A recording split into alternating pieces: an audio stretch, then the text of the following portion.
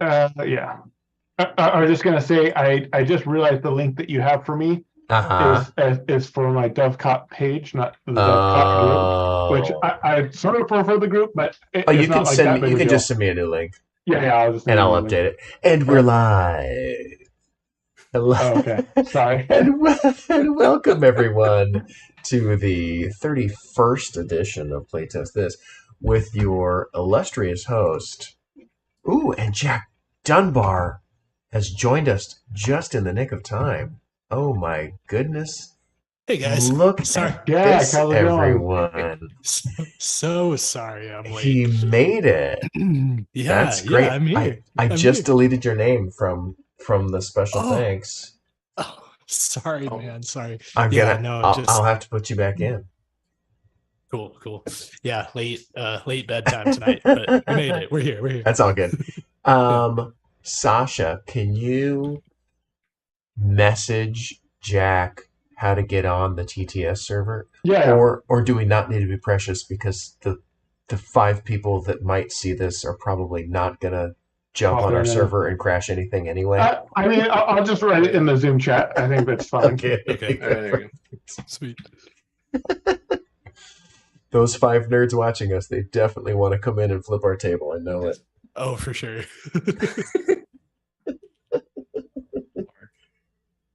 Oh, there's the update. Okay, I won't forget to do that. All right. View But we did window. start 8:13 intro, View. and then Jack joins in. Okay, so welcome everybody. I'm glad you can make it, Jack. With us tonight is our guest designer Eric Ledger with his game Dice Gods. It was in there. I just had to. I was like, it's Dice Gods. I got it. And with us tonight, as always, almost always, is Jack Dunbar and Sasha Gelton. Yep. I am Evan Halbert. You might know me from After the Empire, which is hilarious because Eric knew that too. Nice. And we are moving forward on the expansion, which I'm really excited about. So Sweet. That's good news. yeah. So I'm excited. We're what do you call it? Not designer, not publisher, but somebody that works for the publisher that messes with the design. Developer. Developer. Yeah. There we go. I was like, I know his name. We hang out. The developer was like, "This is basically done, huh?" I was like, "Yeah, it's been done for a long time." He's like, "Oh, okay, great." Nice. So That's I mean, that's a good sign. yeah. So If the he's still developer gonna says, like put it through its paces and all that stuff. But yeah. we were Nice. pretty stoked. We were like, "Sweet, he doesn't have any huge complaints. Awesome." Yeah. Anyway, that's me. Jack, who are you? I'm Jack Dunbar, New Kingdom Gaming, frequent playtester on Playtest co-host.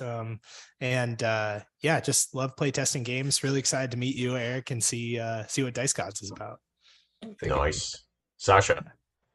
Yo, my name is Sasha, Sasha Gelton, and I am a designer that also just loves playtesting and loves design in general. I teach board game design to middle schoolers most days of the week, and I just really love breaking down sort of mechanics of board game design, and that's why I love being on the show. Nice. Well, Yeah. we're glad to have you. Eric, introduce yourself. Oh, hello. So I'm Eric Ledger. I'm, I guess I would say a hobbyist designer. It's my primary hobby at the moment. I've been doing it for about 4 years. This is my first game that I've really felt encouraged enough to show to the public. Nice. Like, people have asked me if Hey, I that's a designed other good. games. That's a good sign. Yeah, I've said, yeah, I've designed other games. This is the first good one, I think. Nice. Yeah, that happens. Yeah, and so for my day job, I'm an administrative law judge for the state of California, and that's a fun job. Cool. So Nice. I'm pretty That's good. an I'm pretty interesting good job. with rules. Yeah, Yeah. It makes me very good as far as interpreting the Yeah. rules. I'm usually So that in guy your- at the game table. So you're So actually in you're your better than a rules lawyer. yes, I a rules am. judge. Yeah, I'm a exactly. rules judge, yeah. Exactly. That's awesome. Sorry, did I steal your And, joke, Jack? No, I was Okay, gonna good. say a different kind of joke, like Perfect. something like in your free time you still like to administer the rules. It's Oh yeah. so Cool. yeah. Well, glad to have you. We're excited to check out Dice Gods, and tell us about Dice Gods. All right. So with Dice Gods, what we're doing is essentially the conceit of the game is the Dice Gods are upset with everybody. We've been cursing their name throughout the years of gaming, and so each of us has a town, and we're controlling a town, and we're trying to gain the most favor of the Dice Gods. Whoever gains the most favor wins. If you look on, everybody's got a player aid card that's to the side of their town tablet. Mm. And on the player aid card, it has it's two sides. You can flip it over the back. We'll go over the back side in a minute. But on the front side, there's the resources in the game. Then there's the victory points. So this is how you're going to win the game: is you're scoring the most victory points and gaining the most favor with the gods. Your primary objective and the largest pool of victory points in the game is going to be constructing a tower in the god's honor. That is going to be the end game trigger. The tower is constructed in 4 stages. They're over here on this end of the board. And the 4 stages are going to cost 1 of every resource times a stage number. So you're starting at 1 of everything. End game gets triggered when you construct stage 4. It's 4 of every resource to do that. And as you're constructing them, you'll just take the card that's on top, and then you'll put it in your town. And if you'll note that the faster you construct, the more victory points you're going to get. So the deeper you go, the less victory points you get. And you can just construct your little tower to the side here. And then once somebody constructs the 4th stage of their tower, you're going to finish that round. And then after that round, we finish it, we score victory points and figure out who won the game. Now, so let me put these back. In order to do all of this, we're going to be doing the game in rounds. And each round has 3 phases, and that's going to be on the flip side of your player aid card. Phase 1 is going to be Blessing of the Gods. Everybody gets any 2 free resources of their choice. Then we go to phase 2, and this is going to be the core loop of our gameplay, is a production roll. During the production roll, we're going to roll all of the dice down the 4-sided dice tower here in the center. We use 4 dice for every player that's playing. As I kind of told you in our initial discussion prior to going live, the dice tower that is here on the board is not functional because as many hours as I spent in Blender, I still can't get it to function right. Oh, yeah, that sounds about right. I feel your pain, Eric. I know. So I've got the actual dice tower here. It's going to be on my desk, and what I'm going to be doing is just rolling them out and then calling the numbers out. We can set the dice for that round, manually setting them. So that's the workaround that I've got for Tabletop Simulator. So I love it. You know, sometimes you just got to improvise. Yeah. Sometimes the low-tech solution is the best solution. Yeah. So, yeah. So we're going to roll all the dice. Then in turn order, starting with player 1, and we're going clockwise, you get to, you may manipulate 1 die, and then you can select 1 die and assign it to your town. There's 2 rules you have to follow when selecting a die and assigning it to your town: location and value. So the location of the dice on the dice tray has to match the location of the area you're putting in your town. So if I'm taking it from orange, it has to go to a building that's constructed in the orange section of your town. There's 1 exception to the location rule. If you look in the very center of your town tableau, you see town hall. And the town hall will let you do 1 of 6 different actions when you assign the dice there. You get to do 2 actions, but you can select between the 6 that are there. Any die can go to town hall regardless of its location. You treat town hall as if it exists. Basically, this blob in the center of the thing, it exists everywhere. So that's the 1 exception to the location rule. The next rule is going to be the value of the dice has to be equal to or less than the building's level. All of your buildings are going to start at level 2, and you'll be able to level them up as the game goes on. So it's slightly counterintuitive, but low rolls are good in this game. 1s are the best roll. 1s can get assigned anywhere. If it's a 4 die, then the 4 die can only go to a level 4 building. And so that kind of shows it's got to be equal to or less than the building's level on the value. Okay. Now, on your turn, you get to manipulate one die by changing its location, its value, or doing both. And then you can select one die to assign to your town. You can manipulate the die's location two different ways. First, you see on the corners of your town, you've got little roads that you can construct in the corners. Whenever you construct a road, which I've given you 4 little teal markers here. So I'm over here. If I construct a road there, and you construct roads multiple different ways, there's a building that can construct a road, there's prayer cards that construct them, or you can use a town hall action here, number 5, construct a road. But anyway, so you construct a road there, and then once per round, I can use this road if I want to move one die between green and yellow either way, but it's going to be an orthogonal move. So I can move this one over here using that road.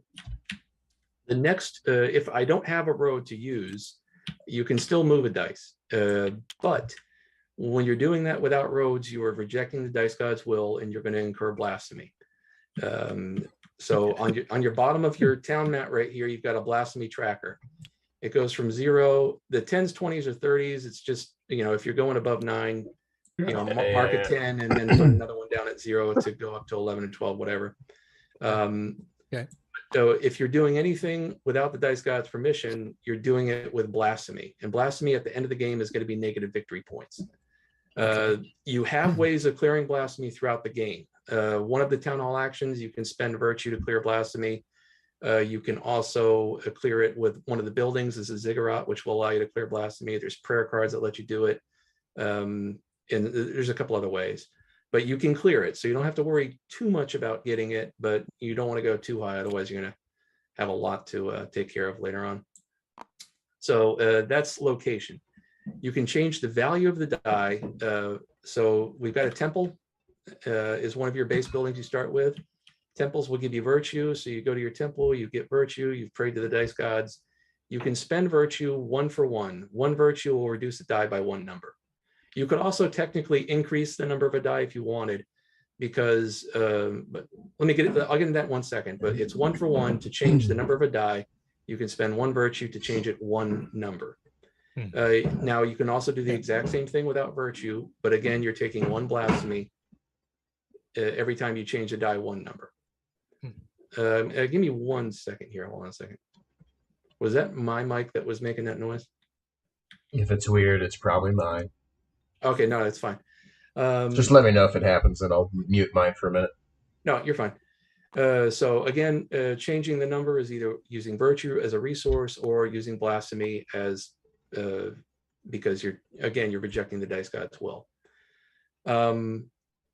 You do not have to assign the die that you manipulate to your town. You can strategically manipulate a die to either influence, block an opponent, possibly set yourself up for the next go around, while also I think that 1 second, somebody's making some noise in my house. I'm going to ask them to be quiet. Sorry. Oh, okay. It's not me, is it? Are you in his house? Are you in his house? Does he know? Does he know I'm there? Translate. Act like you're asleep. That's why I was late, guys. Sorry, Eric. I had to sneak into your house. Oh, that's amazing. Oh, there's a cat. A cat. Did you? Oh, there is a kitty. I like the eye of Sauron on between the dice gods there. Yeah. Okay. Yeah. All right.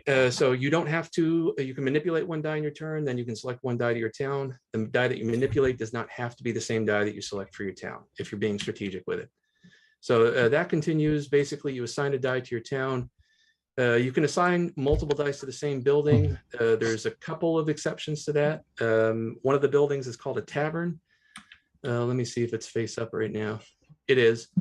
It's in the building construction pile right here. There's a tavern, which is 1 activation only per round.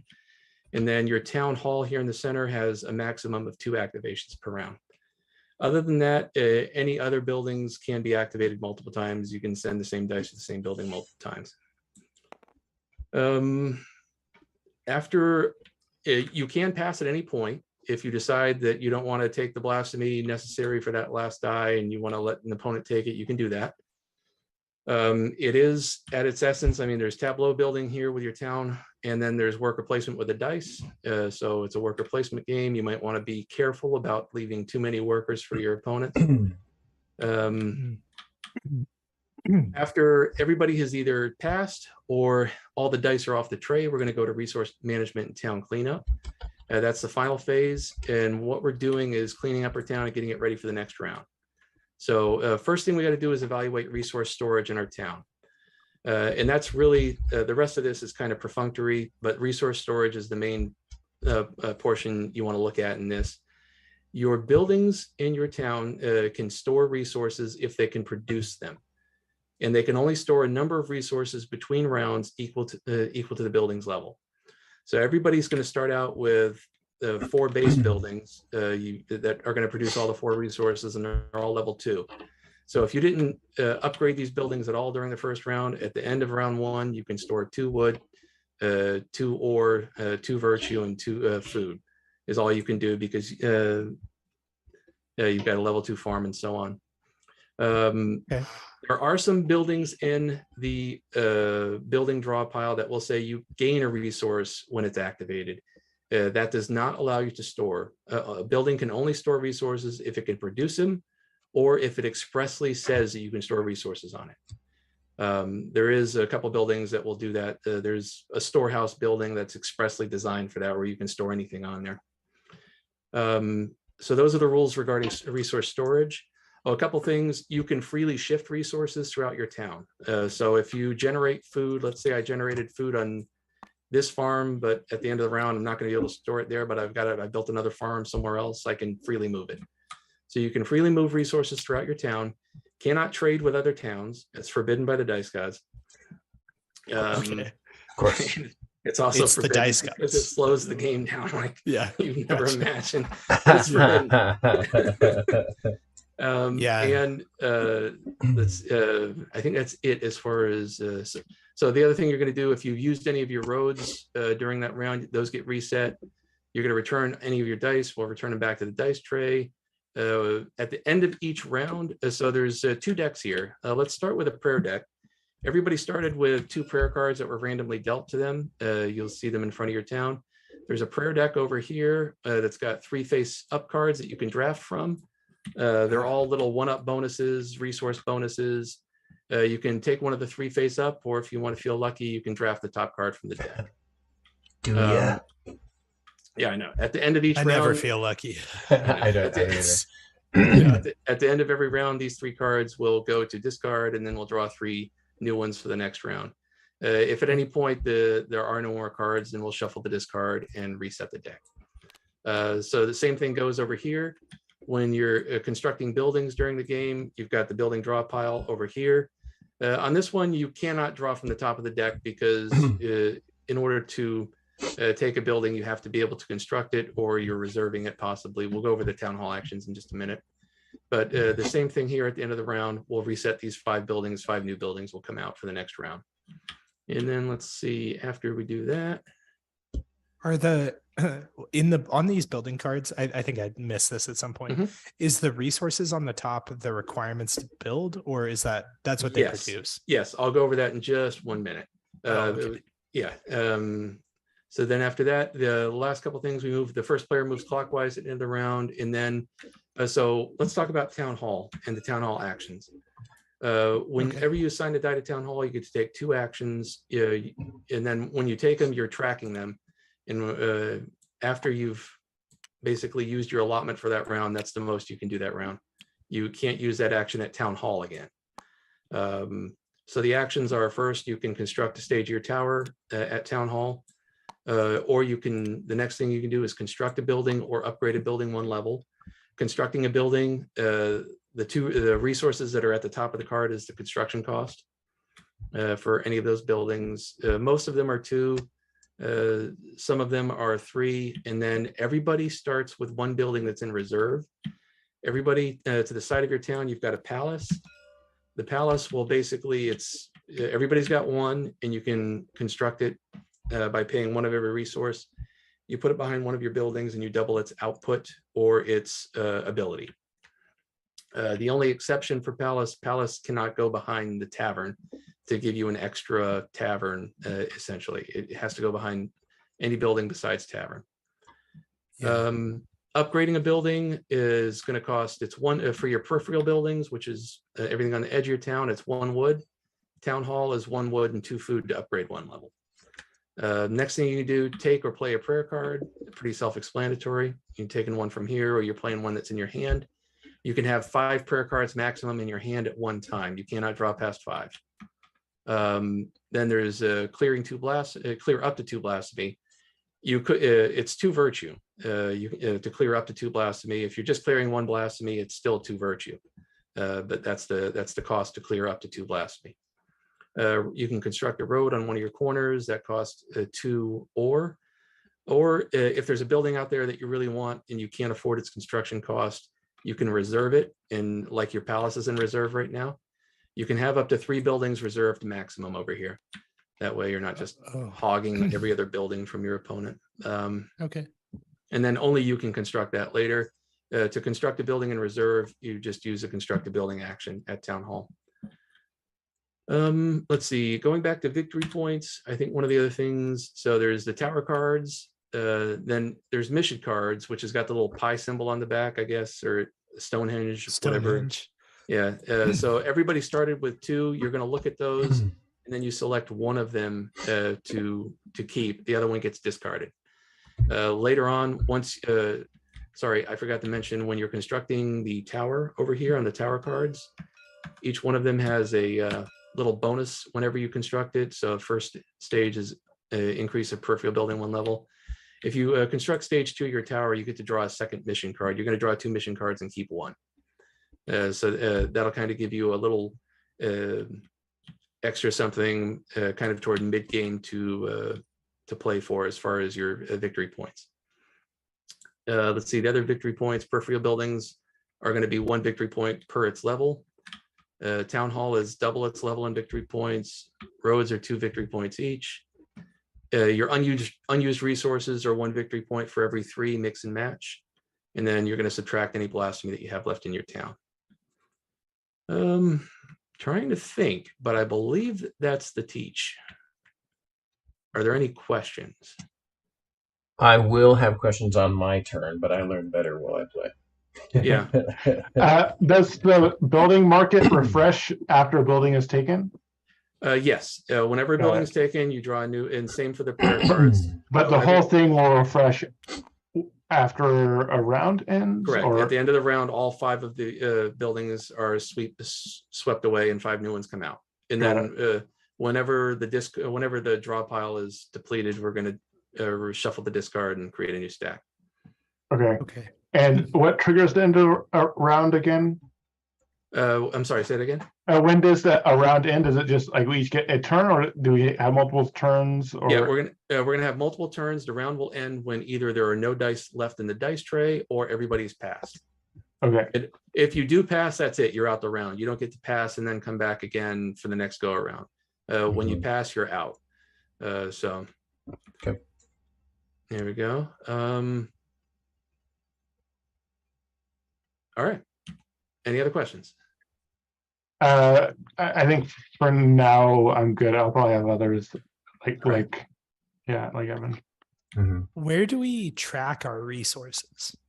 So is that what the cubes are for? Yeah, the cubes, the black cubes are ore, red's virtue, brown's wood, in yellow is food. Kind of color matches to the resource chart on the top of your player aid card. And then what I do, I generally will I'll just throw the resource on the building that can store it. That way it'll give you a visual idea of whether or not you're going to lose anything at the end of the round. Oh, and you can exceed the storage limits during the course of the round. It's only at the end of the round is when we do the evaluation of storage. So you can store 15 food here if you like, but at the end of the round, if it's level 2 building, the rest of it's going to go back to the supply.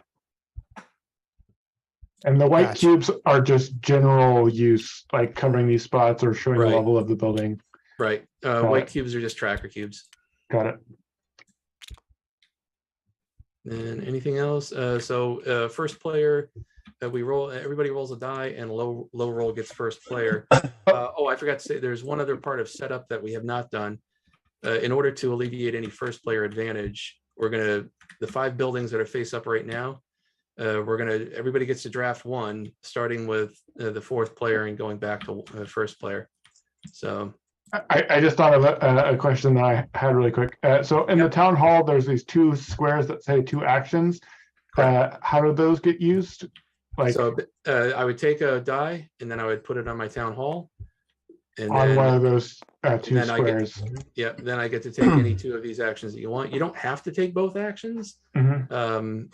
But generally, it's probably going to be advantageous to you to figure out a second action to take. And the number that can be played here, does that have to do with the level of the town hall, or how does that work? Got it. Yeah, so right now, everybody starts with a level 2 town hall is where everybody starts. So a 1 or a 2 can be assigned there. Got it. In order for a 3 or a 3, you can't, you'd have to level up to 3, and then a 3 can be assigned there. And then at level, go ahead. So leveling up our towns, or leveling up our stuff is just generally making it easier for us to use dice on it, correct. But also storage. It also increases the storage. Yes, it makes more dice accessible to you. It also makes your storage increase so that you can store more, which is going to be important for end game, because end game is going to require you to have 4 of everything. So you're going to be able to, you're going to want to store something in between rounds. And then lastly, it's going to be victory points at the end of the game. So your peripheral buildings are 1 point for their level. So level 4 building, got it. Level 4 building is going to be 4 points, or potentially more, depending on what your mission is for that game. Okay. Is there what do you call non-peripheral buildings? Central buildings, or town hall is your non-peripheral building? Oh, it's the only. Oh, okay. Everything is on the periphery outside, except town hall. I guess I was just thinking like corners were peripheral. So okay, everything on the outside makes sense. Yep, got it. Okay. Any other questions? All right. So everybody go ahead and roll a die. And can we just roll anywhere on this mat, or do we need to roll on our colors? It doesn't matter. No, it doesn't matter. Okay. The colors aren't yours. The colors are communal. Everybody's got. Okay, that's just for. Yeah, just for fun.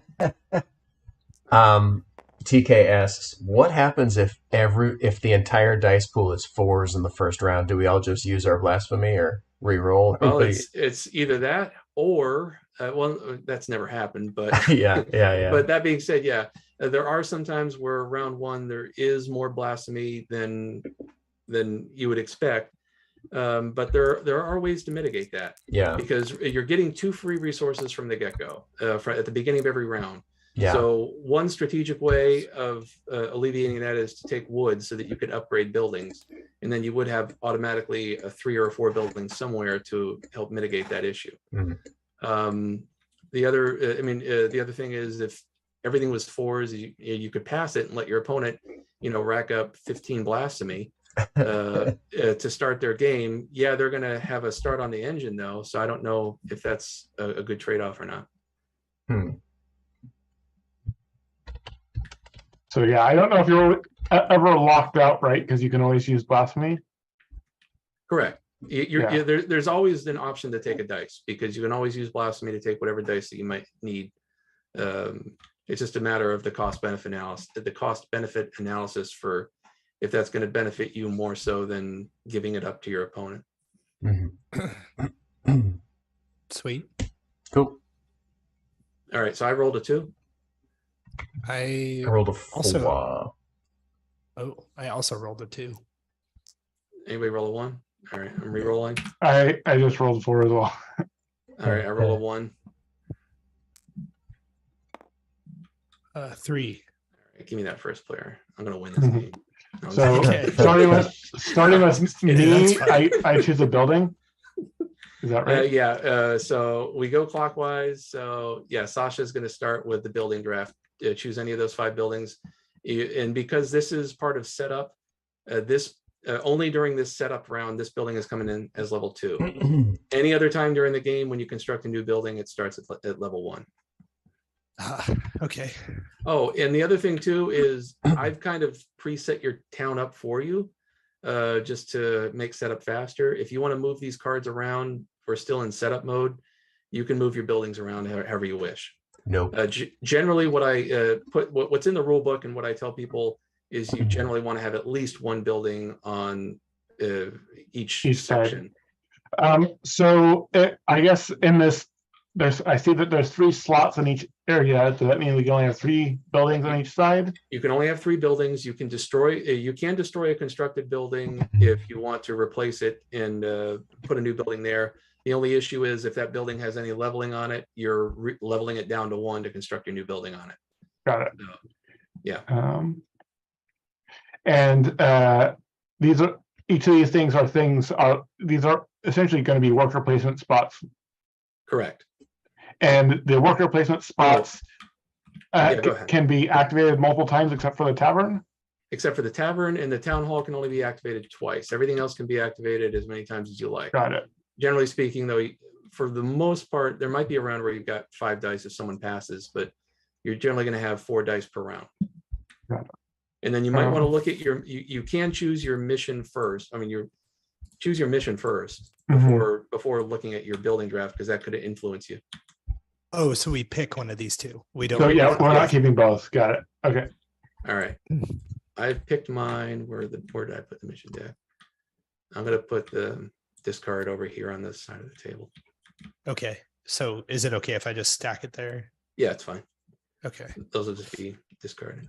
Okay. And when I buy a building, do I just put it wherever I want on any side?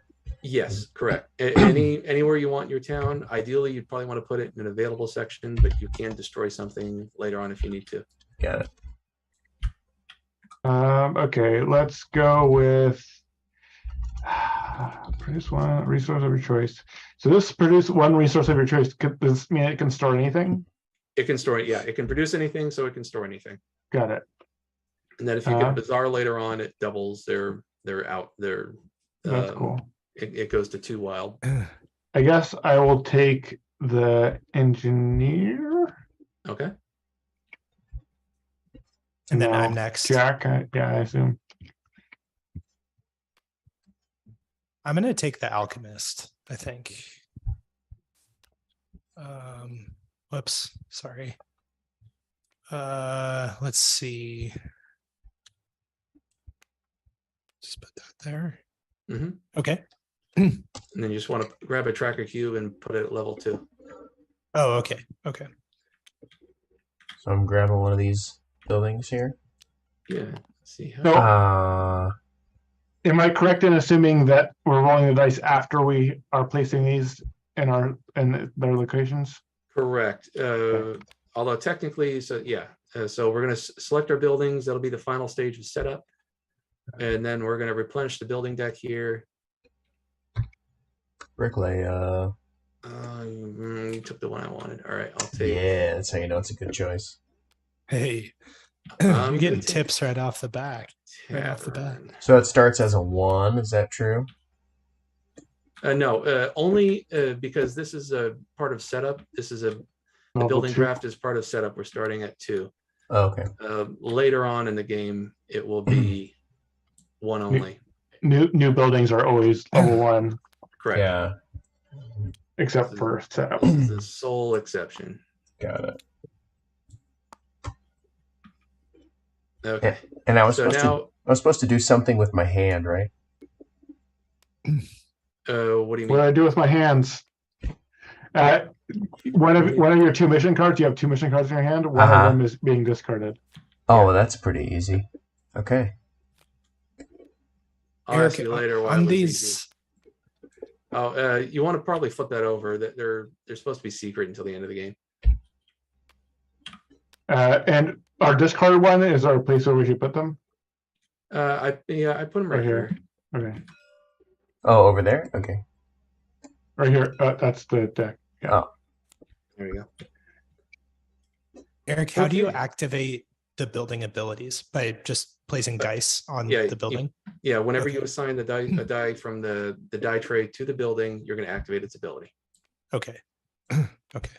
All right. So now, and then the town hall actions in the center. Why do number 2 and 3 have 2 dice slots? Because Two action slots. you get 2 allocations. You can do it twice. Oh, okay. So one action for one action, you can do that thing twice. Yeah, but you Okay. no for So basically, whenever you do an action at town hall, you're going to mark it. So Oh, you can okay. clear, Oh, you can so only clear I blasphemy at see. one time, but you can Yeah. construct upgrade twice. I see. Okay. And they that makes clear sense. at the end of the round, I assume. Correct. At the end of the Yeah. round, that's part of resource management and town cleanup. Mhm. So Okay. before I roll the dice and before we assign the dice for round 1, the first stage of the round is everybody gets 2 free resources. Strategically, the couple things you can think of, you're going to need some wood if you want to do some early upgrades. If there's something out here in the building deck that you might want to consider building as part during round 1, you could look at the resources at the top of those. That could influence you. If you're worried about a bunch of 4s coming out of the tower, you might grab virtue to help you reduce those numbers. Or you could, So go ahead. since I have an engineer, I don't necessarily need wood to upgrade, right? Is that how the engineer Correct. works? You've Got got it. an engineer, so whenever you assign a die there, you get to upgrade 1 building, 1 level Got it. as a free, as basically free action. Or that's it. And we start with 0 resources?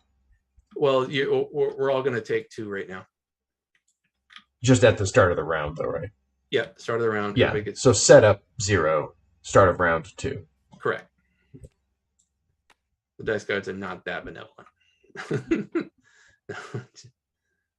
Okay. So, and we can just place these resources on any building.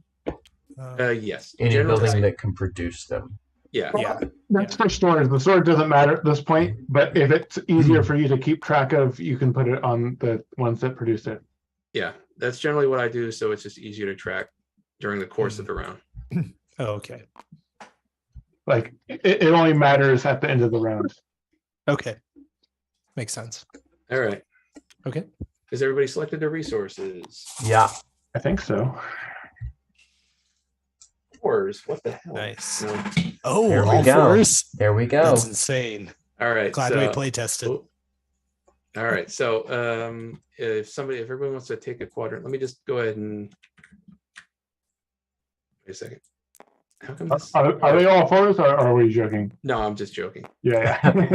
Oh, somebody locked the tower. I'm going to move the tower just to the side so it's easier. All right. So in the green section, there's 3 dice, 2, 4, 4. 2, 4, 4. Got it. In the orange section, there are 2 dice, 2 and a 3. 2 and a 3. In the yellow section, I've got 1, 2, 2, 3, 4. 1, 2, 2, 3, 4. And then in purple, 1, 2, 3, 3, 3, 4. 3, and this last one is 4, which is Cool. already at. Okay. Great. All right. So let's see what I want to do first. Okay.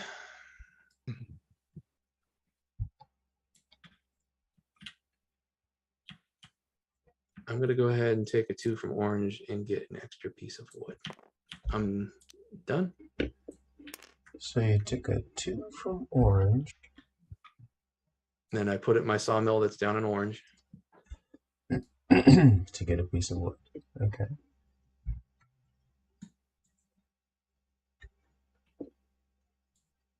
And we get this up immediately when they are placed.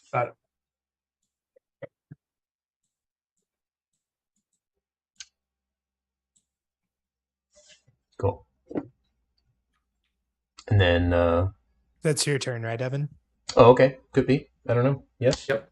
Cool. Yeah, Yes. clockwise. Clockwise. Sure. Yeah. I don't know. I've never you're played up. this. I've never played this before.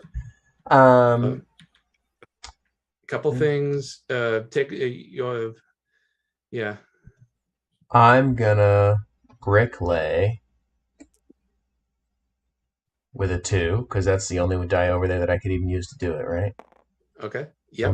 gonna bricklay with a 2, which lets me build this sawmill. Now I don't have to put them next to each other, right? No, they can be anywhere in the town. Okay. So let's me put this sawmill right over here. And do I get one? Oh wait, first I have to pay the resources. Yeah, I'm gonna and pay. I'm gonna you pay get a 1 wood There you go. because my bricklayer made it cheaper. Yeah. And then do I get a wood immediately upon building the sawmill? No. No. Okay. So that becomes a level 1 sawmill, Cool. and your turn's over. Cool. Sweet. Okay. So I will.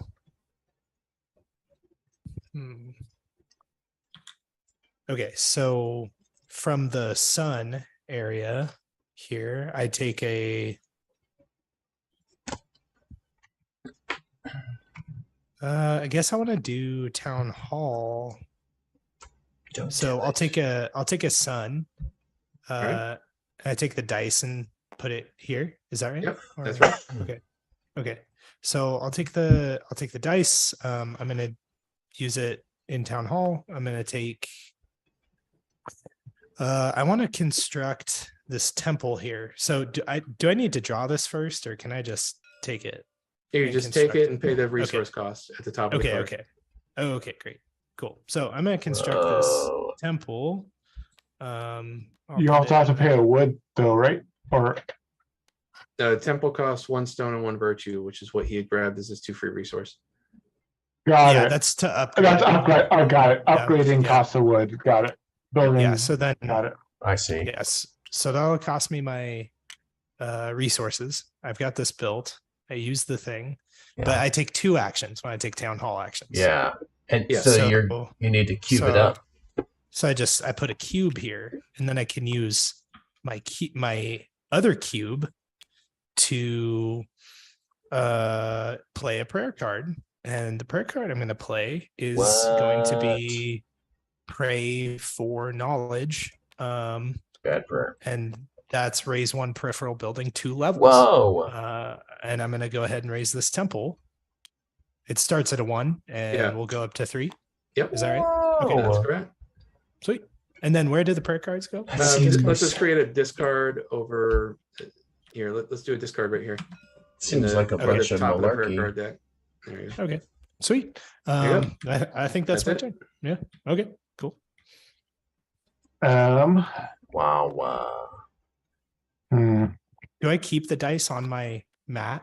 Like Yeah. play it in this spot? Okay. Yeah. You want to make sure that because you only get to go to town hall twice with dice. Okay. So Gotcha. What is a missionary die? a missionary, I mean, it's just a fancy way of the worker dice that are on the board. Okay, get it. Yeah. Just a thematic way of calling them the dice. I call them the missionaries that the dice guys are giving. Oh, okay. That's So- what the dice are. They're missionaries. Yes. Can you remind me again how manipulating works? So So- I am spending blasphemy to do that. That's the only way to manipulate, or You Or virtue. You Or have one virtue. virtue. You've Got got it. one virtue, so you could manipulate a die down by 1, or you don't have to spend virtue if you don't want to. But every time you change the number of a die, it's going to be 1 virtue, 1 blasphemy. You don't have any roads, so changing its location is going to be 1 blasphemy per movement. one virtue and 1 blasphemy, or 1 virtue or 1 blasphemy. Well, it depends. What exactly do you want to do? If I wanted to change a die by 1, would that be 1 virtue or 1 blasphemy. okay? And can I not change a die by 2, or can I? You can change a die by 2, and then because you've got the virtue, you can spend virtue for 1 and then take blasphemy for the second. Or if you want to hold on to your virtue for something else, you can just take 2 blasphemy. I didn't mean it that way. Retain your virtue, Sasha. Don't lose your virtue. Okay, let's go ahead and yeah, this roll was definitely awkward. Let's go. Let's just start.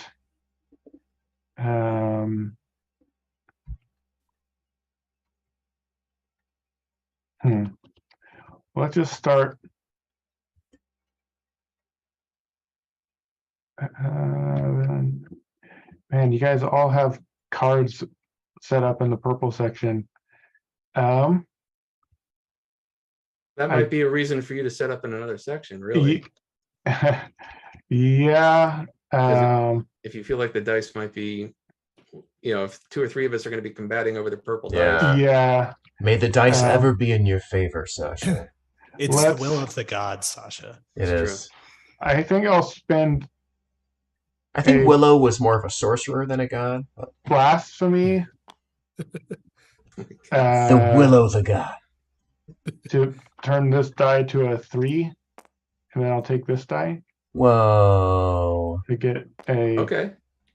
Rude much. Interesting.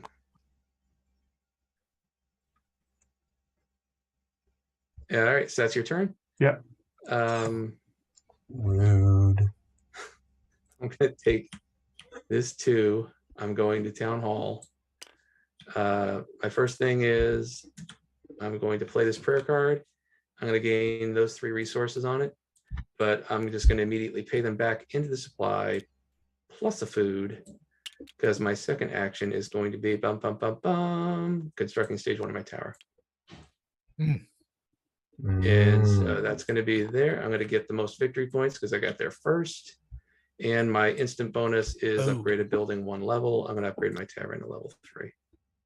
So you constructed 1 tower stage. Correct. And that costs you 1 of each resource? 1 of each. I used a prayer card for 3 of them. Okay. And then I just paid. I was like, food. how'd he get all the resources? Okay, that makes sense. Okay, got it. I cheated. I Nice. designed it. Yeah. I used my secret cards. So- I'm sorry, familiar. you guys don't I'm familiar. Yes. How do you play a prayer card? You don't have to go through this action to do. Oh, play sorry. prayer? I just. Oh, there we go. Oh, got it. I placed the cube in the wrong location. My apologies. Got it. There we go. And then I also preloaded my game with the 1 instant win card of the game. Yep. I mean, that's the way to do it. And yes, Why be the designer if you can't take Exactly. advantage? You know? exactly. Uh, That's the sole purpose of yeah. playtest. Yeah. So it's my turn. I can produce a little bit of everything. But let's see. There's a bunch of 3s and some 4s thanks to old Sasharino. I mean, I only changed 1 die. I'm the only one manipulating. I didn't mean to go on. Do you ever get tired of like being a jerk? You know? Ever think about that? It warms my heart.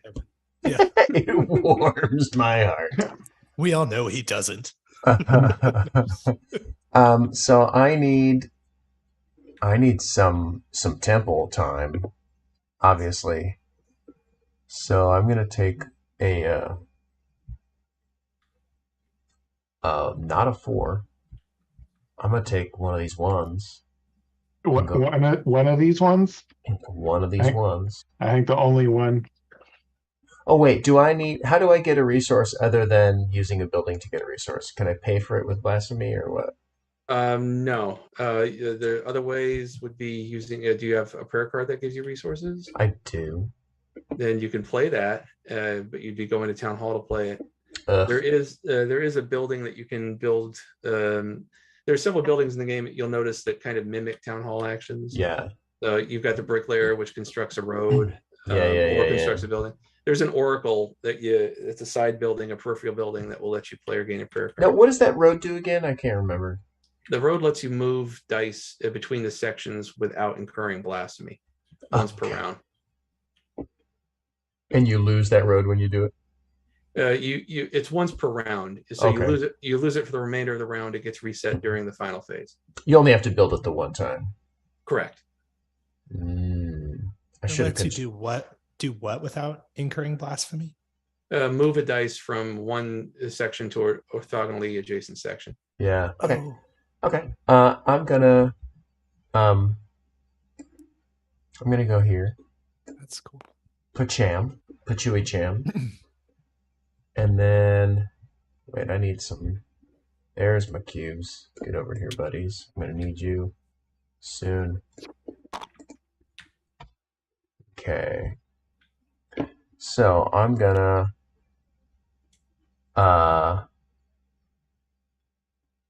Upgrade a building 1 level.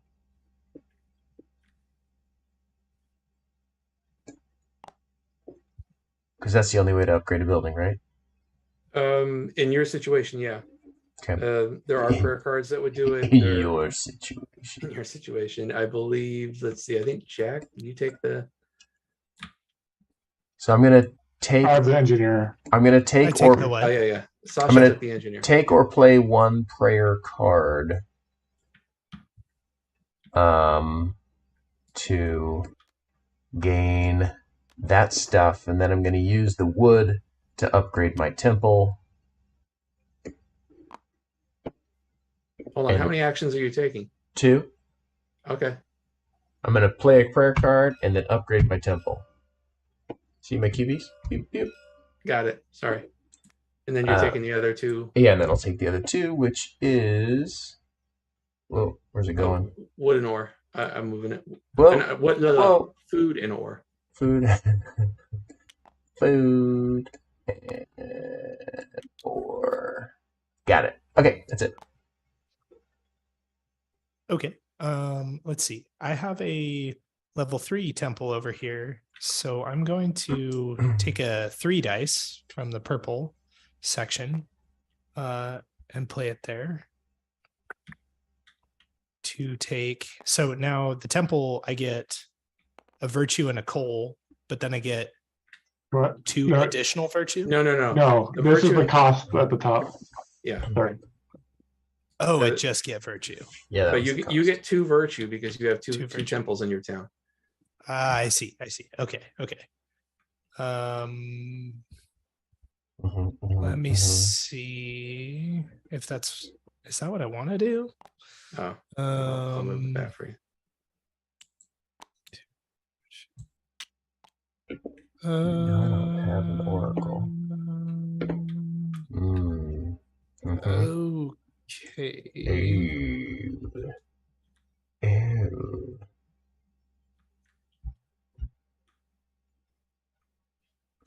I am going to not do that then. I'm going to leave this here.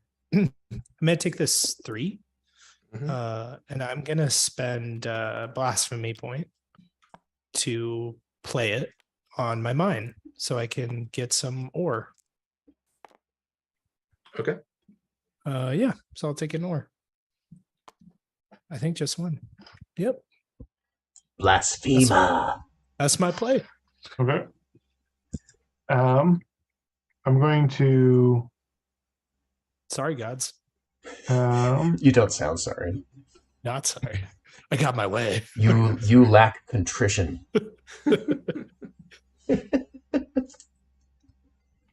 Do you recant, sir? Yeah. Will pay a blasphemy to put this on my town hall as a 2. Sasha doesn't care.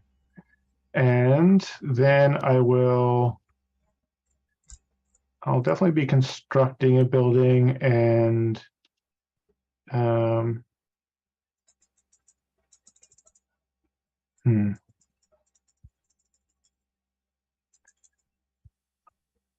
That's interesting.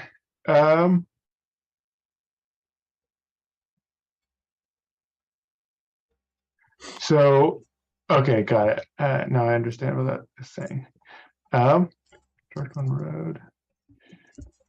I guess I will not do that. I will. Let's see.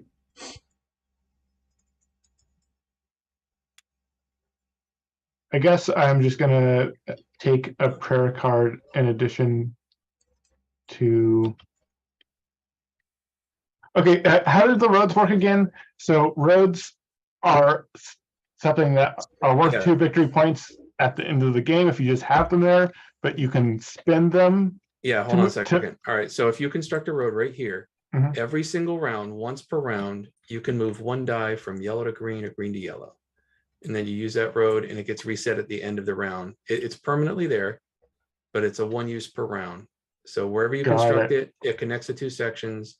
You get 1 free movement each round between those two sections. And, So, yeah, go ahead. sorry. So the movement is dice to different colors, or okay, got it. Yeah, Buildings can't move once they're set.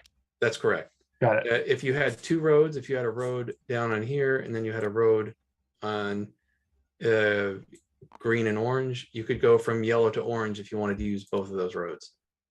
Got it. You just be moving it twice, or you can do the exact same thing, just incurring blasphemy. Yeah. So you said it's a free movement orthogonally. Is there another way to move orthogonally? Yeah, take a blasphemy. Oh, okay. Okay, so I guess I'll start by spending my virtue and my ore to get the ziggurat. My ziggurat will go, I guess the yellow. Don't mess it up. I'll pop it in yellow. That's pretty good. And then as far as taking or playing a prayer card, that's pretty good. I will pray for movement and put a road here. Okay. So you're done. I'm going to take a blasphemy. I'm going to send this 3. Actually, hold on a second. Do I want that 3? What else is on the board? A 4, 4, and a 4. Yeah, I'll take this 3. It's going to town hall. Taking 1 blasphemy. Yeah. First thing I'm going to be doing is spending my 2 wood. I'm going to spend 1 wood, excuse me, and I'm going to upgrade a building 1 level. So let me upgrade my temple to 3. Second thing I'm going to do is I'm going to go ahead and spend another prayer card and take 3 virtue. And I'm done. Sweet. Okay. I'm gonna. Well, you took 3 virtue. Whoa. Yeah, whenever all the prayer cards give 3 resource, sometimes it's 3 the same, sometimes it's 3 mixed up. Oh, you played a prayer card. Yeah. Oh, okay. I was looking I'm at going the to need temple. that virtue in a minute because it's the next time it comes around to me, it's going to be a 4. Do y'all mind? I realize I should have put my road over here. There's not like much new information. Do you guys mind if I just swap it over here? Yeah, we'll just put the asterisk if you win. Yeah, and then just make fun of you if you lose. Yeah, Okay. No problem. Okay. My first note: Sasha moved a road. Yeah. Illegal. So Just in case. I take 2 blasphemers to sawmill, which gives me 2 wood. 2 wood. Mm-hmm. Very nice. That's it. Cool. Simple. Sweet. I'm going to take a 3, put it on my temple. I'm going to take 2 virtue. That's going to be my turn. 2 virtue. Because you've got a temple and do you have an oracle too or something? No, I have 2 temples. 2 temples? Yeah. Starting temple, and then he built one. I just paid 2 blasphemy to change this to a 2 so that I can upgrade upgrade one of my buildings. I'm going to upgrade my engineer, I think. Engineer is really good. That's a good one. Yeah. Cool. All right. So to me, it's it's a 3. You guys, they took the 4s. I was surprised. I was expecting. All right. So I'm taking this 3. It was a purple 3, was it? It was a purple 3. Well, that's not going to help me out. I can't store anything past that. Do I really want to do that?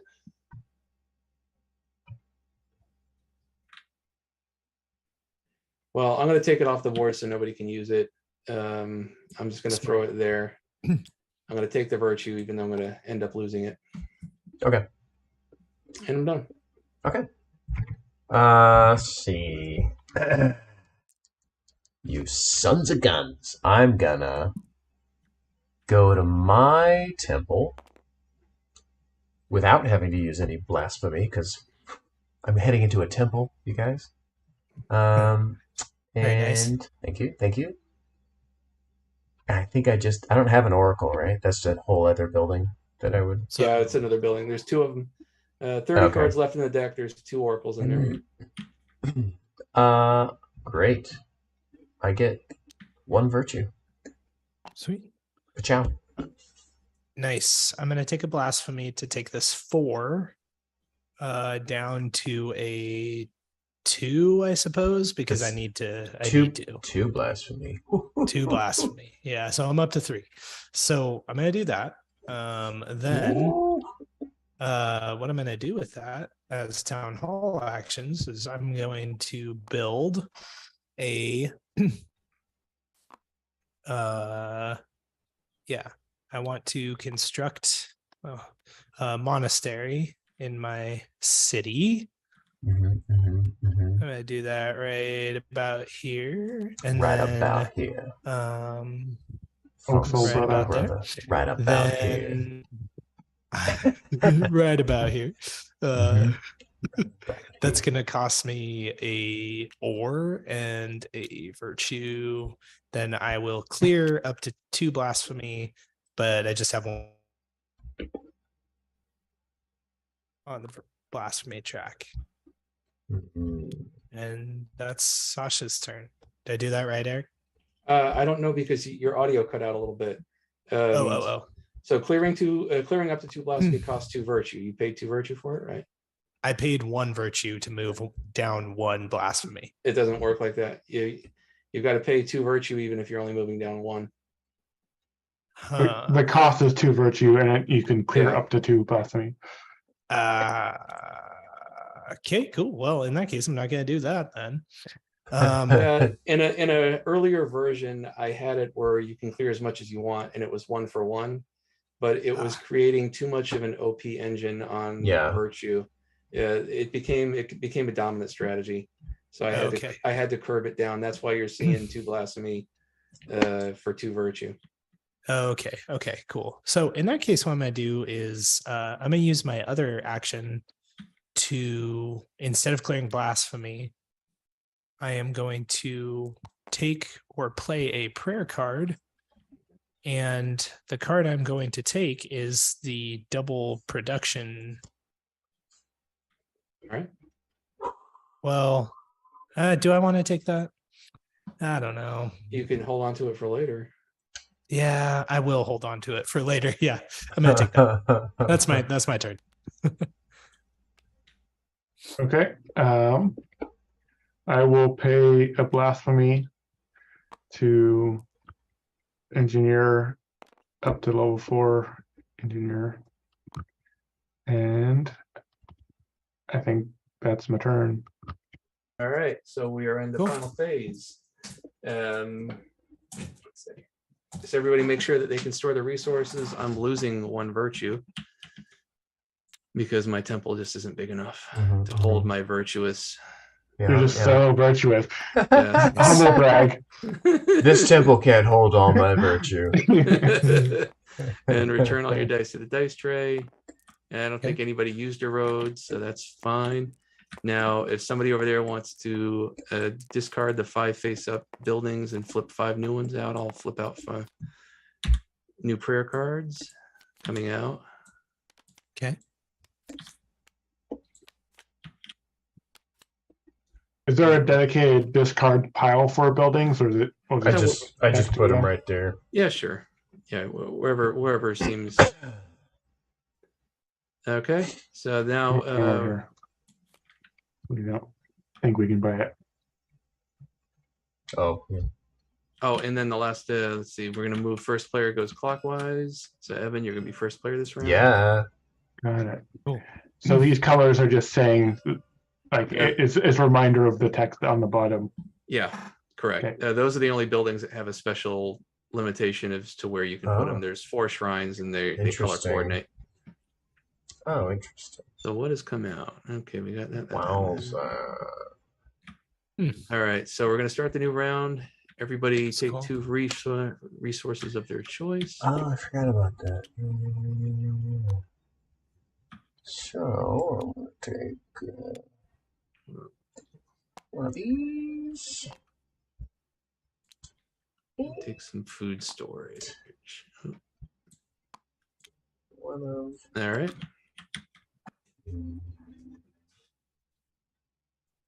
these. And all right. Is everybody ready to hear the dice? Yep. All right. In the green section, I've got 1, 3, 4, 4. 3, 4, 4. In the yellow section is 1, 1, 3, 3.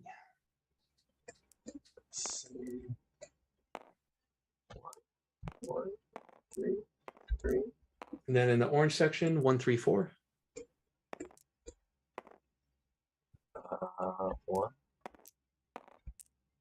1, 3, 4. And purple is 1, 2, 2, 3, 4.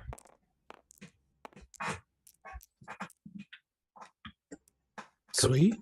All right. And I'm going first. Correct. So I'm gonna dig. Oh, no, and we don't clear these cubes off of our town hall. You do. You Oh, we do. Interesting. Oh, we do. You do. My apologies. I sometimes forget to do that too. Um, I immediately remember as soon as they go to town hall the first time. Wait a minute. I can do stuff. This isn't right. This isn't right. I'm going to take this one down here. Smart. I want that one. Exactly. And I'm going to construct one stage of the tower Dun dun dun dun dun dun dun. for one of each resource. Okay. Okay. And you also get the instant benefit of increasing a single building, a peripheral building 1 level. I shall do that. Boop, boop, boop, boop, boop. Go. And I'm hitting the bathroom. All right. All right.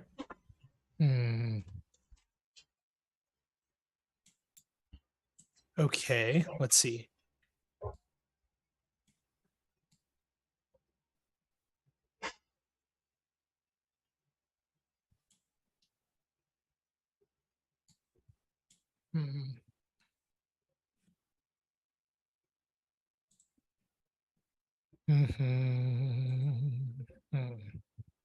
All right.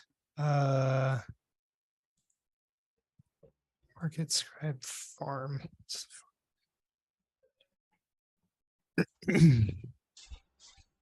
I think I'm going to. Back to me, back to me, back to me. No. Oh, that was quick. Unfortunately, it's not. I am the quickest pea in the West. Nice. What does that sound? That's like if I was a gunslinger, but Got it. for Mick duration. Okay. I'm going to. Oh, you know what? I got to do 2 things, you sons of guns. I only did 1 thing. The other thing was going to the bathroom. The other thing was going. The other thing was going to the bathroom. The other thing I'm going to do is upgrade a building. Upgrade town hall. That costs 2 food. And Oh, I don't have 2 wood. food. You spent it all on your tower. Oh no! What do the people in your town think of you now? Right? Everything's awful. Instead, I'm just going to take this prayer.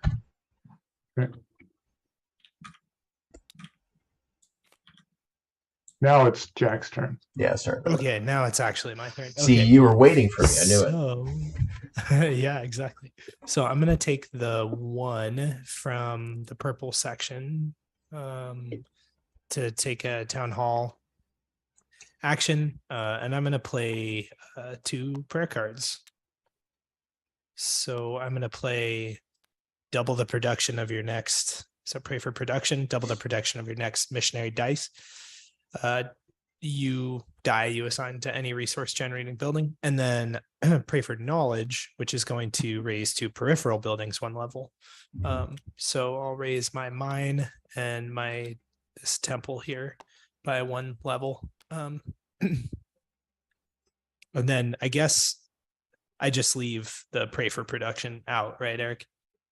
Yeah, like it stays out until it's resolved. Okay, cool. Because the next die you assign might not go to a resource building; it might go to an effect building. Okay. Yeah. All right. My turn? Yeah. I'll take.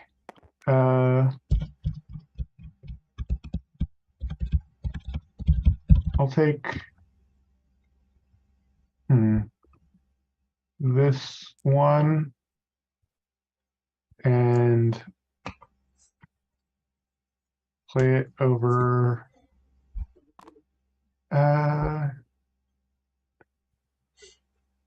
Wait.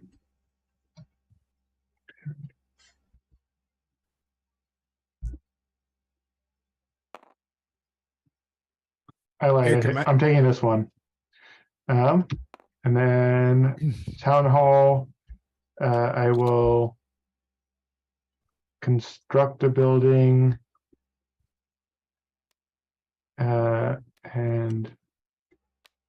I'll do this one as well. But let me go back over here. Right? Is that what I'm doing?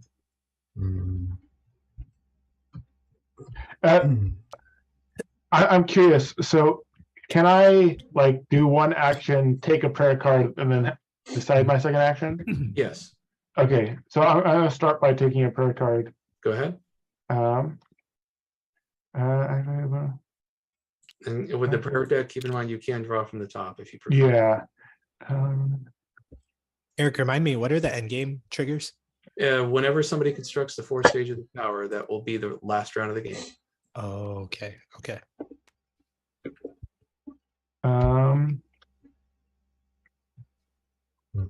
I guess I will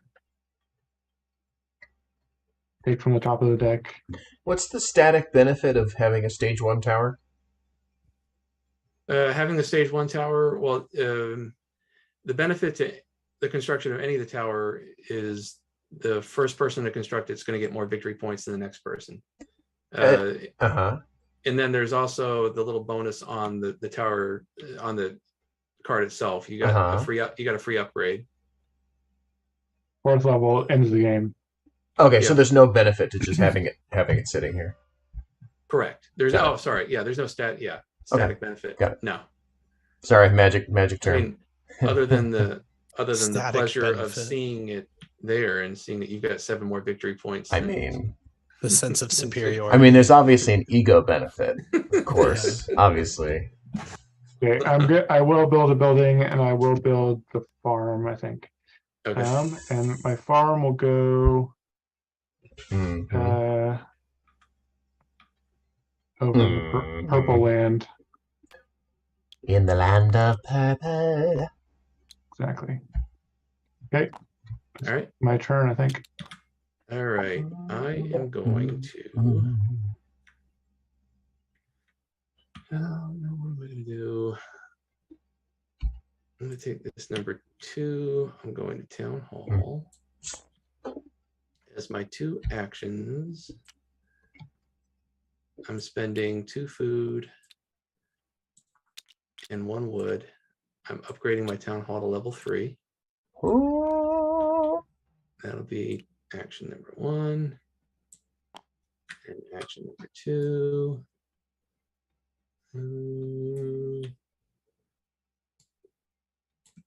Is there anything that I want to reserve? Oh, let's flip the building out here.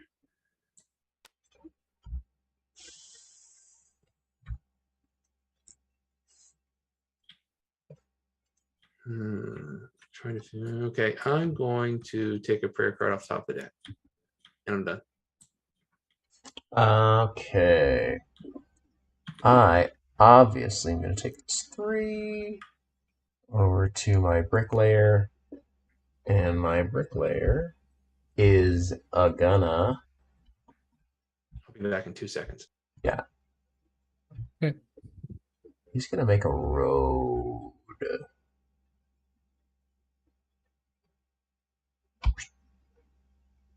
Whoop. Right there. Cool. That's it.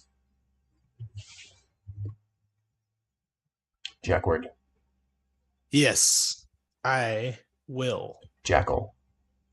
I will do this. I'm going to take a yellow dice, and I am going to play it on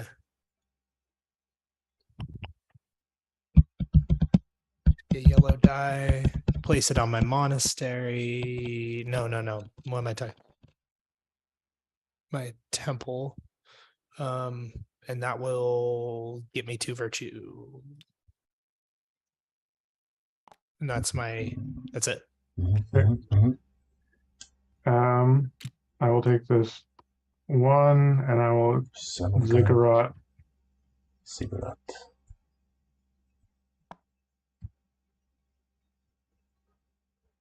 That's my turn. Ziggurat. That's a good building. Back to Eric. All right, is it my turn? Yep. All right. I am got a lot of virtue. I mean, Yeah. depends on where you ask. Depends on where you ask. It's a 3.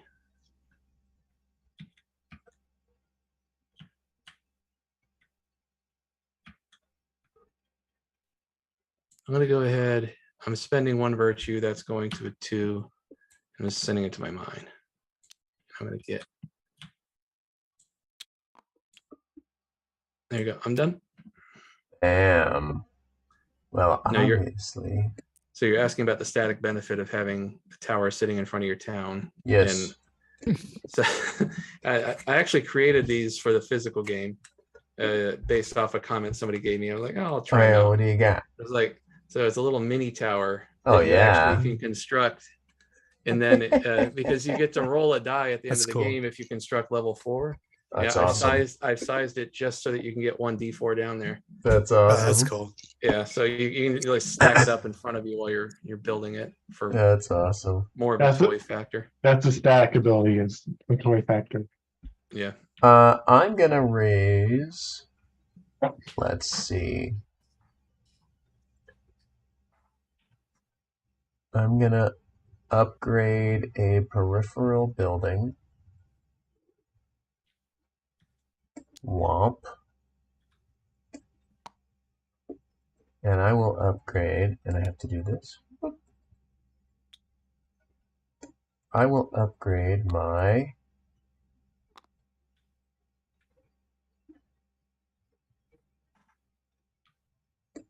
brick layer. And then I will pay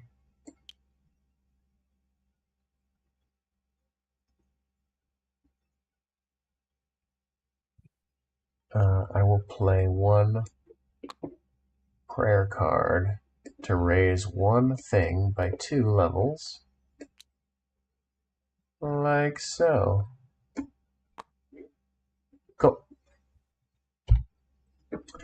Like so. I'm going to take this 3. I'm going to play it on my temple. I'm going to gain 2 virtue. And that's my turn. Yeah.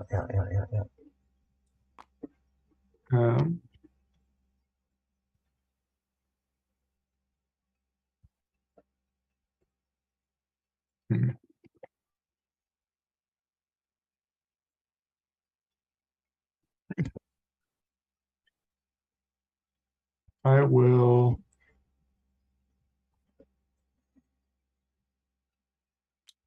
gain a blasphemy to make this a 2 and gain 2 food from my farm.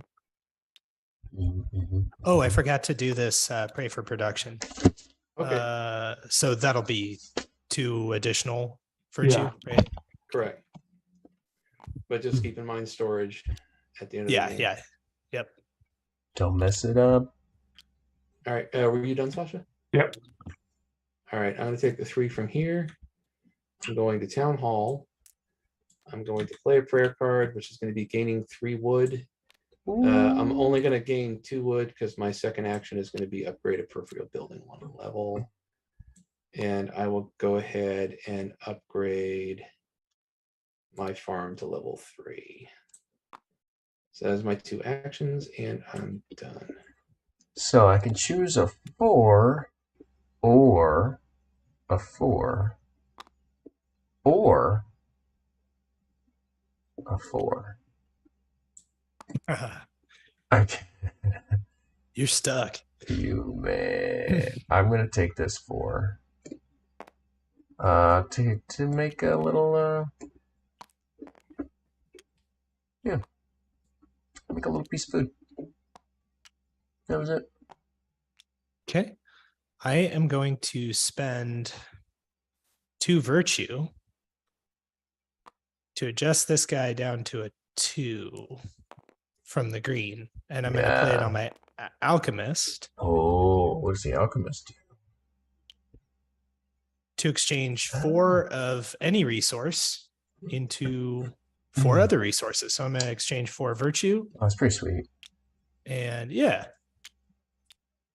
So I'm going to exchange 4 virtue, and I'm going to get a wood and a wheat and an ore and a wheat.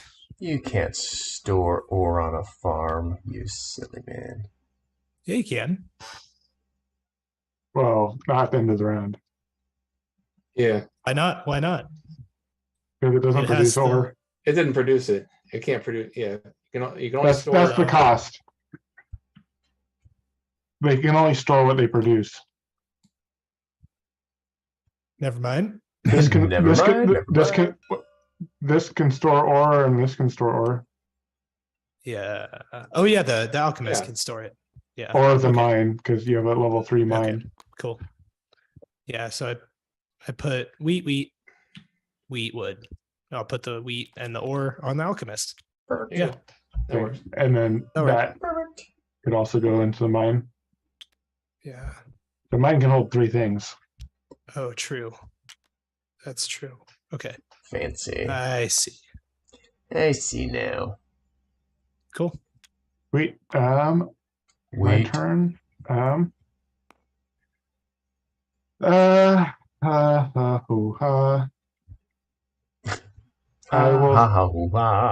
I will spend a blasphemy to move this to green, and then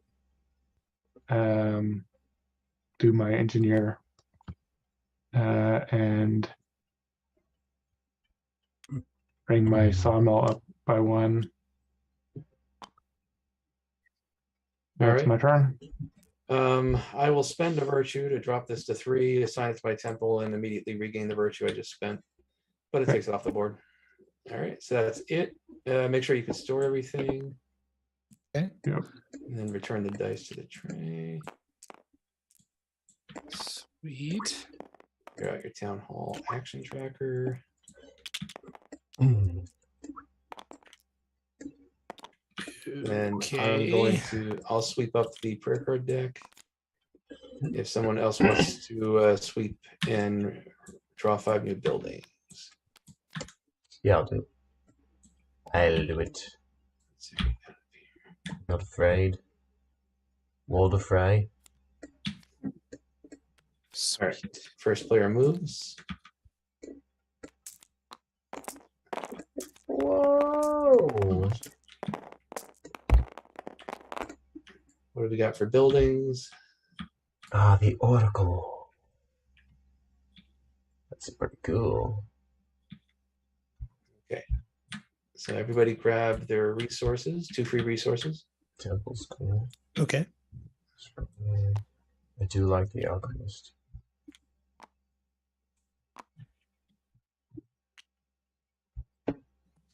Oh, I get my 2 free resources. Let's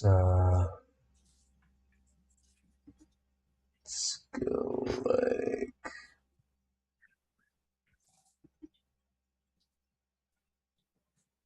one of these. And Hey, okay. one of Is these. everybody ready to call out the dice? Yep. Yeah. All right. I've got a 2 and a 3 in orange. 2 and a 3. 1, 2, 4 in green. Oh, It's too many 1, dice.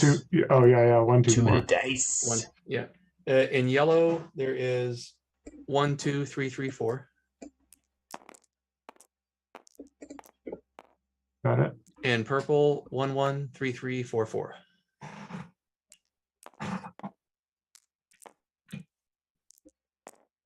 Cool. Cool. Yeah. Well, awesome. Okay. Let's see, what am I gonna do? I'm gonna take I'm gonna take a 1 from the purple section. And I am going to use it for town hall. And I'm going to construct a tower stage. Yeah. Yeah, so I'm gonna construct a tower Doing stage. it. It's gonna be 1, Doing 2, things. yeah. 1, 2, 3, and 4. That's going to, okay, so I take one of these. I instantly get to raise my, increase a peripheral building 1 level. The peripheral Nice. building that I want to increase is my alchemist. So take these 4 resources. I'll toss them over here and separate them. Let's see. So, okay, tower stage, that's done. Second thing I'm going to do is, let's just check to make sure I'm not missing anything big here on the prayer cards. Yeah, I think what I'm going to do for my second one is a little bit torn, but I think I'm going to build. I'm going to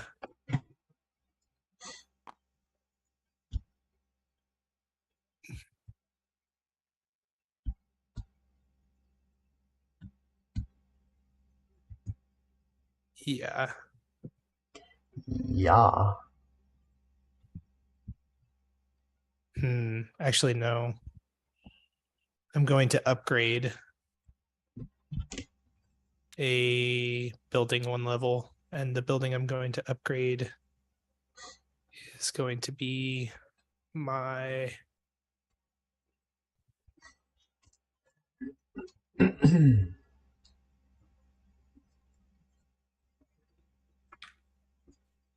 alchemist. Why not?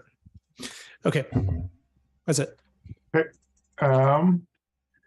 I will take a 1 in my town hall, and I will construct a mine. Paying these 2 resources, and then I will also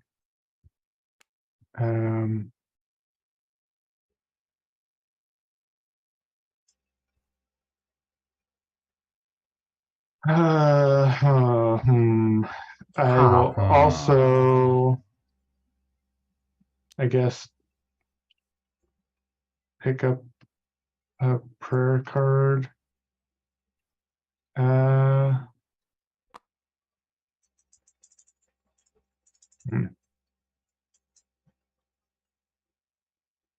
Off the top. Off the top. I think one of the things I dislike most about Tabletop Simulator, and I do this, but it's, you can always tell where people are, where their eye lines are based on where their hands are. Yeah. And I've got to stop hovering over whatever it is that I want. Yeah, that's true. I think that's my turn. All right, I am going to But you can also use it to your advantage. You can put it on the thing that you don't want to trick them. Yeah, true. I'm going to take from here. I'm going to town hall with this number 3. I'm spending 2 virtue. I'm constructing that oracle. You son of a gun. Gimme. There you go. You son of a gun. I know. I'm sorry. You're not. BRB. You're not. Sorry, not sorry. So that was action 1. Action 2. What building just came out? Shrine. Shrine. Purple shrine. I don't want the purple shrine. Action 2. I'm going to construct a road. And I'm done. Okay. So obviously I'm going to take this 1 die. And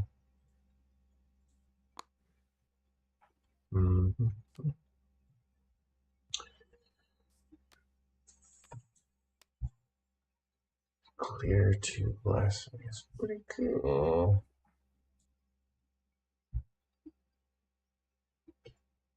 I'm going to build a shrine.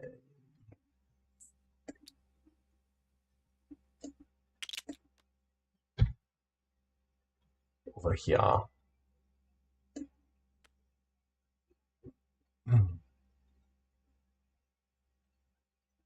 Does it? Okay. I'm going to take 1 from the sun, play it on my temple, gain 2 virtue.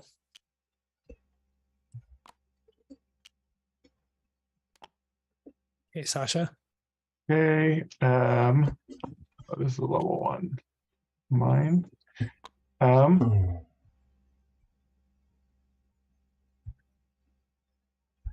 I will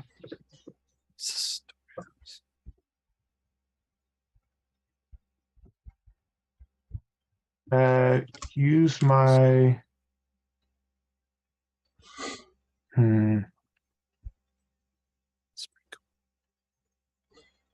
maybe I do want to do that. I will just take this and sawed off. Yeah, let's actually yeah, I'm gonna take this to town hall.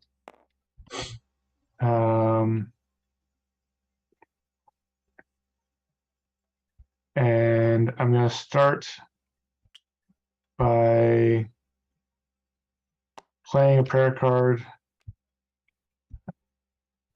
gaining 3 of my choice, but you each get a gain 1 of your choice. 1 resource? Yeah. Oh, that's nice. I know. I didn't want to do it.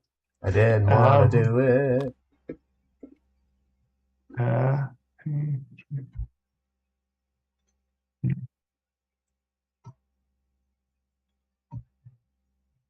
Interesting. I think wood, and 1 of those. And then my second action in town hall will be this one. And I think with that, I will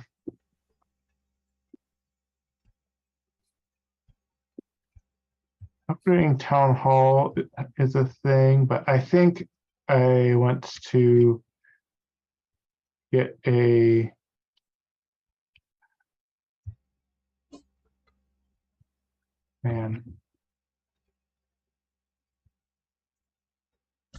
I guess I will spend a wood to upgrade 1 of my buildings. Just upgrade this mine, I think.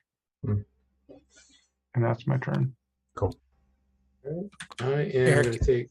Yep. Eric, what's your cat's name? Oh, that one is Fry from Futurama. because he's a very whiny male cat.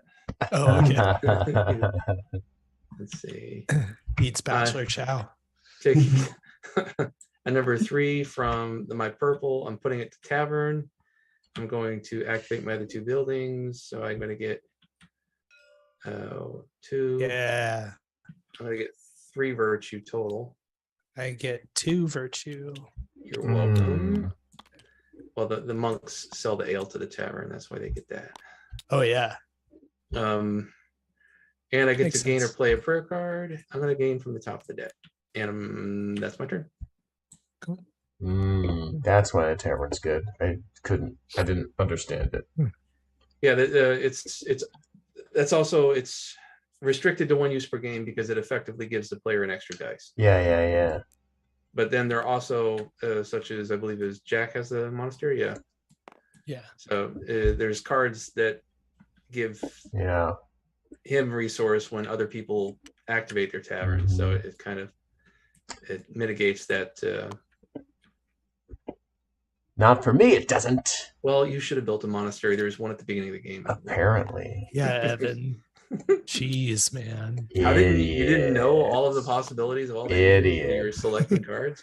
How did you not see I'm that? upgrading my town hall. Und. Sweet. I am. What else am I going to do?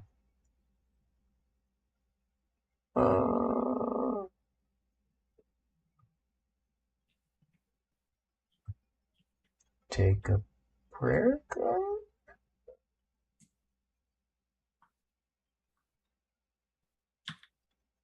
I don't know. Maybe there's a prayer card I want. All of your building have unlimited storage. No. Clear up to 2 blasphemy. Double any resource production over there.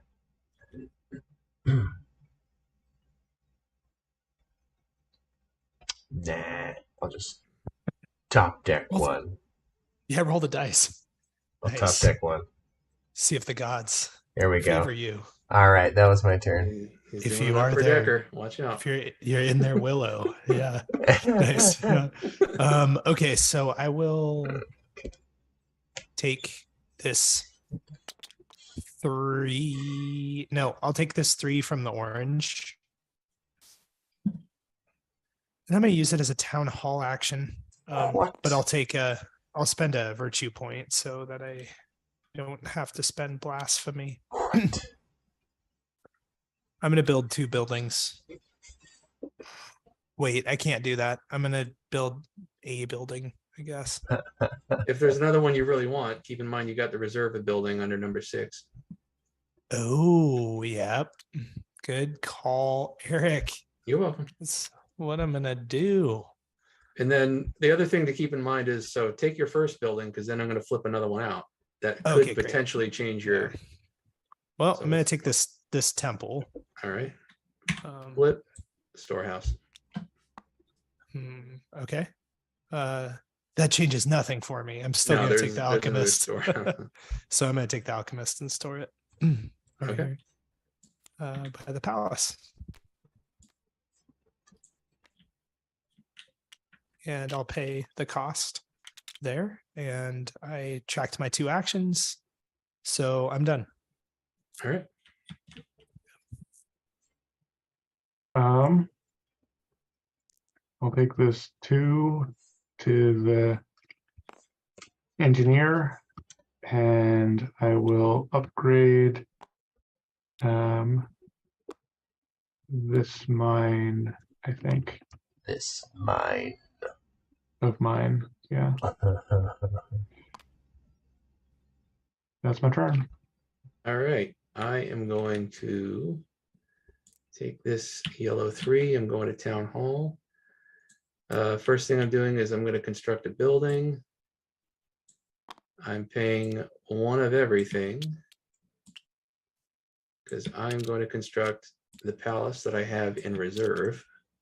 Oh, nice. That most people playing for the first time forget about because I'm putting it behind my oracle. Oh, nice. Does that So double your it prayer doubles card? my oracle, yeah. Oh, cool. So that was Okay, my first so action. Yep. okay. Second action, I'm going to play a prayer card. I'm going to play this prayer card, raise one building 2 levels, and guess which building I'm going to raise 2 levels? My oracle. Your oracle, yeah. There we go. Cool. My turn. That's cool. That's pretty cool. Yeah, don't forget your palaces in your reserve. You can destruct it anytime. I did forget about. As long as you got the resource. Yeah. I did forget about the palace in my reserve. I would say around mid game is probably where you want to construct it because you got a good idea of what engine you want to do. Yeah, makes sense. My turn. We got a bunch of 4s and a 3. None of it's what I want. I will take a 3 though. Over here, which costs me a couple of these. And but I do get 3 wood. Suckers. Okay. Cool. Let's see.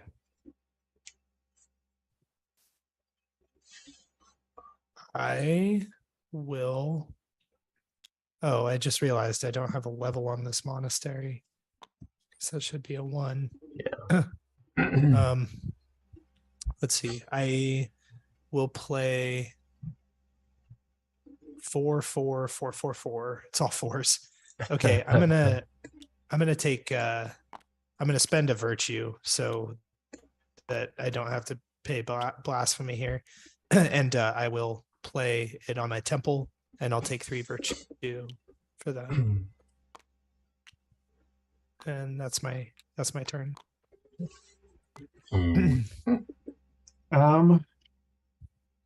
Okay, let's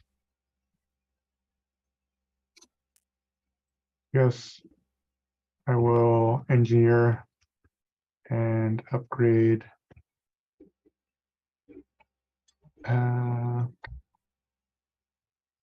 this mine again, I think.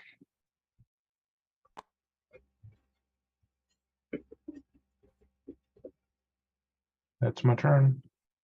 All right. I'm going to go ahead and use my road. I'm going to move this yellow 4 over here to purple.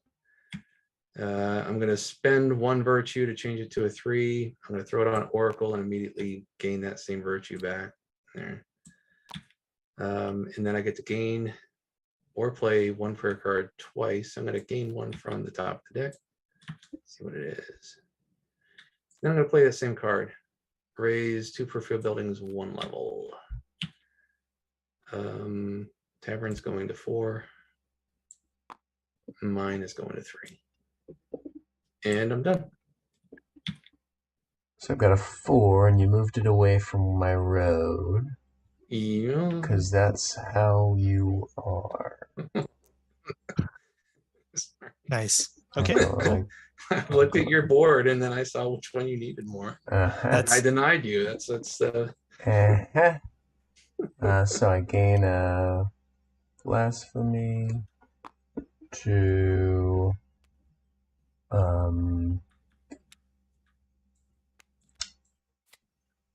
construct one of these puppies. Whoa. Okay. And that's a 1. A 1. A 1. A 1.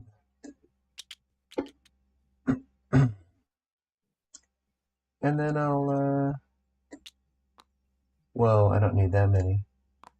And then I'll play prayer. Awkward. I'll construct a road. Is that over here somewhere? Yeah, there it is. I'll put it right here. And that's it. all right. Clean up.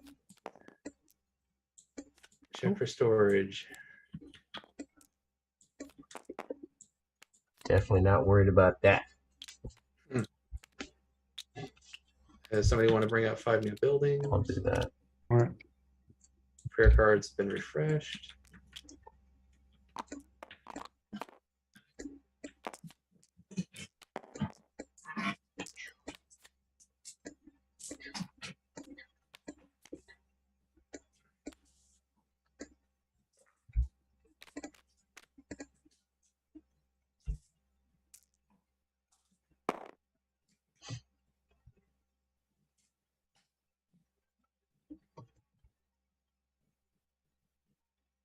All right, ready to roll the dice, but before we do, everybody gets to take their 2 free resources. Mhm.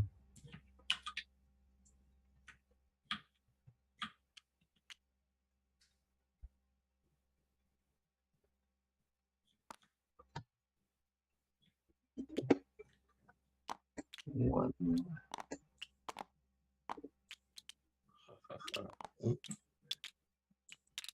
Two.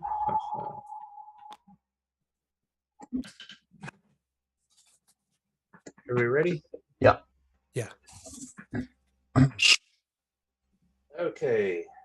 In yellow, I've got a 113. In green, I've got a 233. In orange, 1, 2, 3, 3, Whoa. 4. 2, 3, 3, and then 4. 1, 2, 3, 3, 4. And then purple is 1, 1, 2, 2, 3. Cool. All right. And then First player Sasha, move. Sasha's Yep. first. Yeah. There we go. Oh, Oh. Oh, snap. Sweet. game over, man. There's a lot of ones this round. Yeah, right?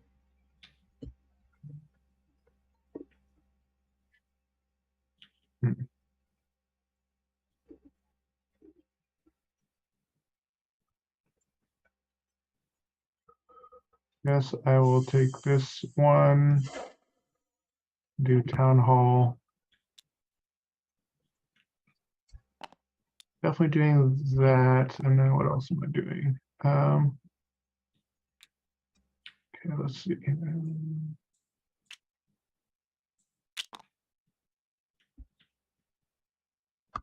Interesting.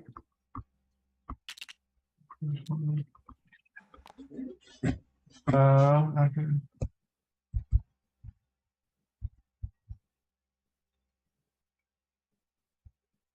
Let's go.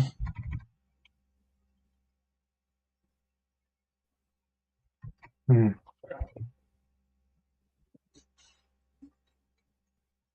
guess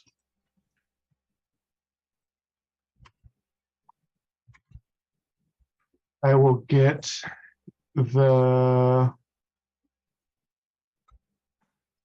Yeah, that's sort of awkward. Tavern, I guess. That.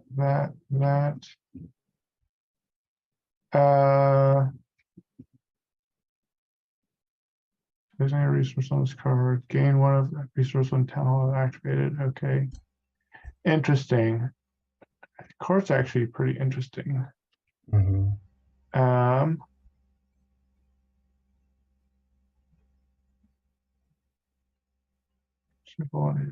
Oracle in your town.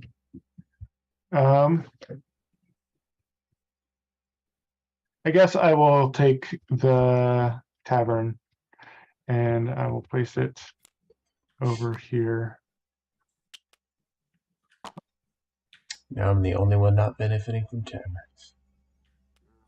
Mm. The guns. Okay, take those. Then my what's the next building that came out? It was another court. There's 2 courts out there. Another court. Okay. Got it. Let's go with any building in that building. Drop out. I will take a prayer card and I'll take this. That's my turn. All right. What just came out? Pray for Oh. Maya. There you go. If you want your monastery, that's the card for you, Evan. What is it?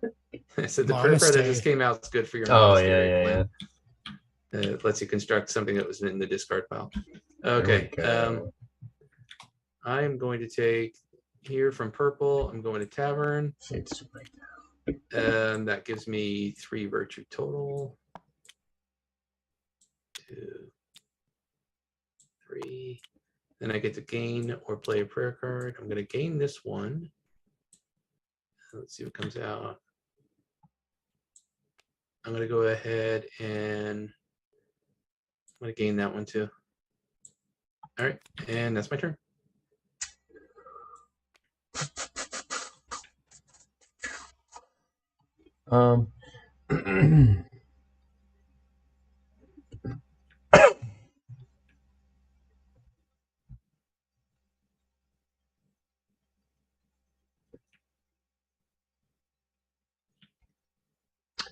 That's pretty good. Quartz pretty good.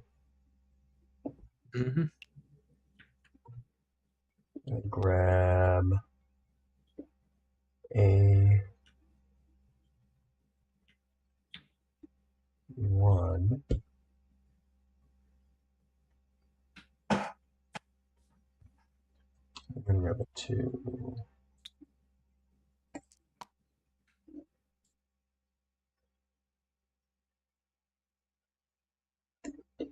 My dump.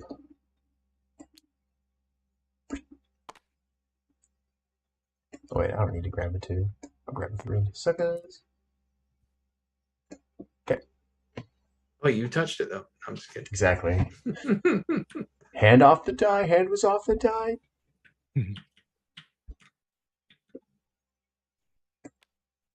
Is that it, Evan? That's it. I know it's not Okay. impressive.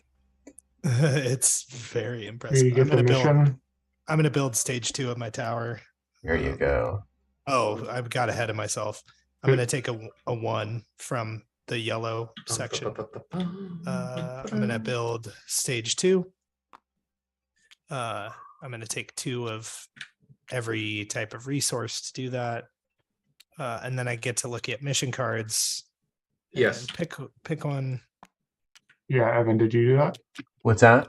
Did you you get draw to look at 2 mission cards on the card? You draw 2 mission No. cards to pick one? I Are also those here? I You should also go didn't pay first. 2 of each. I paid 1 of each. Oh, Ooh, Yoink. Yoink. 2. I'll just pay it now, I guess. okay. And then do you want to draw from the deck before I do? Oh, I don't know if it matters. The deck is stacked, so It matters. Yes. Yeah, Eric arranged them just so. I The see. entire game has been pre-planned. Yes. Yeah. Okay. Okay, that's... yeah, we haven't actually seen these dice be rolled. Man, these are both great missions. Can I just keep them both? No. Okay, I'll All right, you can keep them both, but you're gonna have to take negative. You're gonna have to take 10 blasphemy. okay. New rule. I might. Let's I play might. test it. I might do it. No. I might just do it. Okay, so I took my mission card. I did my thing. Now I have another thing, and that thing is to do the thing. I'm going to build a building. So I'm going to take an oracle and build it on the orange. And it's going to be a oneer. A oneer. Yep. A oneer for funner. Yeah. Yeah. My turn? Yeah. I will activate my tavern to gain 2 food and 2 ore. I think.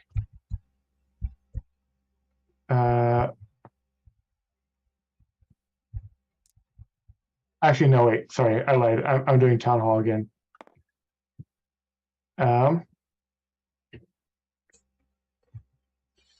Jack, did you gain any monastery bonus? From what? Yeah. So never mind. Perfect. I thought I was going to tavern, but then I didn't. And Perfect. That's the correct answer. Okay. From Sasha playing this tavern. Yeah. Supposedly. Okay. Allegedly. So, allegedly. I will start by playing a prayer card. And I will construct a building and pay 2 less resources for it. Right? Yeah. Is that what your card says? I think so. Yeah. And then I'll take this mine and I will place it here. Then this gets flipped. And then I will buy. My second action will be construct 1 building. And I will construct. Yes.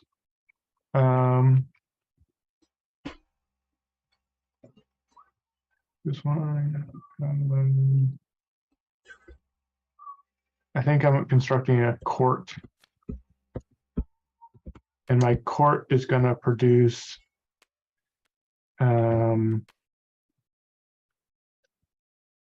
what is it going to produce? It's going to produce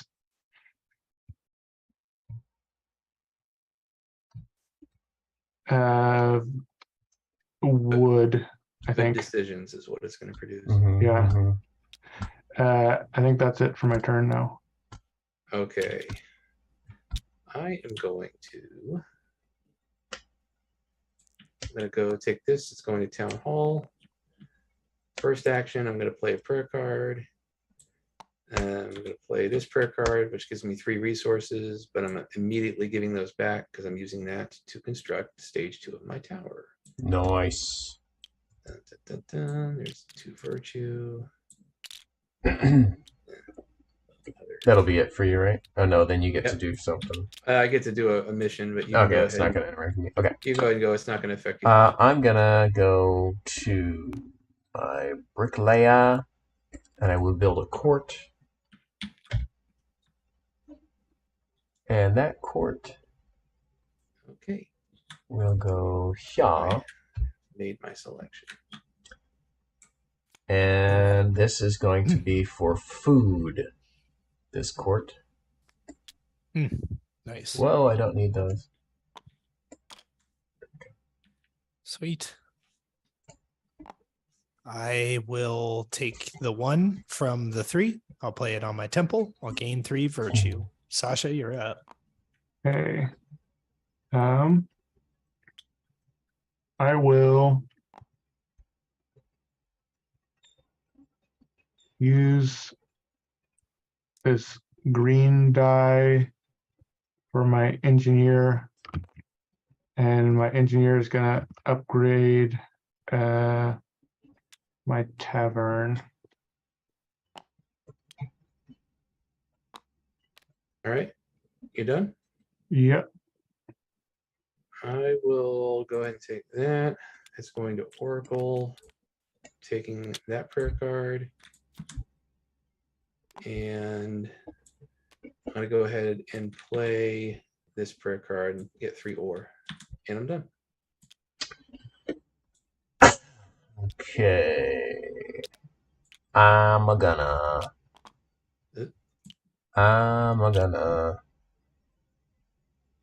3. Oh, and I got a virtue, but we'll see. I'm gonna take this 3 for my town hall. And then I shall gain, obviously, a food for my court. And then, what does that do? I'm going to take a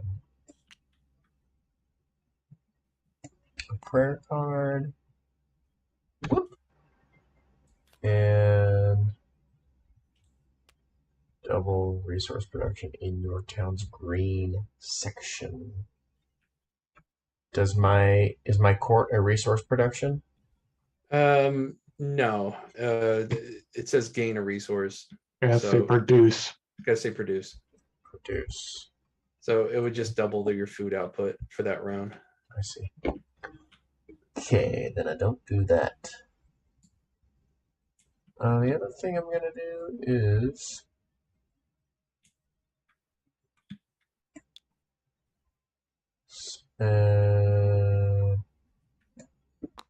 take this.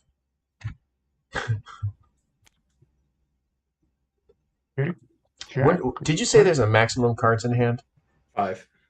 Is that including missions? No. Just 5 prayer cards max. Okay. Yeah, I feel like missions would probably normally be something that you wouldn't need to have in your hand. They'd just be like based on the table or whatever. Yeah, they're just up to the side of the town usually. Constructing a building in the draw pile or your reserve.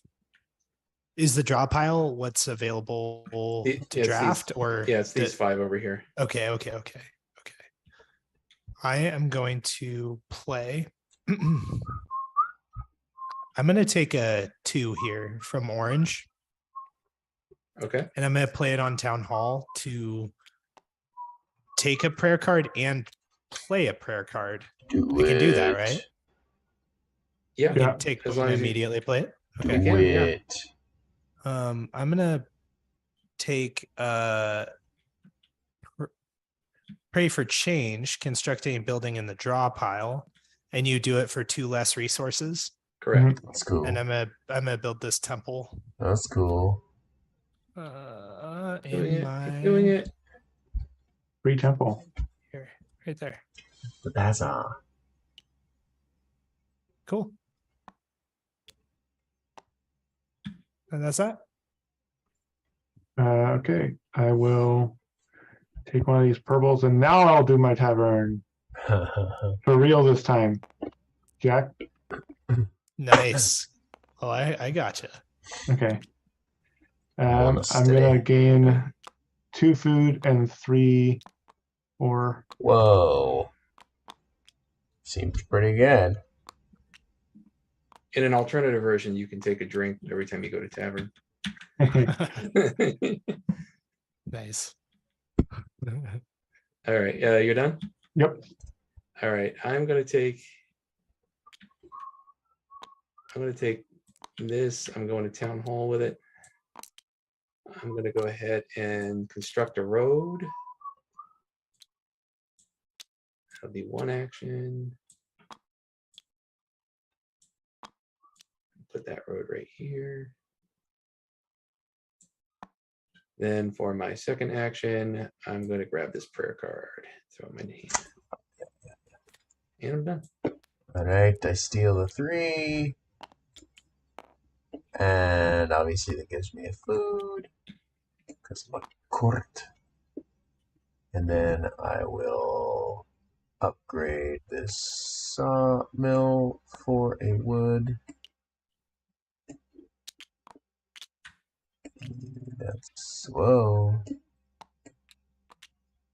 That's an upgrade. And I will actually, instead of upgrading the sawmill, as long as I'm here, I'm going to upgrade my town hall. There we go. And then for my other,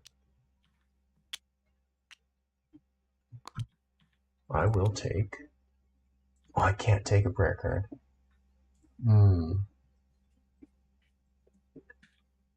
Okay, in this case, is there anything else I want to do? Not really.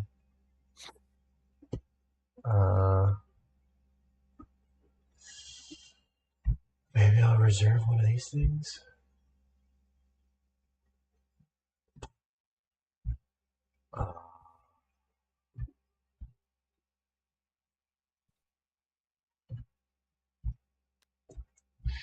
Sure.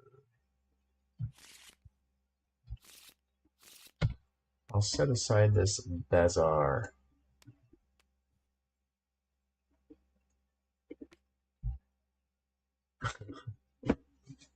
How bizarre. How bizarre. Okay. I went ahead and shuffled the building discard. Cool. Oh, sorry. Oh, you're fine. So I'll take this 4, and I'll use it to. Good choice. Yeah. Thanks. I don't know. Thanks, Sasha. I felt good about that one. I'm going to take the 4. I'm going to spend this 1 virtue cube to make it a 3, and just take an ore, and yeah, for my mind, and that's it. All right. Clean up and resource management. I am losing a virtue. I am too virtuous. I lose Too much virtue. It's an issue. He's so virtuous. Yeah. It's really the virtue of humbleness is what it is. Yeah, it's My apple pie is the crumblest. too much humility over there. Yeah. Calm it down. Like it. All right. Okay. I'm redoing the prayer deck if somebody wants to do buildings. Womp. Jump.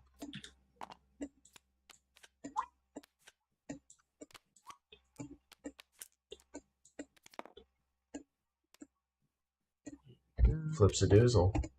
All right. Let's take a look at what we got. Shine. Monastery. Well, that would have been nice. Storehouse. Hey, it's my turn again. Scribe. Market. Cool. Cool. All right. Everybody take 2 Oh, yeah. of your favorite resource. Excuse me. It's okay. I'm gonna take 1. Und. What are all these again?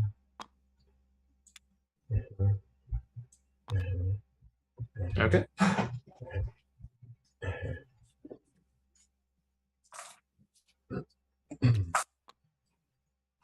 Whoa, I don't get that many. Everybody ready? Yeah. Yeah. All right. In green, I've got a 1, 3, 4. In yellow, I've got a 2 and a 4. Oh man. In orange, it is a bonanza. 1, 1, 1, 1, 2, 3, 4. Said 1-1. Wait, 4 ones, and then a in 2, orange? In you said? orange, yeah, 4 ones, and then a 2, 3, 4. In purple, 1, 2, 3, 3. Damn. And yellow again was 2 and 4. 2 and a 4, correct. Okay. Yowza. Look at that. Okay, I am first. Aren't you glad you put cards in that section? Yeah. Orange, you glad to see me? Aren't you? Oh God. Uh-huh. All right. Yep. No one We've forgets. gotten to that point of the game. Yep. Let's see. I am going to go purple. You're going to tavern. I'm going to tavern. Yeah. I'm getting my 3 virtue that I can't do anything with Mm-hmm, because I'm just too. I need to upgrade that. mm-hmm. And then for Oracle, I am going to take that card, and I'm probably going to play it, but let's see what comes up.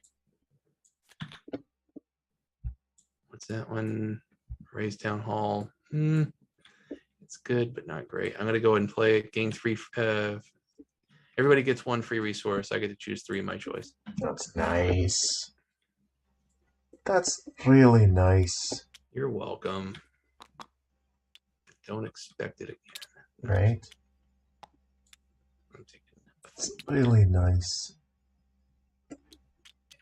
And that was it. That was my turn. Take one of these. Okay, great. I believe I'm gonna take one of these for the Stuurhuis.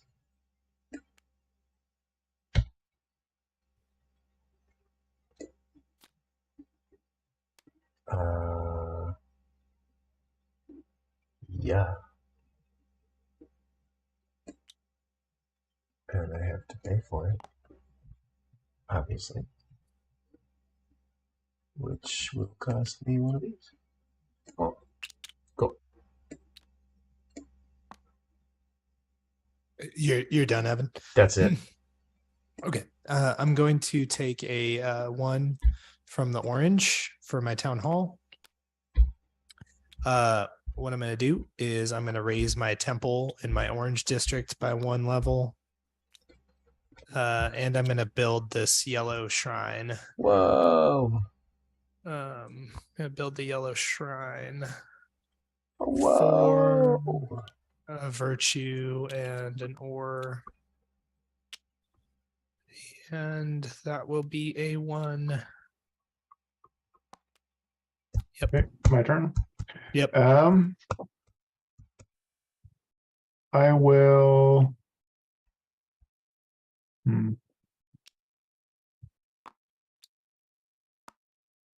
Take a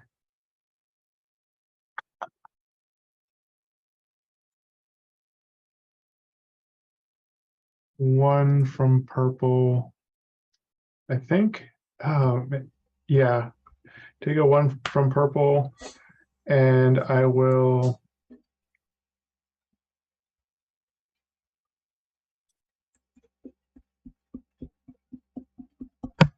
tavern now. So Tavern. Yep, 3 ore and 2 food. You have 3 mines over there? You crazy, man. You crazy. They're all mine. They're all mine. Literally. That is my turn. Does the shrine in my yellow section double my monastery's production? It's not production, it's gain. Okay. Only things that say produce are production. Is Eric's muted? I muted myself. That sorry. was the call last time. Oh, okay. Yeah. No, it's got to be shrine only affects resource production. It doesn't affect gain. Okay.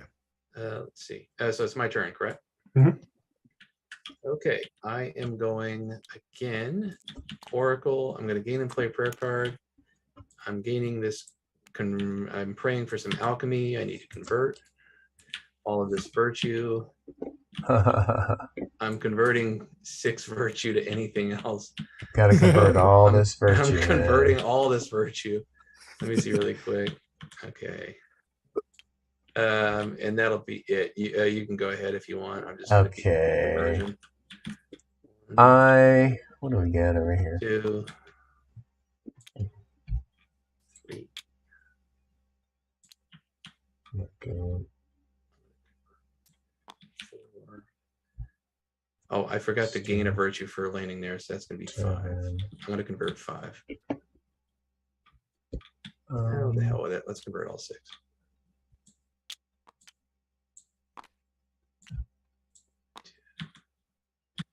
Pretty good.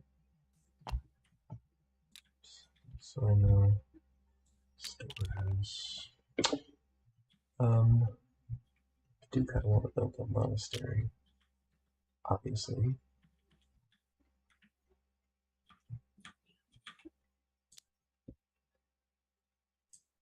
Oh, I can't build that monastery.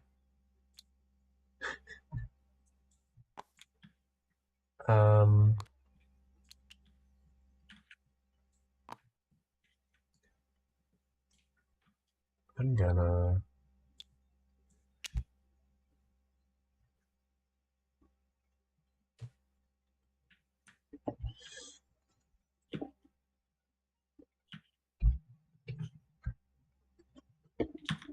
gonna go to town hall using a war. Actually, is it okay? Can I put 1 back and take 1 of my virtue back that I didn't mean to do? Any objection? Nope. No. Okay, thank you. Sorry. Makes me kind of angry. Mm-hmm. Not really. I can see it on your face. You look. Let me. I'll This is my reserve. angry face. I'll reserve this monastery because I want to build it, Okay. and then,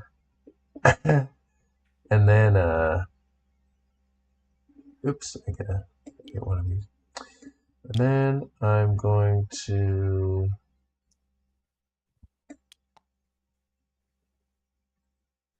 Do something else. What are these over here? Gain 3 resources of a choice. Raise your town hall 1 level. Pay 1 food. That's pretty good. Activate any available peripheral building in your town.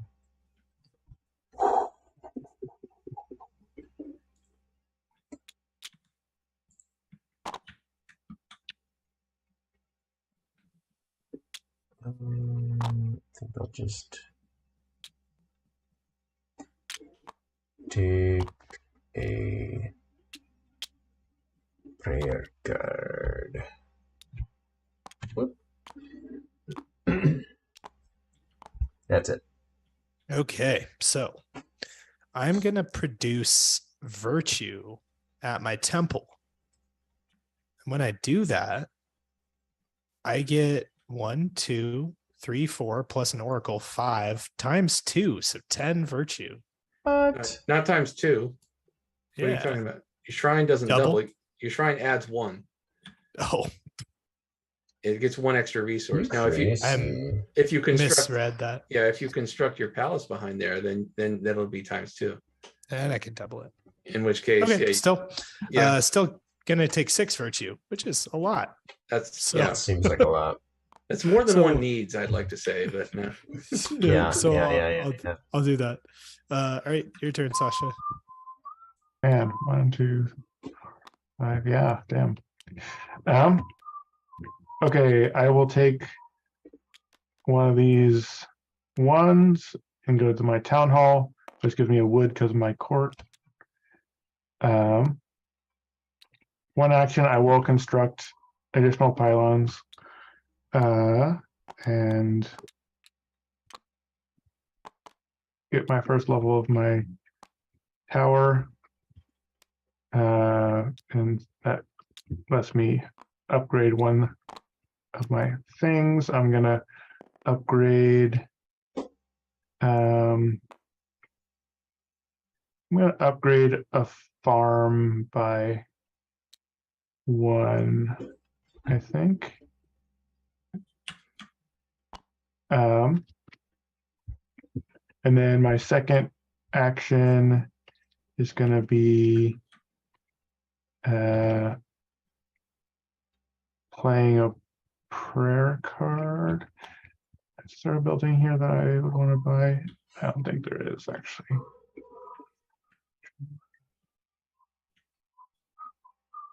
Oh, actually, that's sort of interesting.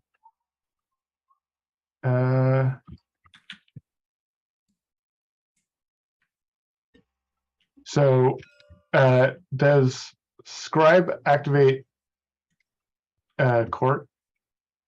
No. Got it. Scribe is his own effect card.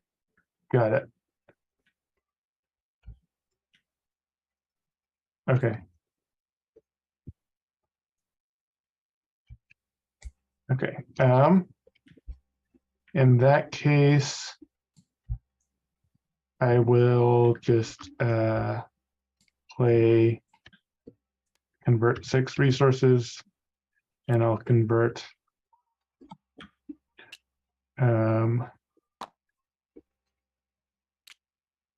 I won't be converting 6 resources. My turn will be over after that. It'll just be a matter of Alright. figuring out exactly the You want me to go ahead and kinds. go while you're Yeah, figuring out? you're welcome to go if you want. All right. So I have 1, 2. I'm going to take this 3. I'm throwing it to town hall. I'm going to be playing a prayer card, which is going to give me an ore, a virtue, and a wood. And then for my second action, I will be constructing stage 3 of my tower. What? Dun, dun, dun, Sweet. dun, dun, Yeah. dun, dun. Cool. I'm Nice. gonna take a 1 That'll be it for me. at the temple to get 2 virtue. Oh, just Cool. really quick, actually, my bonus for constructing stage 3 is gain or play 1 prayer card. I'm going to go ahead and take one of these, and I'm done. Sweet. Very cool. I'm going to take this green dice here and use it on my alchemist to convert 4 of any resource to 4 of another resource. And I'm going to convert 4 virtue to 4 other resources. And then it's Sasha's turn. Okay. Yeah, that round went faster than I thought. I'm still to say on my 6th resource that I want. Mhm. I guess What did I take? another virtue. But this is dangerous because now I need to spin this. How much space do I have? I have 3 for sawmill. Temple, I only have 2. Okay.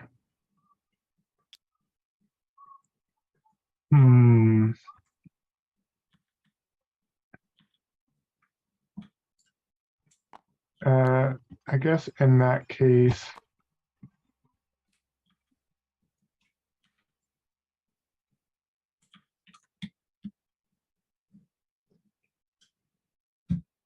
is that fine? Maybe that's fine. Nothing is fine. So I could upgrade twice. I could build and upgrade. We don't have a whole lot of virtue in the cost of the buildings there.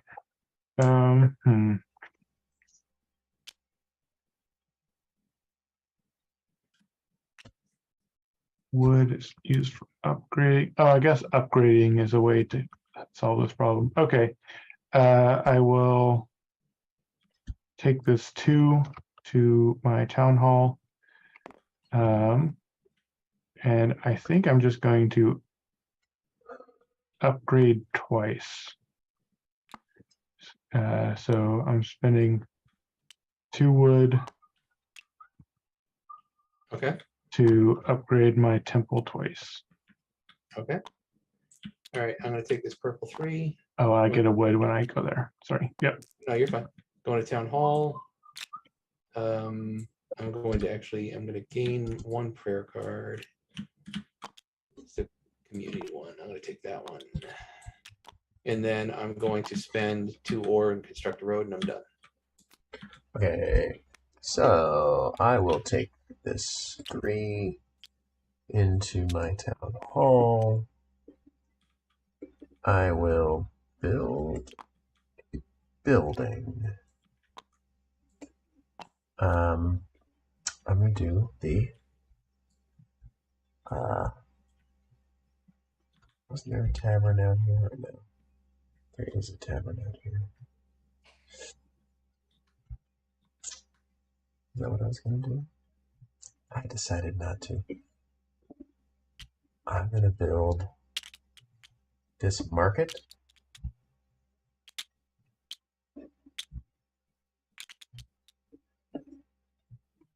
Whoop.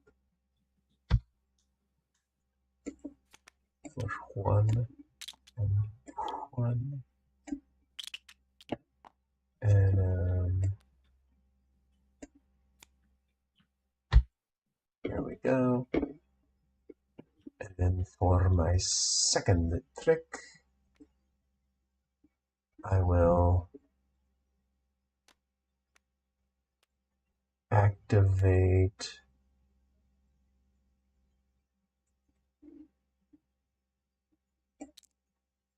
any. Oh, I forgot to gain 1. Activate any of my peripheral tutors. And I'll activate my bricklayer and put out my monastery. for one of these.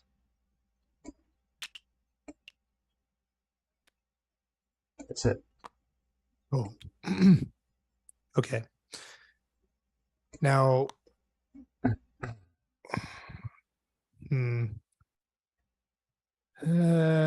I guess I will. I can't use my. Well, yeah, I can't. I couldn't do that anyway. I'm going to. Oh, yeah, that's what I'm going to do. I'm going to pay a virtue to. Oh wait, those are both 4s. Okay, I'm going to pay. I'm going to pay a virtue to do town hall actions. So I'll pay, or pay two virtue. Sorry. So I'll pay 2 virtue here. One of the town hall actions I'm going to do is clear 2 blasphemy.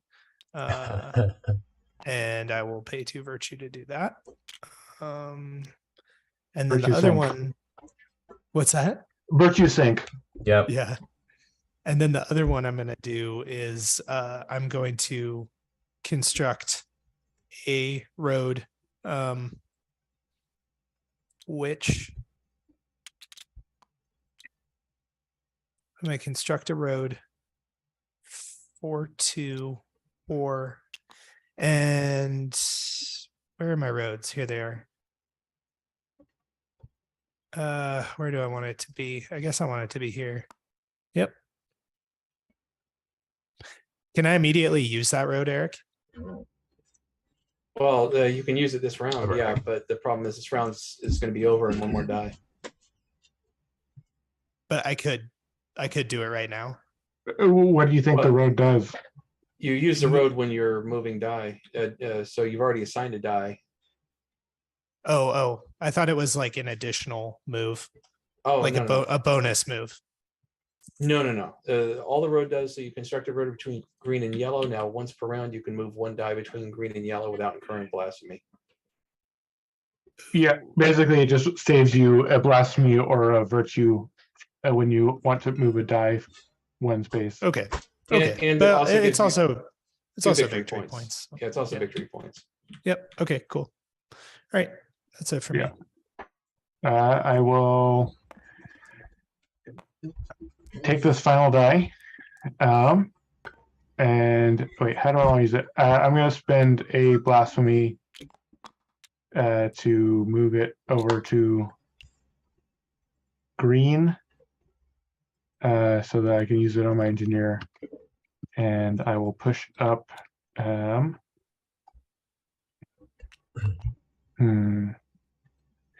So court being higher in level doesn't really do anything for it, right? No, it's a static building. It being higher in Just level points will give you at any victory given points, and potentially, if you've got a mission that increases that can be beneficial. Got it. But there are a couple of buildings that are static and that you're not going to be assigning dice to them, so leveling them up, the only benefit you'll get is the victory point. Got it. Okay. I will upgrade my sawmill, I think.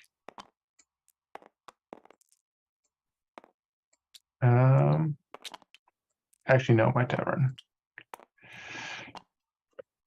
Okay. And that's the end of my turn, which is the end of the round, right? Yeah. Yep. All right, so town cleanup.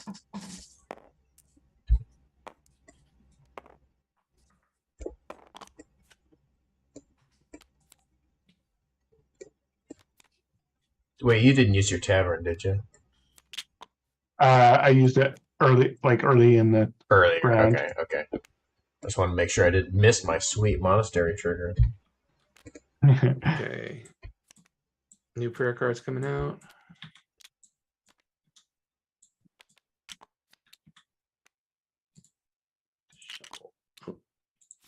Shuffle.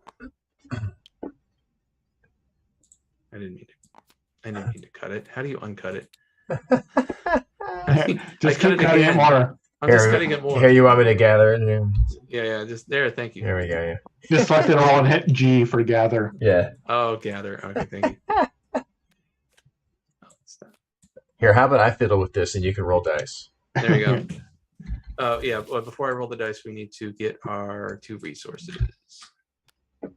I got mine. Okay. I'm gonna go like this. And Oh, like this. I want this instead of that.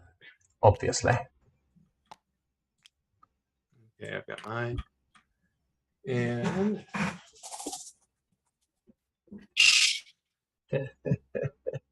wow. All right, we've got a very interesting distribution this round. In green, there's 1 and 2. Okay. Orange, 2, 3, and 4. Uh-oh.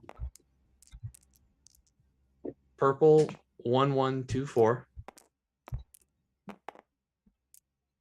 Yellow, 2, 2, 3, 3, 3, 4, 4. Yeah. Nice. And then it's Evan So- to start. Yep. So the gods have willed. The round gods begin. have willed. The gods have so willed. I'm gonna. What am I gonna? Someone's got their hand near the stage tower as well. Who's planning that? No, I'm just kidding. I'm gonna sawmill, which will give me just 2 resources, huh? Yeah.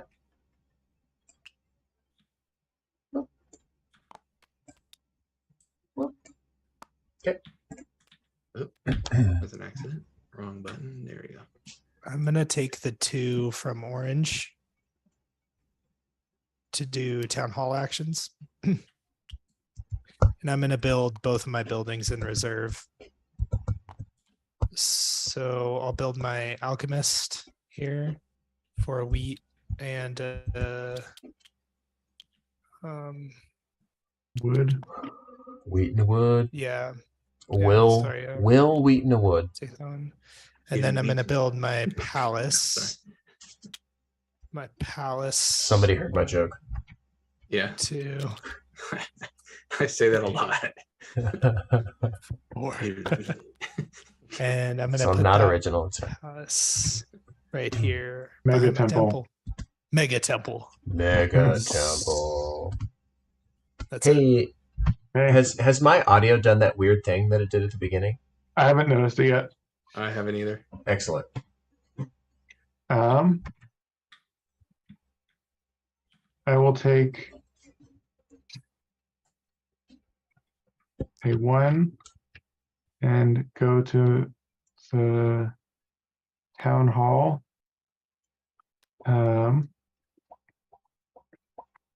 So I'm going to get a wood from my court. And then, wait, sorry. I realized that I actually sort of need to go to my tavern first. Tavern. So 2 virtue. Sucker. that one, yeah. Yep, I did tavern. So all the Yes. monastery folks, get your junk. Very Keep good. your drunk on. Yeah, okay. I keep messing up my order of operations. I'll just stick with what I just said. 1, 2. That is my turn, I think. Okay. I'm gonna take this. I'm going to tavern. Excellent. I'm gonna get 3 virtue.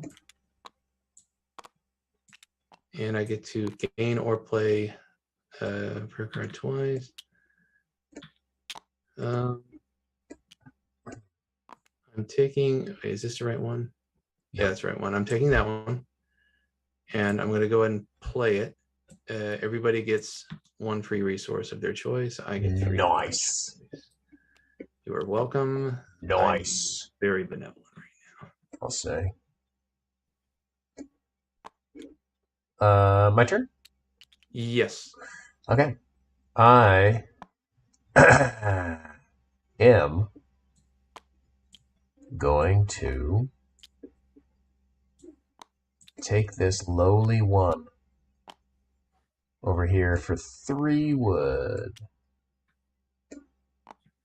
1, 2, 3. Cool. I'm gonna do my alchemist. I'm gonna exchange 4 virtue for different resources.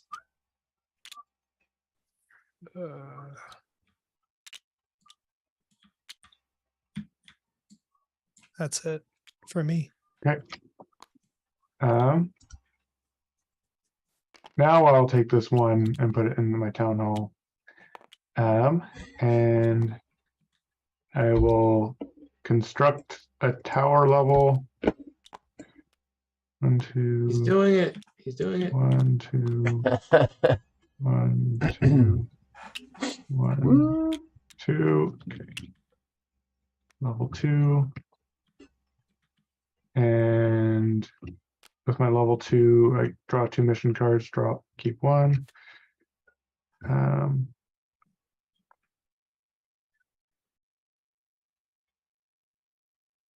Okay, I will get rid of this one. And then my second action in town hall, I will construct the palace on this mine. 1, 2, 3. Okay, and I'll discard all these things, but my turn is over. Cool. All right, I'm going to take this one from purple. It's going to my oracle. I'm gaining 1 virtue, and I'm going to gain that.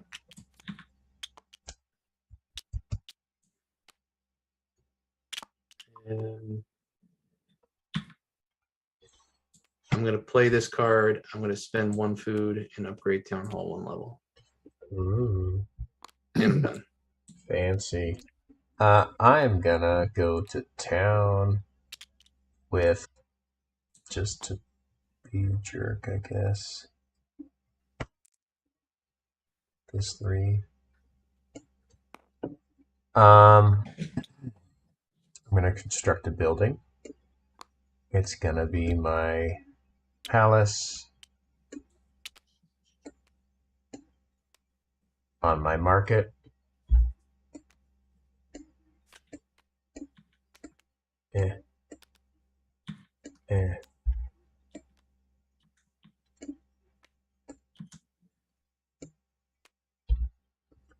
And that's 1 each. 1, 2, 3. I forgot to get my wood for 4. And then I'm gonna build a building. Do I build a building yet?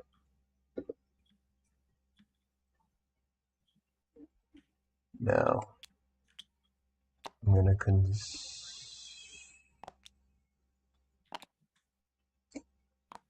upgrade I'm gonna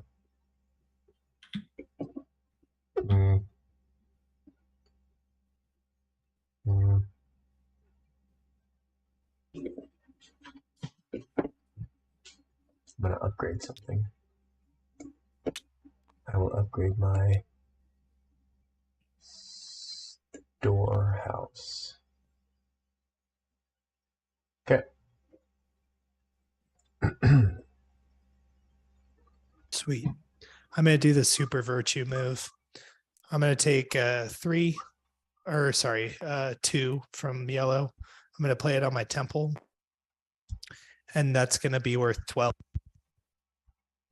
6 times 2 for the palace. So does the +1 happen before the double or after the double? Before. Got it. Yeah, I was. That's fancy. It is. Sweet. But I 12. mean, is he going to be able to store 12? The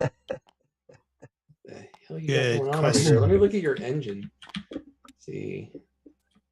And by the way, the palace does not double your storage. It just doubles your production. Yeah. Let's see.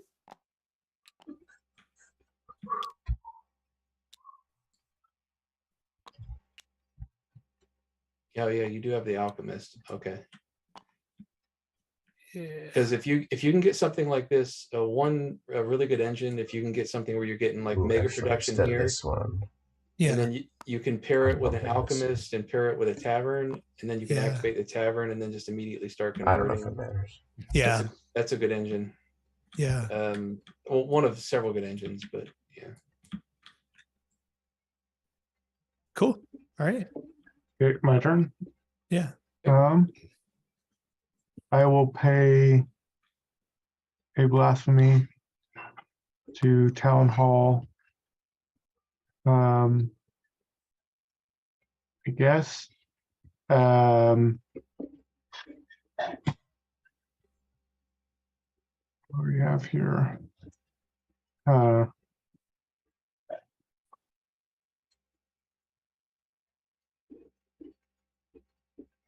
I guess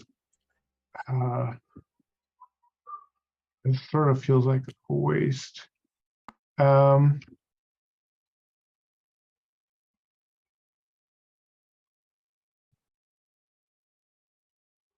So Evan has a store. How many of each card exist? Is it an even number, or is it? There's a little bit of different. Which specific card are you thinking of? I'm looking at storehouses. I know I've seen several around, and I see Evan has one. I think I believe there's 2 in the deck. Most of the specialty cards, there's 2 in the deck. The base buildings, the farm, temple, sawmill, mine, there's 3 of each in the deck, and then there's 4 taverns in the deck. Got it. And I believe that's basically 4 taverns, 3 of all the base buildings, 2 of everything else. Okay. Okay.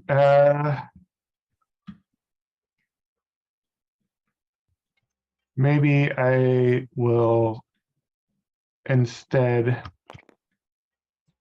of spending that blasphemy and doing that town action, I will just do my road to bring it over to this palace mine and produce 6 ore. Okay. And you're done? Yep. All right, I'm taking this orange 4. It's going to town hall. I'm going to play 2 prayer cards. First one. Double prayer. Double prayer. I'm going to construct a road for free. That's going to be my final road. Pam. And then I want to do that, or I guess, I'll go ahead and do this one. Get a food and a virtue that I'm going to lose because I just can't store my virtue. Bummer. All right, back to me. I'm done. I take a 3 to this guy, which lets me build my bazaar for 1 How wood. bizarre. How bizarre. No, I'm just kidding. Bam. How many seconds are you allowed to hum before YouTube threatens you with a takedown? All right, that's it. Yeah. Okay, so orthogonal movement. Yes. I can take can one go of from- these. Yep. I can take one of these dice and move it over here.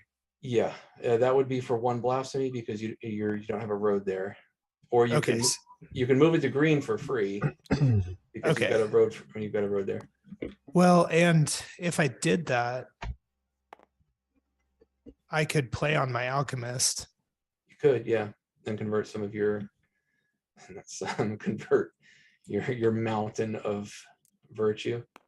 Yeah, that's what I'm gonna do. I'm gonna move this to green, use my road, play it on my alchemist. Oh Lord.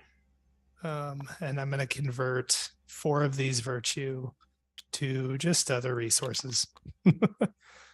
Let's see. Yeah. Just make sure this is your last go, so make sure you can store whatever you're converting. Yeah. 1, 2, 3, and then 4. I can put on my alchemist over here. 2, I 3. suppose I haven't thought about that, but yeah, well, What is the that not alchemist. allowed? The alchemist says you can store converted resources on this card. I haven't thought about the case of double alchemist, whether you can shift on from other one ones. alchemist to the other. I never thought about that scenario. What do you think? How does it feel? What feels more natural? It feels great to me. I love it. All right, we'll let it go. Go for it.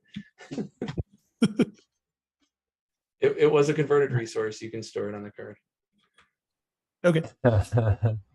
Even though it was converted by a different alchemist, we'll say that they're in the same corporate alchemy. They like each other. They're related. Yeah, sure. Father and son alchemists. Yeah. Yeah. Different parts of the town. Yeah. So I think it's your go, Sasha. Okay. Let's take which one of these 4s do I want? I don't know. Let's go with. You're really gonna mess with my move here. Yeah.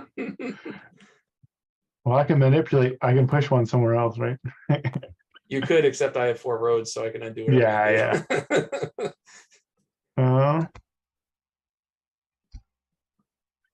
Let's go. Can you use like 2 roads with one move? Like you could take a yellow to get down to orange. Okay, gotcha. Yep. And how do you show that you used it?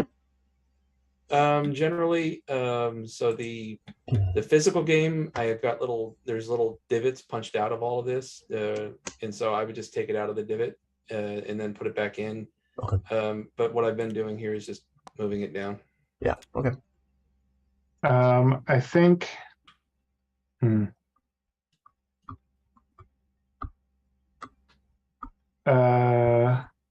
want the yellow 4? The yellow 4. I will do. So I am dealing with a abundance of ore issue. I'm just trying to decide if I want to spend 2 blasphemy to deal with it. Because I think that's You don't my have to option. take 2 blasphemy. You've got 2 virtue here that you can Oh, spend. that is true. But I like having my resources, and I don't have a good virtue engine. Yeah. I will pay 2 blasphemy and take this into my town hall. I will spend 2 ore to build a road. Come on. 2 ore to build a road. And then, I also get a wood because of my court. And my road will go here, I guess. I'll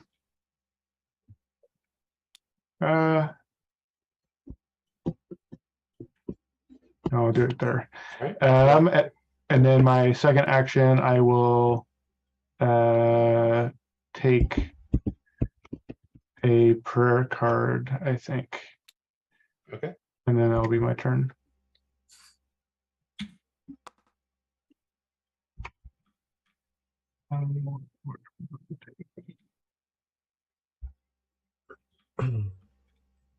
No, actually, I'm going to upgrade. I'm going to spend a wood to upgrade because otherwise I have to discard one of my ore. And I'll upgrade this one. Sure. How's everybody doing on time? We're at 2.5 hours game time. Yeah, I was. The game's about to end next round, by the way. Yeah. I'm fine, but other people, I'm sure. Jack, how you doing? Yeah. I'm okay. But yeah, we, will want to wrap up. I think Eric's right. It should be pretty close. Yeah. Okay. All right. I'm good to go. Keep going if you guys want to. I mean, I'm not sure that we're gonna like reveal any more, like game design stuff. That's true. Yeah. By I do want to finishing see the game. how. Yeah, I do want to see how the. You want to see it? Okay. how the victory points are going to add up. Yeah. How Okay, close it yeah. is. Sure. All right, Mhm. so I'm moving that there with my road, sending it there. I'm going to gain these 2 cards, and I'm done, and the round's over. All right. So go ahead. I'm resetting the prayer card deck. One thing I'm really curious to see is it seems like the variance in victory points at this stage is not massive, but I'm curious if the variance Yeah. there'll be a larger spread in the last Well, round. yeah, I think whoever builds that last, I mean, and by whoever, I mean Eric. Yeah. That stage 4 is going to be. But look at I'm actually a little bit worried because I've got 1, 2, 3, 4, 5, 6 blank building slots where I'm not getting victory points because I've been focusing on a different strategy. So I don't think I've got it in the bag. Oh yeah, maybe not. I am going to end the game though. Yeah. Everybody take 2 resources. Let's see. Let's do. I'm going to take 1 food and 1 wood. 2.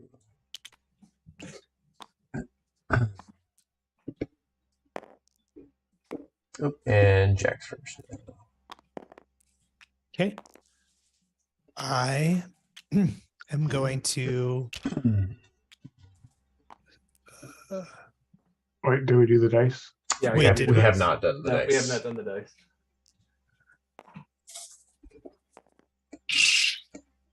One of them fell off. Okay, in the green section is 1124. In the orange section, 124. Purple 12444. And yellow 2344. okay. What am I going to do? I'm going to take this 1 from the orange section. I'm going to play it on my town hall, and I am going to construct my 3rd tower segment. Yeah. So, All right. 1, 2, 3. 1, 2, 3. Move that over there. And then 1, 2, 3. And then virtue is the last one I've got to pay. 1, 2, 3. Okay. 3rd segment. 3rd segment will get me, what is it? A prayer card.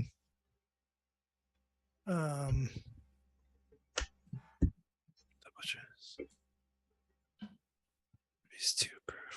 I'm going to take the pray for knowledge. And then for my second action, that is what I'm going to do. Raise 2 peripheral buildings by 1 level. Nice. So I'll play it. It's a good one. Yeah. Okay, that's my turn. Okay, I will take a 1 from here and activate my tavern. Womp womp womp. Womp womp womp. 2. And I think that's my turn. Okay. I am going to take this from here. Actually, I'm going to take a 4. It's going to tavern. I'm activating my tavern. That'll be 3 virtue. Then gameplay 2 prayer cards. I'm going to go ahead and take this 1 prayer card. And I'm going to play this and gain these 3 resources. I'm done. Okay, I'm gonna take a 1 from over here, and I'm gonna construct my tower for 3.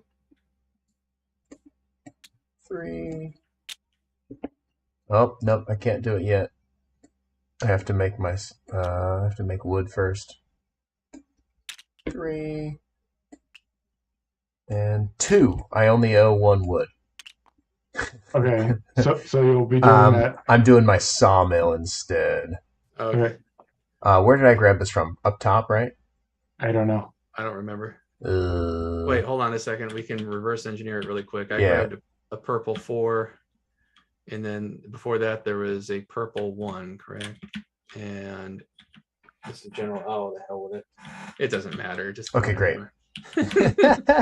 just keep it on your town hall, and you can, or whatever. There you go.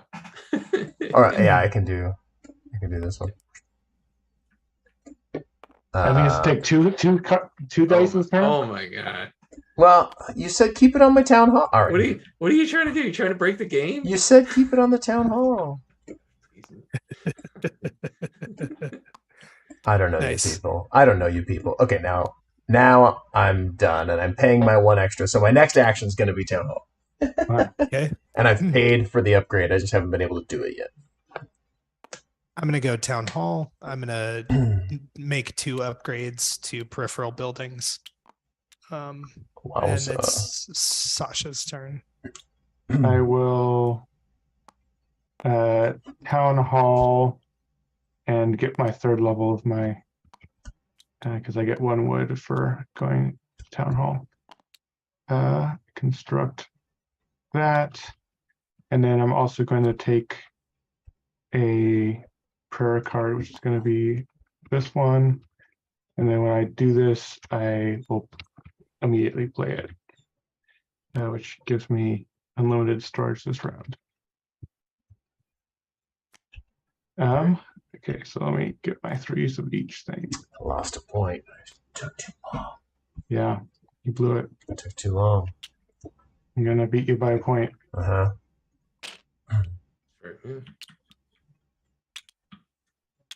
Putting on blindfolds over there. All right, are you done? Yeah. All right, taking this orange 4. It's going to my town hall. I'm going to be playing this prayer card, gaining those 3 resources, and then spending the rest of what I need for stage 4. Bum, bum, bum, bum. I have completed the Tower to the Gods. Town hall. Nice. Now I finally take this sucker, which gets me some kind of something. Gain or play 1 prayer card. I will. What do we got over here? Raise your town hall 1 level. Don't need that. Double protection missionary die. You gain. Okay. Gain some wheat. That's nice. I will gain some wheat. And then with my 2nd action, I will play a prayer card, and I will pray for production. On your next thing, okay? My next thing. Yeah. I will do the mega temple. So I'll play a 3 here, mega temple for 12, and that's your turn, Sasha. Okay. I will do my mega mine. Mega mine. And take 6, 4. And then that's my turn. Okay. 1 second. So this is our last round, is that true? Yeah, it's going to be the last round of the game. Because you built the stage 4. Okay. Yep. All right, so my turn? Yep. Okay. I'm going to go ahead and I'm going to spend a virtue to send this to Oracle. It's going to go to 3. I'm going to immediately gain the virtue back. And then I'm going to gain and play prayer card. I'm going to raise 2 peripheral buildings 1 level, not the town hall. Do that. And I'm done. Okay. Well, I'm going to take this here 4. Ooh, that's not very good, is it? Yeah, whatever. Take a 4. And I'll lose these 2 virtue. Did you use that road, or do you not want? Huh? That road would let you move it over. Yeah, exactly. Got it. Oh, so you are using the road. Got it. Yeah. And I'm gonna double my production, so I'm gonna get 8 resources. And I'll do 1, 2, 3, And that's Jack's turn. 4. Yeah. 5, I'm gonna 6, all I'm gonna do is take this green 2, 7. put it on my alchemist, and convert 8. 4 of these virtue to other resources that I can store. I'm going to use my road to get another 6 or. All right. And you're done? Yep. All right. I'm going to use my road. That's going to purple. I'm spending a virtue, but regaining it back because it's going to Oracle. I'm going to play my last 2 prayer cards. I'm going to clear my blasphemy. That goes back to 0. And last prayer card, I gain 3 resources. Everyone else gains 1. You're welcome. If that bumped you up 1 point, you're very welcome. Oops. And last Back to me. I go here. Gives me one of these just for funsies. And I'm gonna spend a wood to bump this up. And I guess it doesn't super matter. Spend a wood to bump up. It doesn't matter. Right? No. Okay. That's it. Okay. VP. Yeah, I'm going through and totaling mine right now. Oh, okay. Okay. Is there not like a order that we should do things, or it just? It's up to you. On the player aid card, it's got the victory points listed. Okay. And then was I the only one who constructed stage 4? Yes. Yes. All right. So I get to roll 1d4 as a little bonus at the end. So I'm going to roll that. 6. 1 point. Yeah. Nice. That's going to be the clincher right there. It will. I'm sure of it. Okay, so final scoring. Let's see here. Mission cards. What's a tower card? Those are the VPs on your stages Oh, of the got tower. it. So temples are worth double VP. That means their current level times 2. Correct. Right? Okay. Correct. For you, because that's your mission. Yeah, right. That can be a little bit OP, but the balance is you're spending a resource to upgrade a static building. So yeah, it's kind of the trade-off there. Okay. Yeah. Mission cards. VP on mission cards. Oh, got it. Let's see. Womp. Unused virtue is 1 So, per cube. Yeah, all of your unused resources mix and match. You get 1 VP for every 3 that you have. There's no roundup. It's just 1 for every 3. If you have more than, if you got 5, then you got 1 point. and then 1, 2. Okay. Peripheral buildings, 1 per level. Okay. 8. Bummer. That's just 2 points. Okay. Peripheral buildings, 1 per level. So 2, 6. All right.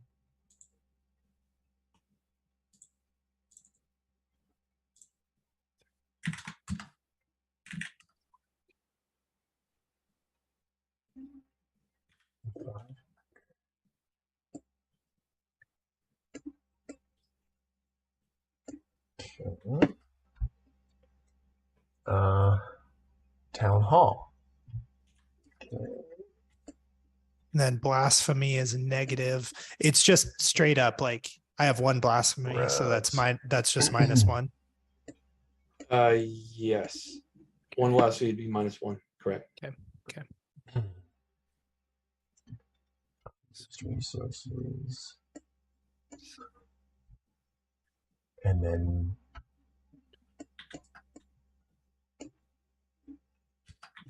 so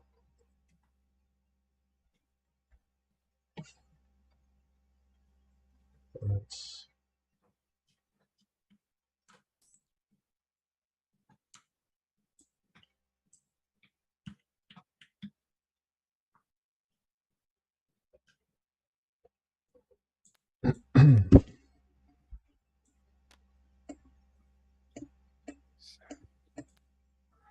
Sweet.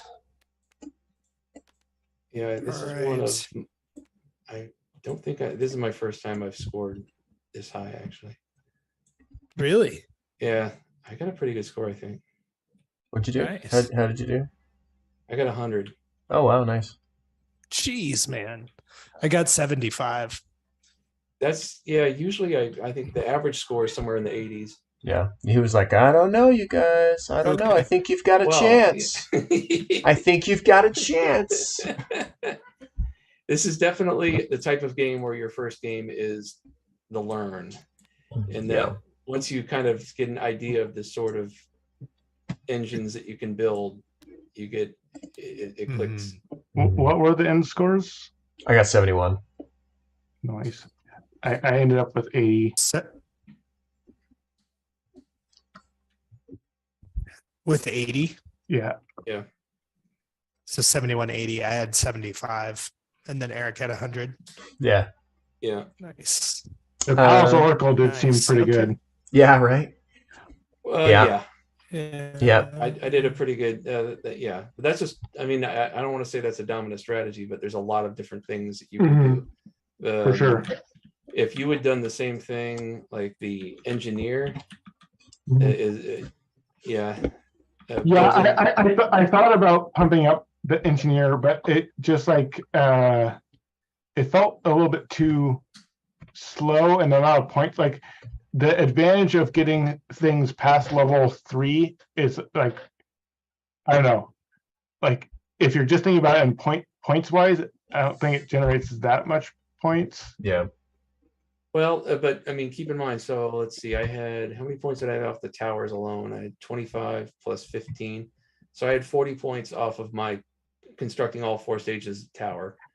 If you can get all of these buildings to level 4, that's going to be 12 times 4 is 48 points. So you could potentially have more points on the peripheral of the town than constructing the tower if you can build that sort of engine. I've won that way before, where someone else finished the tower, but I just had more peripheral building points to make up for it. Yeah, how many points did people get on mission cards? I've averaged them out, so the average mission card is going to get you around 8 points, ideally. I scored 8 points on both of my missions, which was I got a bonus 2 on all my roads, and then I got bonus 2 on each stage of the tower that I constructed. What was it? What was everybody else's mission or missions? Like the points, or what were the missions? Yeah, I'm just gonna, let's see. Your temples are worth double BP. Okay, and then unused virtue is worth 1 VP. That's nice. Oh, in your virtue engine. That's why you were doing the virtue. Yeah. I should have. I got the same thing for wood. The ore, yeah. Yeah, I mean, like I didn't entirely know like how much. I guess if I didn't have my card, the amount of points that I would have got from these would have been. Okay, wait, 1, 2. How were you storing all that iron, by the way? Yeah, that's mine. Yeah. I played the card that says I don't have to carry about. Unlimited storage. Yeah. That's yeah. But that was just for that one round, right? Yeah, I played it on this. Yeah. Oh, okay, great. He held on to that round for. He held on to that card for endgame. Okay, cool. So he could max out the Yeah, yeah. VP. Yeah, so I could just keep hitting this and Yeah. not care about That storage. was really Nice. that's a good strategy. Cool. Let's do feedback. All right. Sasha, you wanna roll? Yeah, I can go. Yeah. Okay. Okay, let me look at what I wrote down here a little bit.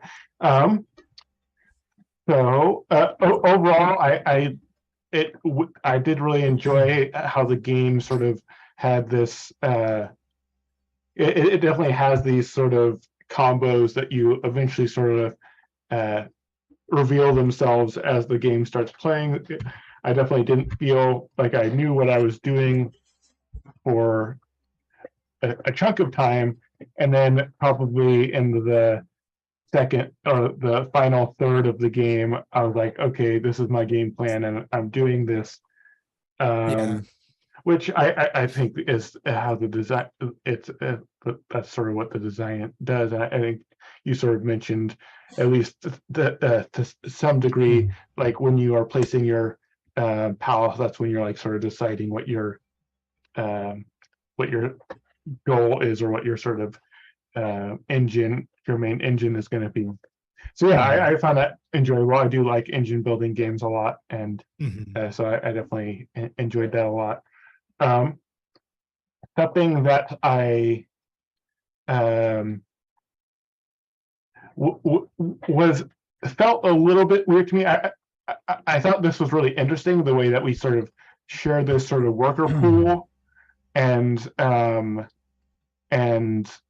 we sort of, there's some element of, rather than the traditional sort of worker placement where you're like going to a place to block people, you're sort of like taking available workers away. That's interesting, and I think there's definitely something interesting there. For me, I feel like I was getting a little bit more hung up on it than like the strategic value of it.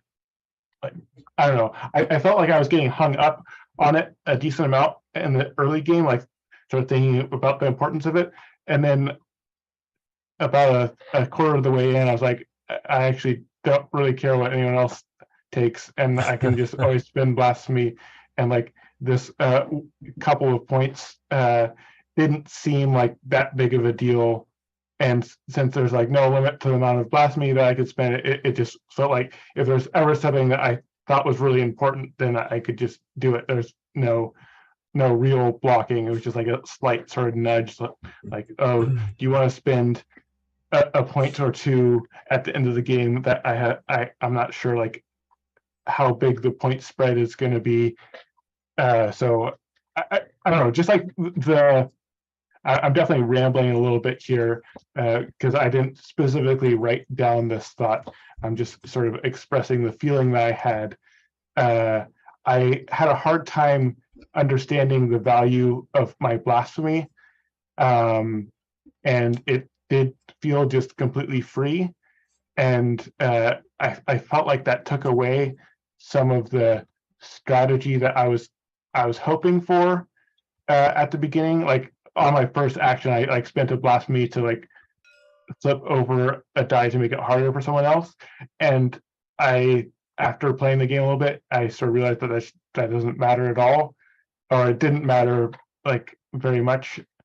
And I was sort of hoping that me manipulating dice to make them harder for other players would have affected people more, but it didn't really feel like it did. So that was just something that I, because of how the blasphemy was explained and how it sort of works, I thought I had more interesting choices with that, but ultimately I felt like I just always just do whatever action I want to do, and I might have to spend one or two blasphemy if the dice rolls were bad, but I felt like I could mainly just do what I wanted to do. Let me go back to the script because that was just like a sort of rambly mess a little bit. Can I ask you a question on that? Yeah. because that is, and I've heard that comment before. And one Mhm. idea that I've been throwing out there to tweak on the next iteration is to basically, instead of having the blasphemy track go 1, 2, 3, 4, 5, 6, 7, 8, 9, maybe go 1, 2, 3, 5, 7, Yeah. 9, something Mhm. like. I think that's definitely would help a lot. So especially with having It this would. blasphemy thing going up to 30, I was just like, okay, so are we going to be getting like 20 something blasphemy? And very quickly I realized that's not going to happen. And I got this ziggurat card because I thought I was going to be like the one that was going to have low blasphemy. But like you already have a sort of blasphemy mitigation in the game with the virtue. And so I think your idea for next iteration, that makes a lot of sense. That would help a lot with making blasphemy feel like it's something that matters a bit more. Yeah. Because I felt like I could just spend it willy-nilly as long as this action was netting me more points than other actions were. I was totally fine spending one blasphemy to make 3 points with an action or whatever, however my brain was thinking about it. But yeah, I like that idea a lot that you just mentioned.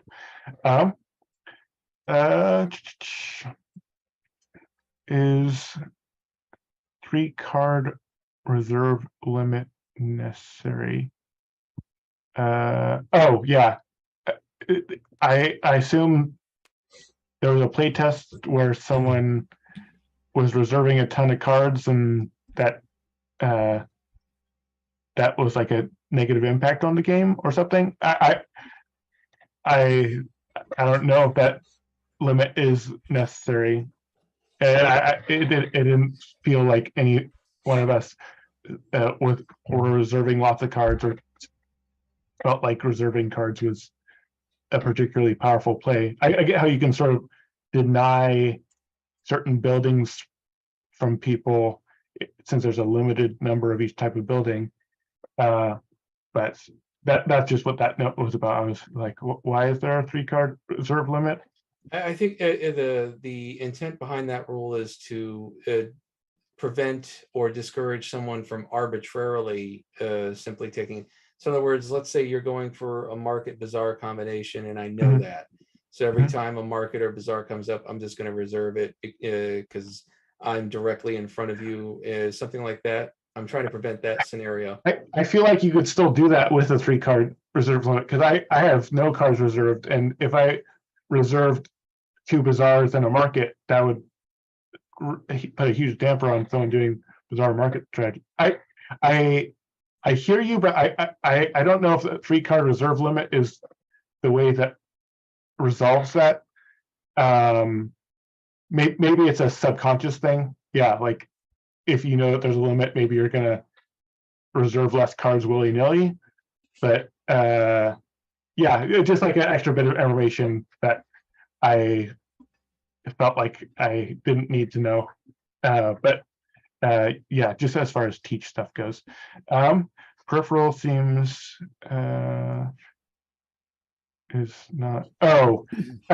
Just like terminology, the peripheral buildings, that was definitely something that I think we were getting hung up on a little bit. Just all the building cards is what you're talking about when you say peripheral buildings. Like the only building that is not a peripheral building is the town hall, and that's not a card. So I think just like building card or something would, I don't know, at least that I think would make more intuitive sense to me.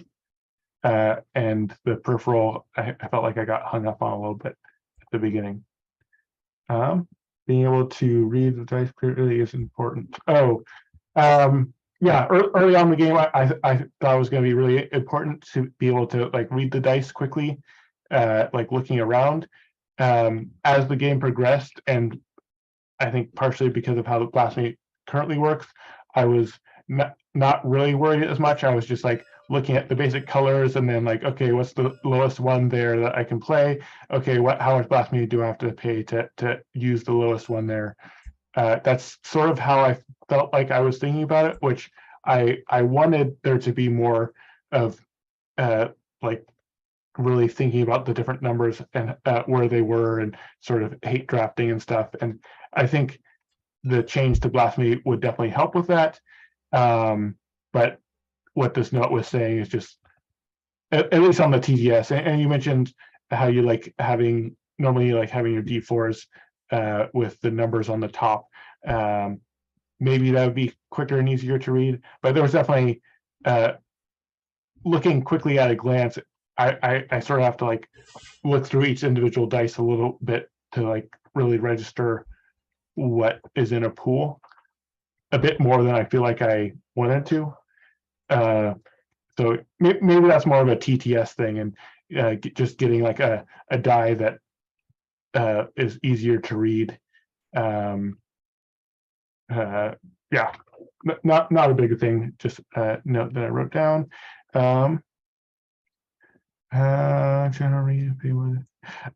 And we clarified this pretty early on, but I could definitely read this as being construct one building or upgrade a building one level is what this action does.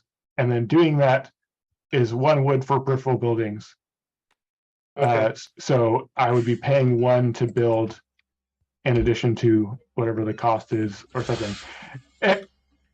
Obviously, I could,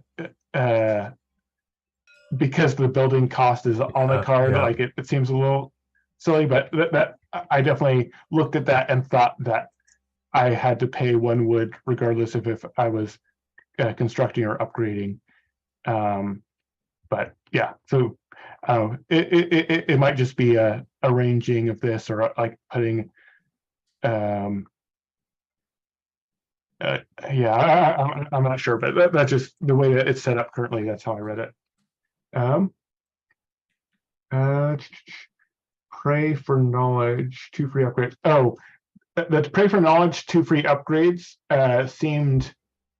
seemed really good early on, and I really wanted one and never saw one, and then Jack had 2 of them. I was like, oh man, that seems really good to be able to just as like half of the action you get to upgrade something 2 spots where I normally have to either spend wood or spend a whole action to go up 1 spot. It did seem very good early on, because I think your sort of building levels are maybe more important early on. I think this all is sort of tying back to how blasphemy currently works. And if blasphemy was harder to, like, it hurt you more to push up higher, that would cause more tension and make it so that like the low numbers are really important. I that would likely exacerbate pray for knowledge being really good early on. But even how it is currently, that card was like one of the ones I was like, oh man, I really wish I got one of those. The 2 that I had were just like really late game ones. Like I had my yellow produces double this, or my gold produces double this round, and I can't remember the other one I had, but 2 of the 2 prey cards I had at the beginning were just like not good early in the game. And then when I saw other players playing prayers that were really good early in the game, and the market didn't have any that were good early in the game, I felt like I was missing out on the power of the prayer card. So I don't have a specific solution for that, but I don't know if there's like it does seem interesting that some of the prayer cards are really good early, and some of the prayer cards are really good late, and the sort of variance of getting 2 early ones or 2 late ones right off the bat could maybe feel bad. At least it sort of felt bad to me. Seems like purple and yellow. Oh, yeah, it was at the beginning. Purple and yellow got like way more dice than the other colors, and I was just sort of I was beginning to wonder, like, is the way that you're rolling the dice just weighted towards the purple and yellow because it sort of seemed like that. I can't remember if there was definitely a couple rounds where it was very even, but it did feel a little bit weighted in the purple and yellow. So, and that's not like a game design thing. That's like a if it was there something physically wrong with how the dice were being rolled, but that was just a feeling observation. Manipulating die don't take seems unnecessary. Oh yeah, manipulating die you don't take seems unnecessary. Like I did that in the first turn, and it didn't feel like it accomplished much. And if it just doesn't feel like anyone really wants to do that, which no one did do that, is that something that you need to have as an option, or is it like is there value in having that? Wait, what was the start of your comment? The manipulating the die that you don't take. Oh, okay. Like you can manipulate die that you don't take. Yeah. But I did that at the very beginning, and then no one else ever did that, and I just sort of wonder if that is. I thought I did it to. You did Evan. it. You did it Oh, once. you did it once. Okay. Yeah. Okay. Yeah, I guess I missed that, but it did seem like I wanted that to be more of a thing, and it seemed like, oh, actually no, this isn't very good, and I don't ever want to do this again. But maybe there's like very specific scenarios where it's good, but most of the time it didn't seem like that would be something that you want to do. And so just being conscious of how often players do that, and if that is like something that is worth having as an option if players almost never do it, just because it adds an extra level of teach and, oh, I didn't know I could do that. Yeah. Upgrading town hall seems, oh yeah, upgrading the town hall seems really lackluster to me, because the town hall can take any color of die. So like as long as I just do the town hall actions in my first 2 actions, then I never needed to upgrade my town hall. But then, but if you do upgrade it to level 4, then Mhm. you don't. Then you can spend the 1s and 2s that are going to be taken early in the round on your peripheral buildings, Mhm. and then save town hall for later when you're going to be stuck with a 4 at the end of the round. Yeah, but I feel like that then you're relying on what other people take. Yeah, I don't know. Maybe it was just because I had lots of buildings that this is how I felt. But it did seem interesting. I just didn't feel the need to upgrade my town hall because I would just set up my town hall actions at the end of my turn, and then at the beginning of my turn, I would have my powerful town hall actions, and I didn't have to care where I was taking the die from. I was just like trying to make it harder for other people by taking low numbers from other people. Yeah, and maybe that's just a strategy thing. It just that's how I perceived it. I didn't feel very incentivized, especially with it costing so much more. Obviously, the rest of you guys. I guess Jack didn't upgrade his town hall, but both you and Evan upgraded your town hall. So yeah, upgrading town, maybe cubes and this is just a TTS thing. There was just a couple times where people were sort of struggling to take just one cube or not realizing that they were taking multiple cubes because they were sort of stacked on top of each other. Right. Maybe just having the cubes in bags, just so then it's easier to like take out the exact number that you want. At least for me, I find bags easier to take exact numbers from. So yeah, just a TDS thing. And then alchemist storage is confusing if you don't store things on cards. Oh, I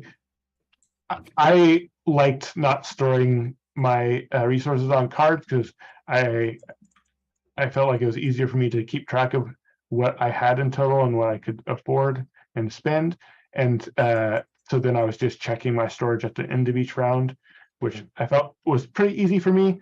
But with the Alchemist being able to store things that have been converted, I think that you just have to use the cards to store the resources for that to really be easy to track.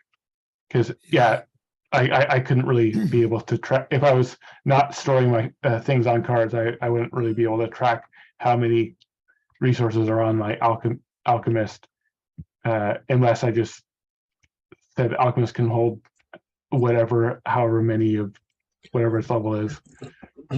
So I don't know, maybe it would just be easier to make the Alchemist just be able to store any type of resource or something, just so then there's not the confusion with like the two Alchemists, or if a player didn't want to store their resources on the cards.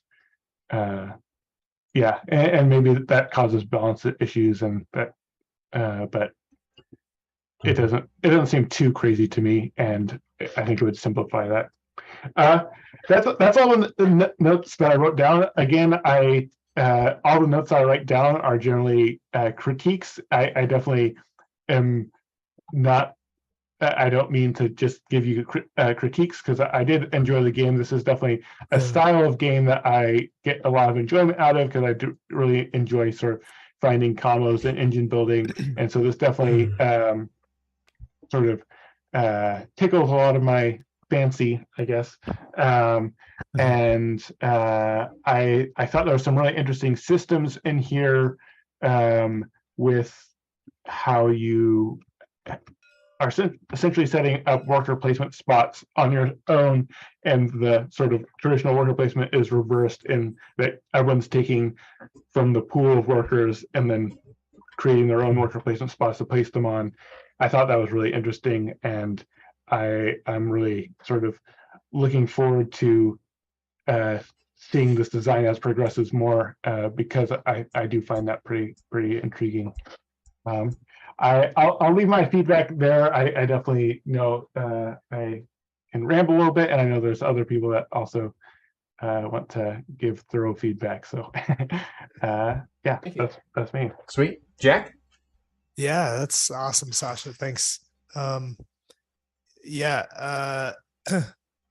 Well, I'll say, first of all, Eric, I really like the game. I think that I think you've built an engine building game that has a real sense of reward to the engine that you build.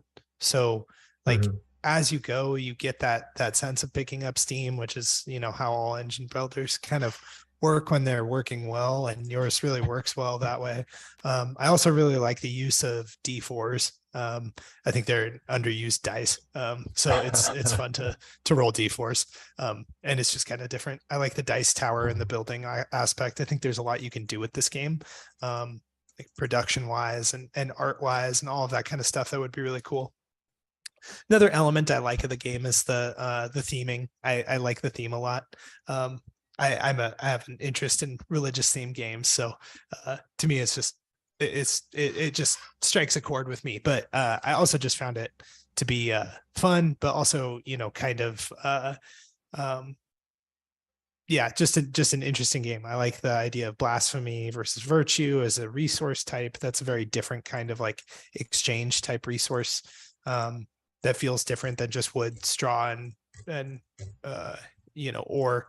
So I like those resource differentials, or those kind of like wrinkles on your normal sort of resources you would see in a civilization type game. So those are all things I really like.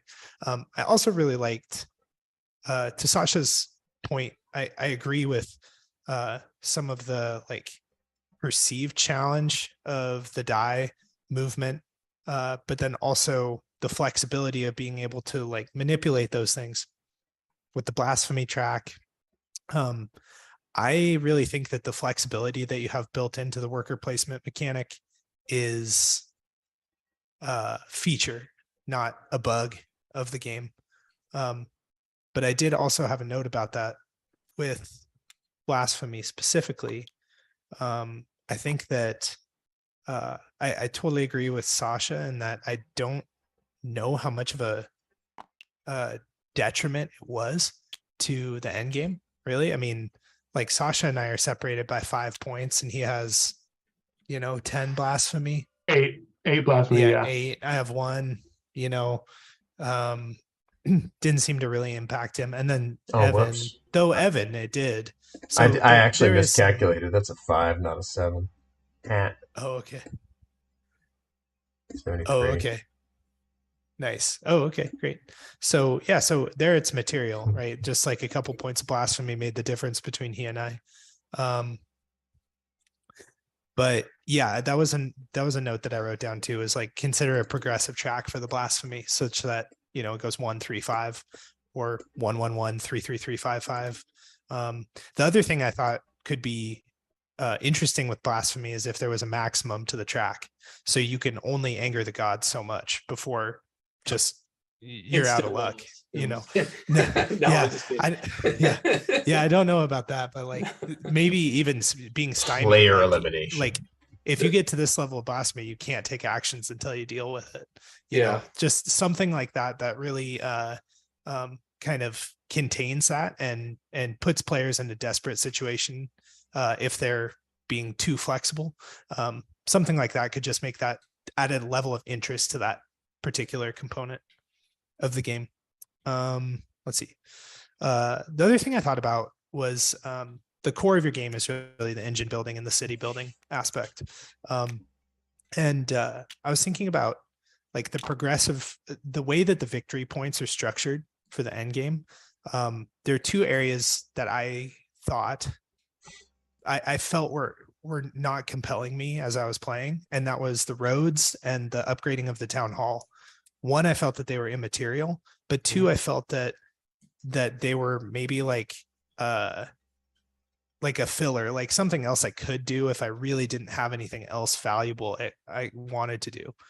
Primarily building structures and, accelerating my engine and acquiring resources, so I saw those, I saw building the tower, accomplishing missions, building the peripheral buildings, acquiring resources, and managing my blasphemy as being like core. And then the roads and town hall as being maybe needless, or at least in my perception.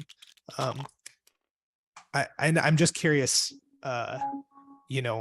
how you feel about those things, if you're really connected to the idea of the roads and the town hall. But to me, I think it's something that could streamline the teach and also maybe streamline the gameplay and create more tension, just by reducing some of those options that you have. I would say, so for town hall, I'm kind of surprised.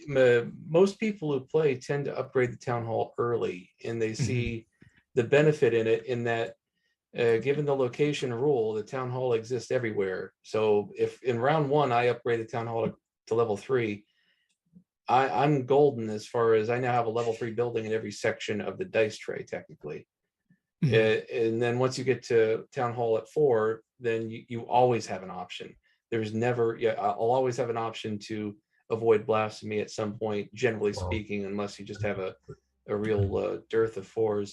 So I'm kind of surprised about the town hall comments. Maybe another thing for me is because I was playing with a virtue oriented engine. I always had extra virtue points. So I really avoided using blasphemy because of my resource dearth, right? So maybe I'm, just a little bit slighted on it.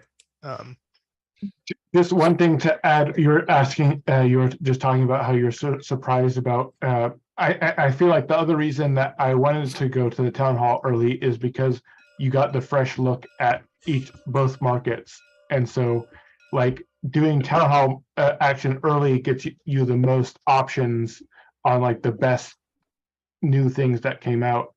And so that's another reason that I wanted to go to town hall at the beginning of a round rather than wait till the end of a round, because I saw the specific card that I wanted that I didn't want someone else to get. Yeah. Sorry for the interruption. No, that's totally fine. But just something I was curious about.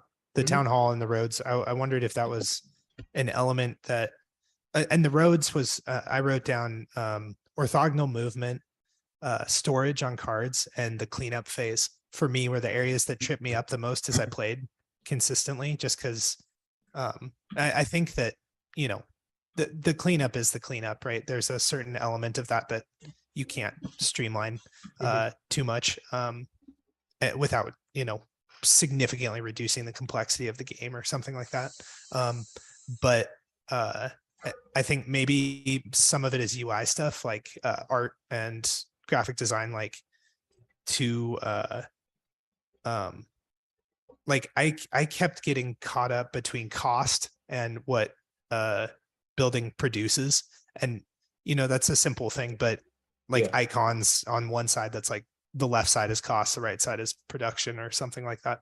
I thought that could be that. And then the storage, to Sasha's point, like if resources need to be stored on cards, then there's less to do in the cleanup stage, right? Because you're like, oh, well, I already have my resources. And then here's my pool of resources that I need to either burn or, you know, they're going to be, you know, lost at the end of the turn. The orthogonal movement thing messed me up. I don't know if that's just like a, you know, the road. I mean, maybe that's just a design thing where it's like, you know, an arrow or something. But yeah, just something that I kept getting stuck on and not sure what the answer is to that. But for whatever reason, it was like, wait, what, how do I actually utilize this tactic? And what, you know, what does it look like to do so? And then my final question was on the tower. Okay, so the final score here, super close between Evan and Sasha and I. And granted, you play this game a ton, so you know, like you kind of know how to get ahead of us, and not expecting that we'd be ahead. But I am curious about how quickly you build the tower weighs into victory in the game. Like, do players that finish the tower tend to win? And if you're late on your tower building, like say, you know, you get the fourth card for stage 1 and stage 2, do you lose? Is there an adequate catch up in victory points that allows you to kind of make up that difference if you are kind of slow to build? Well, I for stage 1, I reduced the differential between the first person and the second person. It just goes 1 victory point down as you go further. Oh, okay. And it versus 2, 3, and 4, the jump goes 2 victory points from first to second, and then it goes 1-1 for the next 2. Oh, okay. Okay. So I mean, it's not a terrible. I mean, the difference between the first person to do it and the last person is going to be a grand total of what, 4? Okay. Let's see, stage 3. Yeah, it's 4 victory points from first to last. And it's 3 victory points for stage 1 is the difference. Yeah. But that being said, that's also why I give the advantage to the 4th player at the start during setup, where you actually get to draft one of the first 5 buildings. So that's kind of there might be a small advantage to being first player throughout the course of the game, in that ostensibly you would be able to construct, especially stage 1 of the tower is the easiest one to construct. So first players, it definitely had an advantage to construct stage 1 first. And then the offset to that is the 4th player starts with the final, the draft of the building to ideally construct a better engine to help them get ahead or leap ahead. So that's currently what I have in the design for offsetting any of the advantage of being the player who's constructing their tower first. But that also being said, no, I've seen games where people construct a tower and finish it, and another person will win on victory points. Generally, it's people who focus on their peripheral buildings, upgrading those, and the mission stuff, especially holding on to your storage card. And the last one, he got 32 points off mission cards, which is that's really good. Yeah. Yeah, and it's cool that you have the opportunity to do that, right? It's good that you have, multiple layers to earn victory points and to make up that difference. One other element that I felt the mission cards were really helpful in directing my objective. Like I was like, okay, I'm just gonna like focus on virtue. When I saw my mission at the beginning, like, oh, build temples, I was like, I'll build temples, and then I kind of saw how the virtue sort of build sort of worked, and was like, okay, this will work. I think one thing that would be potentially cool to add to the game, or that could help along those same lines, is like encouraging engine building with set collection type principles, like things like, oh, these two buildings like double each other's victory points, or these buildings when built in the same area, increase victory points, something like that, to mitigate the race element of the game. But just something that I was kind of like thinking, oh, this might be interesting in the game. I wonder if he's tried that or not, or it's actually in the game with one building set. Okay. The market and the bazaar play off of each other. So if you construct a market and a bazaar in the same section of the town, either one of them individually only produce one wild resource. If you construct them both in the same section, they will double and they'll each produce 2. So one very good engine that I've seen constructed with those is you'll do a market, a bazaar, and a tavern, and then you can place your palace behind either the market or the bazaar. So then when you activate your tavern off the first turn, you're getting 6 wild resource of your choice. So that's cool. That's a cool engine that I've seen done. I've actually, somebody kicked my rear end with that engine one time, where I thought it was going to be runaway, and I ended up losing because they constructed that engine. And I was like, oh, that's interesting. I haven't seen that one done before. So nice. Yeah. Nice. So cool. There is that, but that's the only element that I can think of right now. I guess the shrines sort of play off the other cards in that quadrant, in that they're a static building that simply increase the other cards' output by 1. Yeah. But I don't know. What's your thought on the shrine? Since that was your goal, it doesn't seem like you really like the building that much. The shrine? Yeah, I mean, it's okay. I just misread it. I just read it as a doubling effect, like a palace. When I first saw it, I don't know why. I guess I had the palace and was thinking about that, and then also saw the shrine. So, yeah, it just did less than I expected. Though ultimately it turned out to be helpful for me. I don't know. I mean, I kind of look at my, direction that I went in the game and kind of wonder, like, could I have done anything differently? Like, did I just like mistime some resource collection or something like that? Could that have, made a difference? Or was I just on the wrong track and I just needed to build different buildings? I don't know. It's kind of hard to say off of first play and just kind of seeing how things shook out. But, I don't know if the shrine, like, so you get to produce 1 extra resource in that sector. Yeah. I mean, I don't know. Maybe it could be a little bit more because it's the only restricted building, but yeah, that did seem pretty. You were getting 12 every time you activated this. Yeah. With the palace, if you had this, if you like played that card on the last turn and just did this 3 times, that'd be 36 points. Yeah, true. That's true. Yeah. That's crazy. Yeah, that would have been nuts. I was looking at that, like your souped up place was producing 12. My souped up place was producing 6.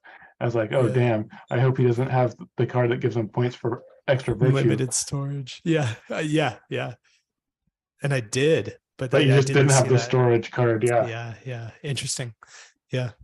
Cool. But overall, Eric, good. Those were the questions I had, and things that popped up as we were playing. So Thanks. Yeah. Okay. So I think I have a buddy, a game design buddy that Sasha, you know, Ryan, that really focuses on feelings. You know, like he Yeah. doesn't really care about balance. He cares more about feelings. I mean, that's not true. He cares about balance too, but Tell me how you feel. but I definitely had all the bad feelings. Right? Like if something was going to go bad, it went bad for me.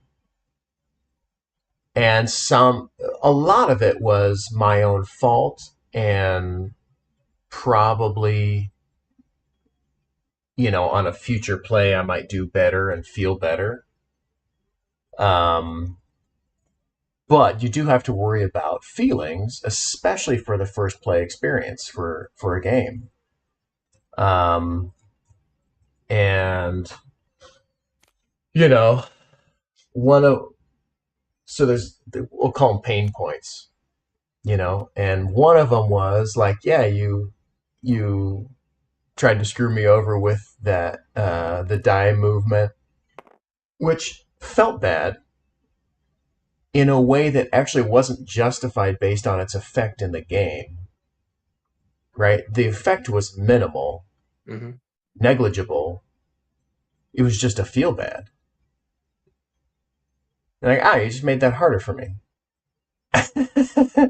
You know, and I had to spend one blasphemy. It's like, whatever, it doesn't matter. And so if that's the end result, do you need it? I would say, you know, if you don't have that at some point, I mean, I did take that elements out of this game that used to be in there. Yeah. But I feel like there's some point where if you start taking out any ability to affect your opponents in any way, then all you're doing is playing 4-player solitaire. I hear that criticism of Euro games a lot, and I don't buy it. No? The fact that we have a common resource pool that we're all drawing from is player interaction. And I won't fist fight anybody, but anybody that says otherwise, I just disagree.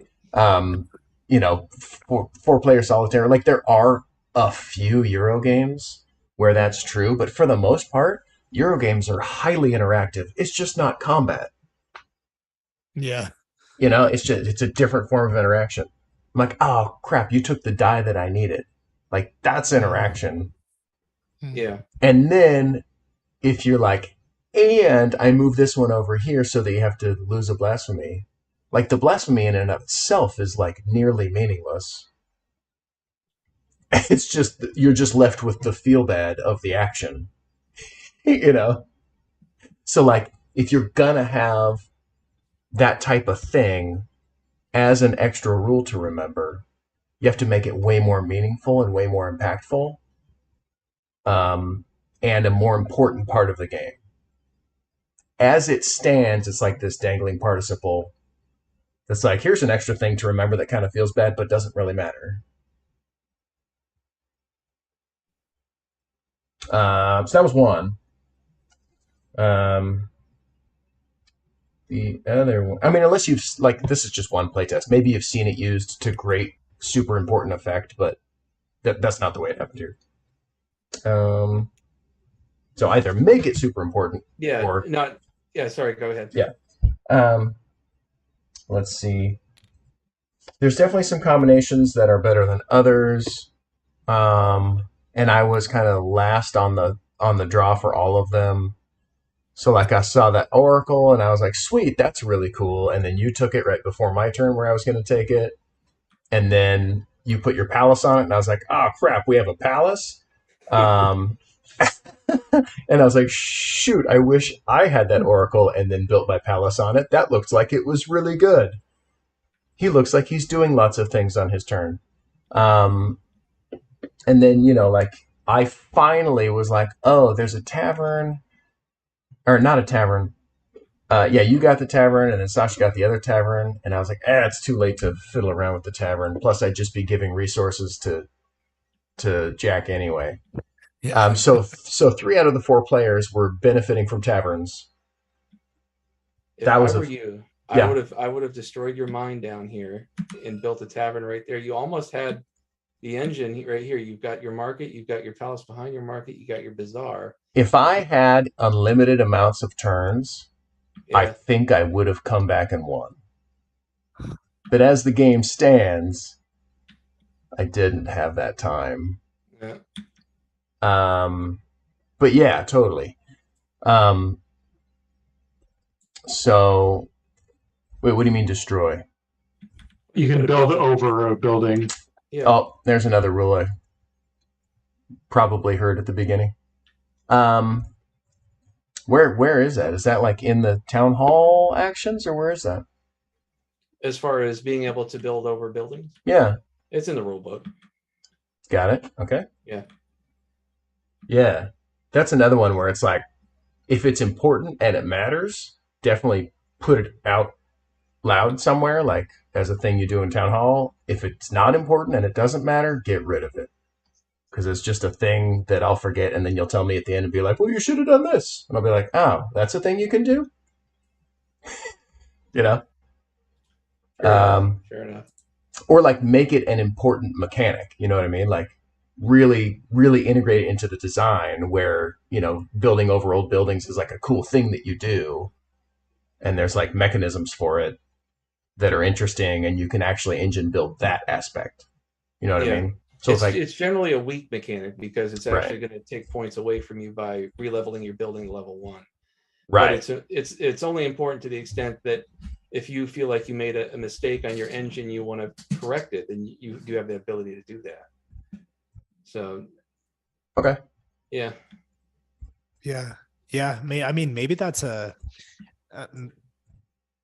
maybe that's a potential like catch up mechanism opportunity, right? Like if somebody's, built a bad engine, maybe there's like a demolition crew or construction or I don't know, something like that. Yeah. Like Yeah.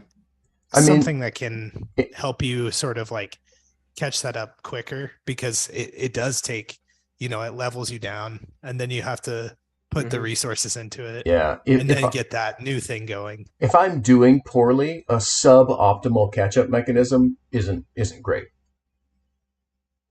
You know what I mean?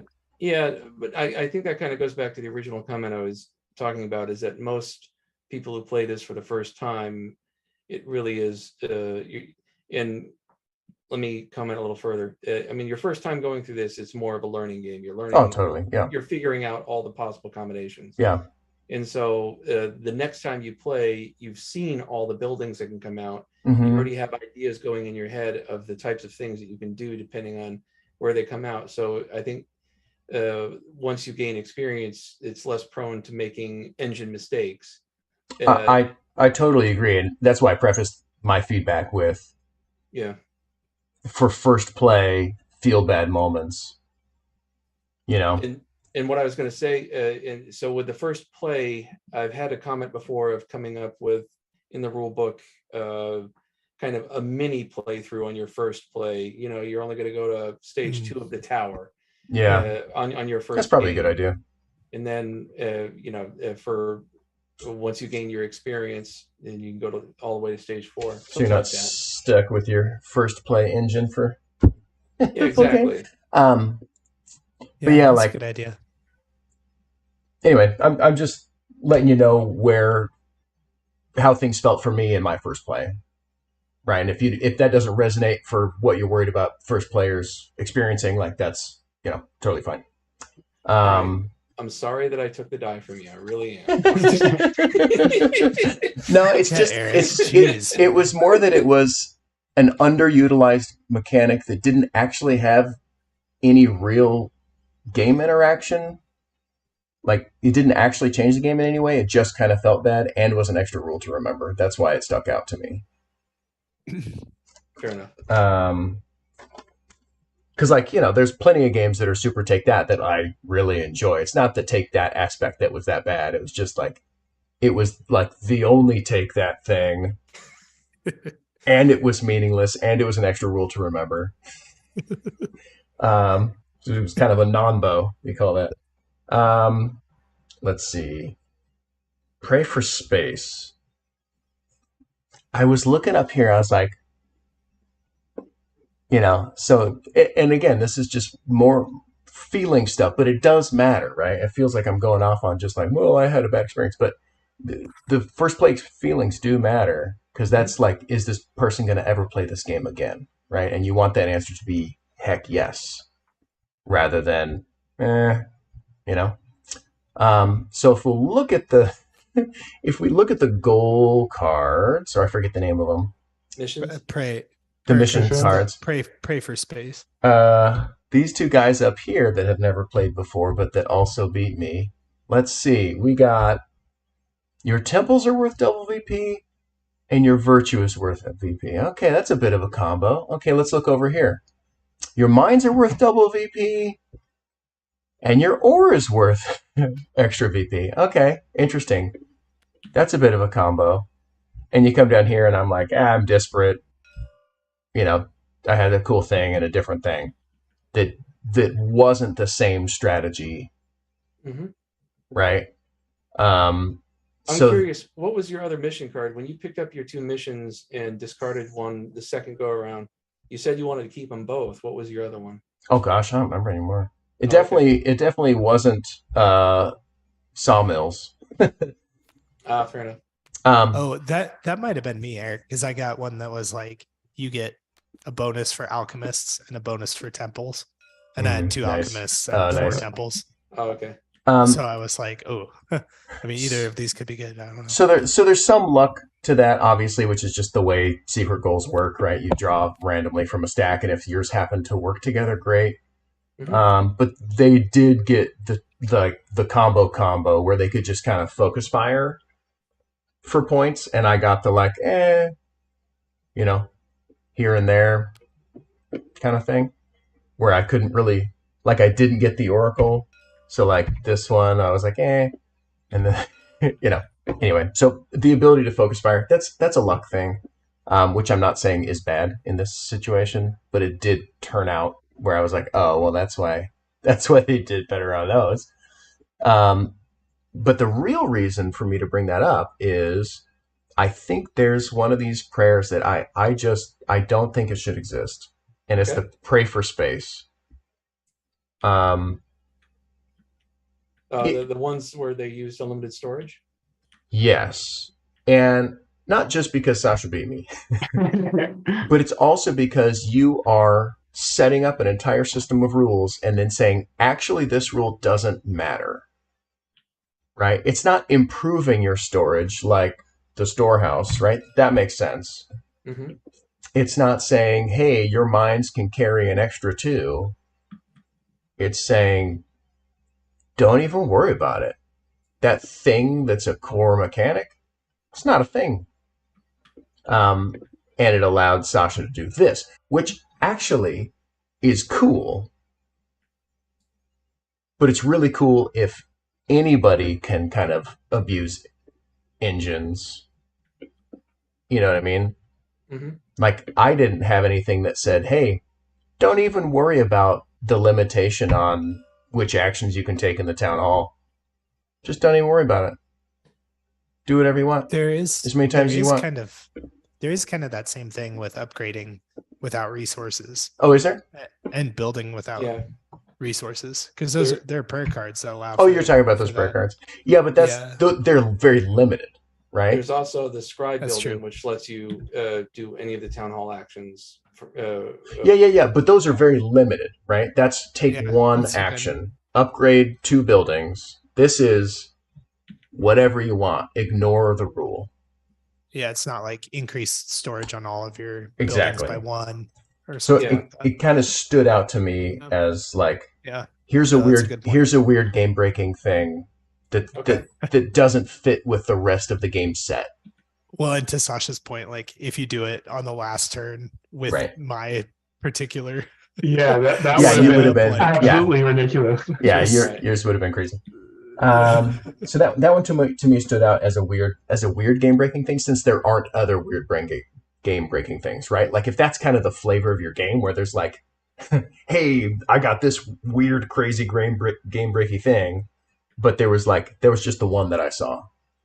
No, yeah, I'll change that, and we can limit the amount of storage you get instead of just unlimited. So That's you can say something, you can store 8, 9, 10 resources on this card, excess. Oh yeah, that's cool. Yeah, right. And that might even accomplish the same thing, but it's not, anyway. It doesn't break it. Exactly. Build towers later. Oh yeah, and then so I was late to everything, and then finally I saw the market and the bazaar, and I was like, okay, sure, I can go for that, but I can't build them yet. And somebody else, here's player interaction, could totally just take the thing from me if they saw me trying to do it. So then I used this, save a building, and I eventually got it cobbled together after flailing for longer than everybody else. And then I finally got my engine together, right? I've got my market, I've got my bazaar, and I've got my palace out on the market. Sweet. I can make 4 resources when I take that building action. And then I go, okay, that feels good. Oh wait. Now I look at Jack. He can make 12. Mm-hmm. Right now, look at Sasha. He can make 6. I'm like, man, I didn't even do that well. So there's. Well, I mean, but you could make 4 wild, and they can make, 12 and 6 of one specific. Yes. Yep. Yeah. So. Yeah, I think, half of the stuff was I was just like late to the party on a lot of things, and it just kind of compounded into a bunch of things. But I think some of those feel bad things are relevant and should be looked at. Yeah, like I don't actually think the market and bazaar is like a bad combo. It just isn't as isn't as good as some other things. Yeah, and if you get your tavern down there, that's really good. The taverns and the monasteries, I think on a second play, I would just know, oh, you just have to do that if you want to keep up. And then, let's see, tower building. How often do you see the person building towers? It seems like there's a big drop off where, again, I was late to the party.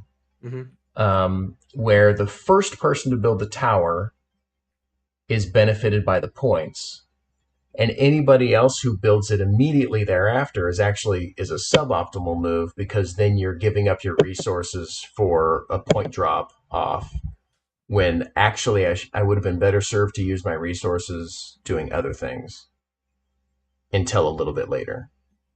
Well, I mean, that's kind of the point of including a little mini power on all of the cards. Yeah. So, I mean, even if you're second to the party on stage 1, you're still getting a free building upgrade early in the game. Yeah. To me, I think there's an opportunity there in those tower cards to really make them more compelling. Like the one-off ability was cool. Especially the second stage. I think that's important. Mm-hmm. Where you get your second mission card halfway through the game. I think that's important, right? I think that's right on the money. But I think there's an opportunity to give you some static abilities with these towers, where it's not like, well, I might as well wait to build that because it doesn't really matter now. But if you get some static ability, like, hey, every turn you're whatever it is, every turn you're adding 1 extra resource to, now you get 3 resources at the start of every round, or whatever it is. Each level could have its own special thing that's really cool. And it just. If I could interrupt for 1 second, yeah. An earlier version of the game did have something along that lines where because I wanted to encourage players to construct a tower in order to end the game. Otherwise, the game just keeps going on and on. Yeah. So an earlier version of the game, there would be, you would select a sort of tower bonus that would give you something that only you could do, right? Mm-hmm. And similar to a mission card, but it's a tower bonus. Mm-hmm. The problem that was being caused by that when constructing the tower gives you an added ability was there's a positive feedback loop. So Yes. whoever was going in front was going faster and their engine was getting stronger because not only were they constructing the tower first, but they were also getting abilities in conjunction with it, which is why I changed that version from a static ability to just a small mini bonus, just enough to make you want to build. I see what you're saying, but your entire game has a positive feedback loop, right? Well, like, I mean, every engine builder is a positive exactly. feedback. Yeah. Like I couldn't catch up because I stumbled out of the blocks, right? Yeah. And I couldn't catch up. So I don't know if that's a reason in and of itself to not have it. One thing you could consider is inverse rewards. So you get less victory points, but you get better abilities. So like if you are the first to build stage 1, you get 12, you get 10 points. And you get to increase a building one stage.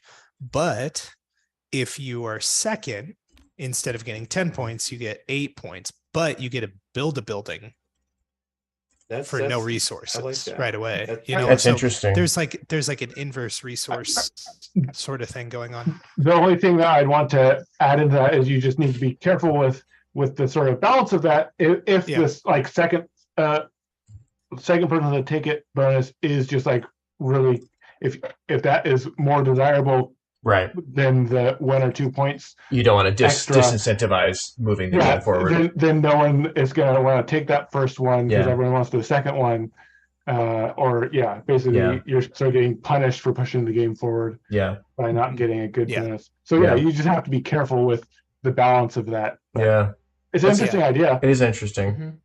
Mm-hmm. But yeah, so if you're, I think it is good to incentivize doing it, but then it becomes less interesting to do after that because I actually should have used my resources instead of being like, "Yay, I built mine too." I should have used those resources to do something else. Anyway, but I actually like Jack's idea. Okay, let me go through all this other stuff. Build tower later is what I would try next time. I like your idea. It happens every once in a while. I mean, hey. The teach, I felt like I just needed.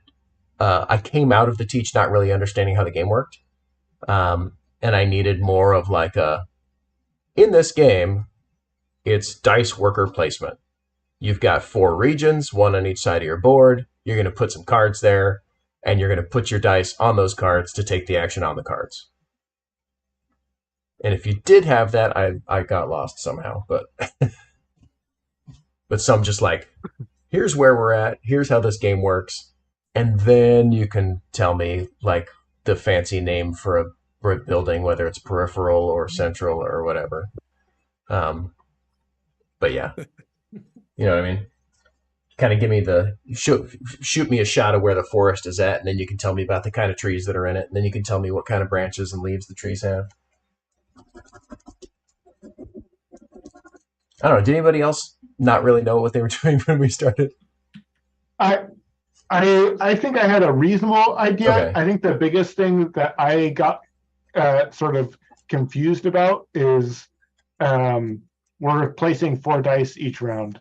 Oh yeah, that's something that the way that it was set up, I didn't process that. Oh, we just each have 4 actions. Yeah. I know technically that might not be the case, but I think that is almost always just going to be the case. Yeah.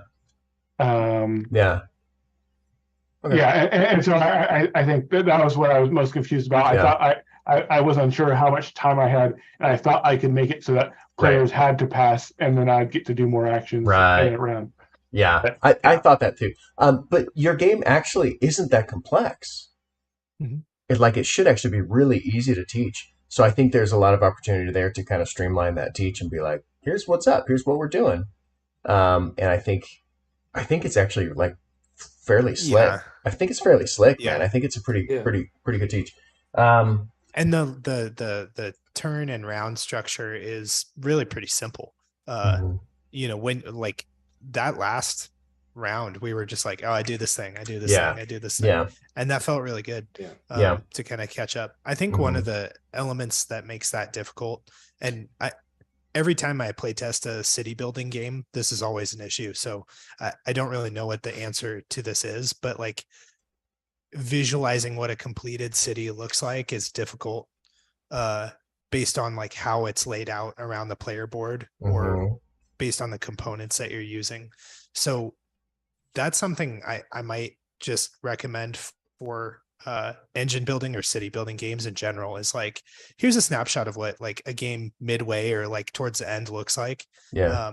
So this is what you're trying to kind of build to, because like I didn't initially conceptualize like, oh, we're building around town hall, which is in the center, and like this is our engine on the periphery. I think some sort of examples like that could maybe be useful or helpful. Cool. I liked that one was good. It's probably not your vision and too late in the process anyway, but just production wise, cubes are, wooden cubes with 1, 2, 3, 4, 5, 6 on them are going to be way cheaper than D4s. But that's, you're probably way past the point of fiddling with that change. Yeah, the problem with that, I actually did try an original version with D6s, and it just slows the game to a crawl. Because now leveling everything up takes even longer. Yeah. I mean, it doesn't. Like even, I said, I have. Yeah, go ahead. It doesn't even have to have 1, 2, 3, 4, 5, 6, right? It can have other things on them, but yeah. Yeah. I think you're already far enough down the D4 road, but it is a production cost consideration. Storage on the cards sounded like it was an issue for some other folks. It wasn't an issue for me. I didn't mind it at all. Trading phase sounds like it could be fun, but yeah, I'm glad you took it out. Yeah. Oh man. Why is... Oh, I see. Yes, got it. 3 max reserved buildings, just like Sasha said. Like, unless you really see that being abused, it seems like a pretty niche case for an extra rule to remember.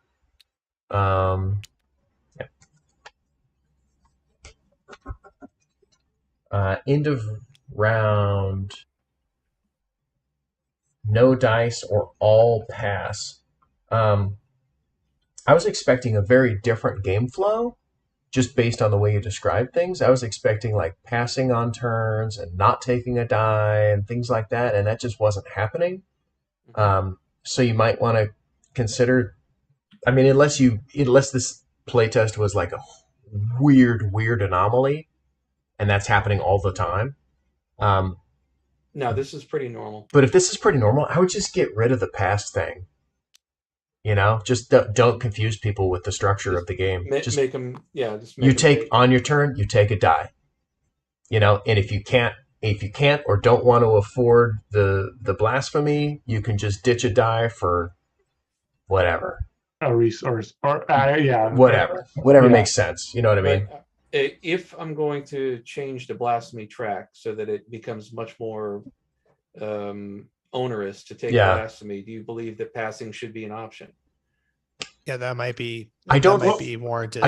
But you just still take a die. You just take a die. Exactly. You just don't So you're still interacting. It's not like someone gets extra turns. Yeah, because if I have to pass a turn, right? If I'm already doing horribly, and then I have to miss a turn, and then somebody else gets an extra turn, I'm going to stand up halfway through the game and walk out. You know what I mean?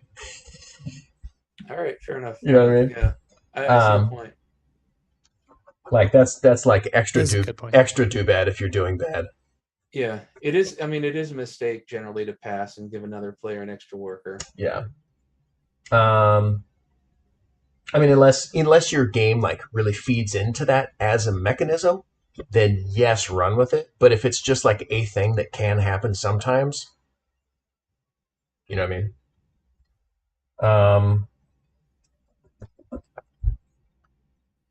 Hand max for the prayers, the hand max.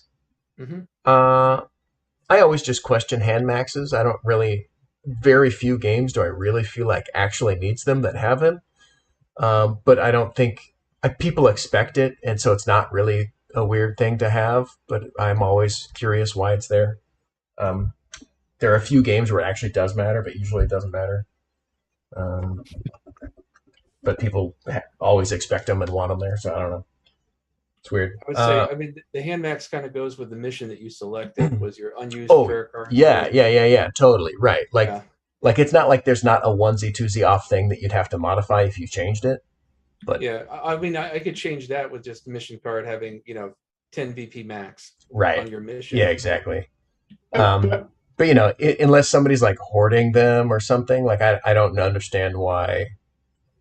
If I can just interject for just a minute, like having a hand size because of this card, like why though? Like you're having to waste so many. If you're spending an action to get 2 victory points, that's not that crazy, and you can only there's not like easy ways to get multiple pair cards in a round. Like you can get 2. I mean, that's one of those things where I would cap it unless everybody has access to broken strategies. You know what I mean? Like if I can just sit there and pump those cards in my hand and get 32 points for the mission card, awesome. If everybody else can do something cool and broken like that too. But if it's a one-off weird thing, then that's a good point.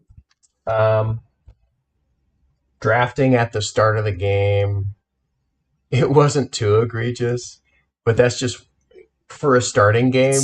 Evan's pet peeve. Just give us cards that say these are your starting game cards. You start with this. You start with this. You start with this. You start with this. Because I don't know what to pick. I don't know why I'd pick anything. No, nor does anybody else. You know. Yeah, I feel like that could go into the idea of creating a baby. The demo game, yeah, totally, exactly. Advanced mode, or yeah, and then once you know what you're doing, definitely the draft is cool and matters and is interesting. Yeah. I like the could draft. I don't know. Yes, totally. Yeah, it could be a specific, like if you have like a quick play or something like that, or tutorial or something. Yeah, you just say like the fourth player starts with this card, the third player gets this card. Yeah. Okay. Just hand them out, be done with it. And then they all start at level 2, and then there's not a weird discrepancy between this one time when you take a card from the building pile, it starts at 2, but normally it starts at 1, right? Then it's just give every player these cards, they all start at 2. Done. TTS, throw some snap points in there for us, for the cubes. It's just nice. It's not a huge deal, but it's just a little easier to use stuff when there's some snap points on there. And then bags, like Sasha said, for the resources. Again, it's not a huge deal, but it's a little bit nicer to use, easier to use for TTS. Reserve a building. I'm circling back to this because I'm not even convinced it's a mechanism that really is worth the space of having it written on the town hall spot as an option to fill your brain with. But if you see it being super important all the time, then obviously, yeah. To me, it was an extra thing. Resources all equal, mix and match. This is another one that's kind of a pet peeve of mine where, and you're only half doing this. There's other games that are much more do this a lot more. But you've got 4 resources that are equal valuable, right? They're relatively speaking equivalent as far as access and rarity, and what they are used for. As far as like you're building cards, it's just a different mixy matchy of order filling. That being said, you actually do have some differences between the resources, where the virtue is the counterpoint to the blasphemy. And then in here, you've got your food is how you upgrade your town hall, which it turns out I shouldn't have done that twice because there were cards over here that did it for cheaper, but I didn't know that. And then you use the virtue for blasphemy here. You use the ore for constructing roads. And so what is that? Food, ore, and you use the wood for upgrading your cards. Mhm. So you actually do have some uses for them that are unique to the specific resource. So even though you've got 4 resources that are equal valuable and equal available, you actually do have unique uses for them. So it didn't veer into the like, why do you have this question? Because you actually do use them differently, which is good. I think there's always space to lean into that more, so that the difference between the resources matters more. But it's in a fine it's in a fine place. It's not like I'm wondering why you have the 4 resources. You know what I mean? Yeah. Where I would say that, yeah, virtue and wood are slightly more valuable than ore and food. Yep. But what I did to actually balance that out, it's not as obvious if you look at it. But if you look at the resource values that you use to construct the buildings, I enhanced that so that you do need food and ore more on the building construction side. I saw that. Yeah. I saw that. So anyway, I don't think there's an issue there. It's just something where, like, if you wanted, if you wanted to lean into it a little bit more, I think there is space to make them a little bit more divergent, a little bit more differentially useful. But it's in a fine place. Buildings. Oh yeah, peripheral. Yeah, just don't call town hall a building. Just don't have an overarching category that has peripheral and town hall. Just you've got building cards and you've got a town hall. Don't conflate the word building with town hall ever. Okay. And then it's not confusing. All right. Town hall's not a building. It's a place in the middle of your board. The cards are your buildings. Let's see. You do have a few areas of kind of slow down, like where everything goes to molasses. Generally speaking, time between turns isn't bad in this game, which is good.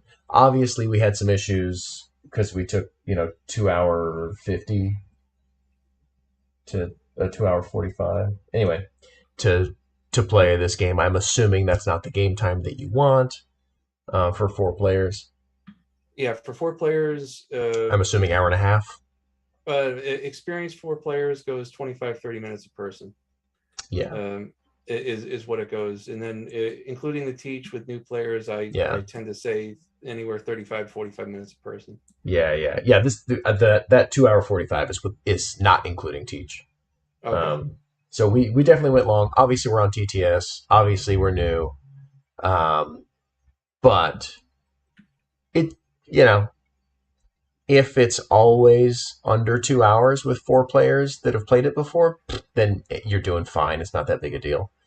But if it's not, I think just the way it plays there are some areas to trim. We've already talked about a few of them. A couple of really easy low-hanging fruit ones are that you get to take 2 action on your town hall. I'll come back to that.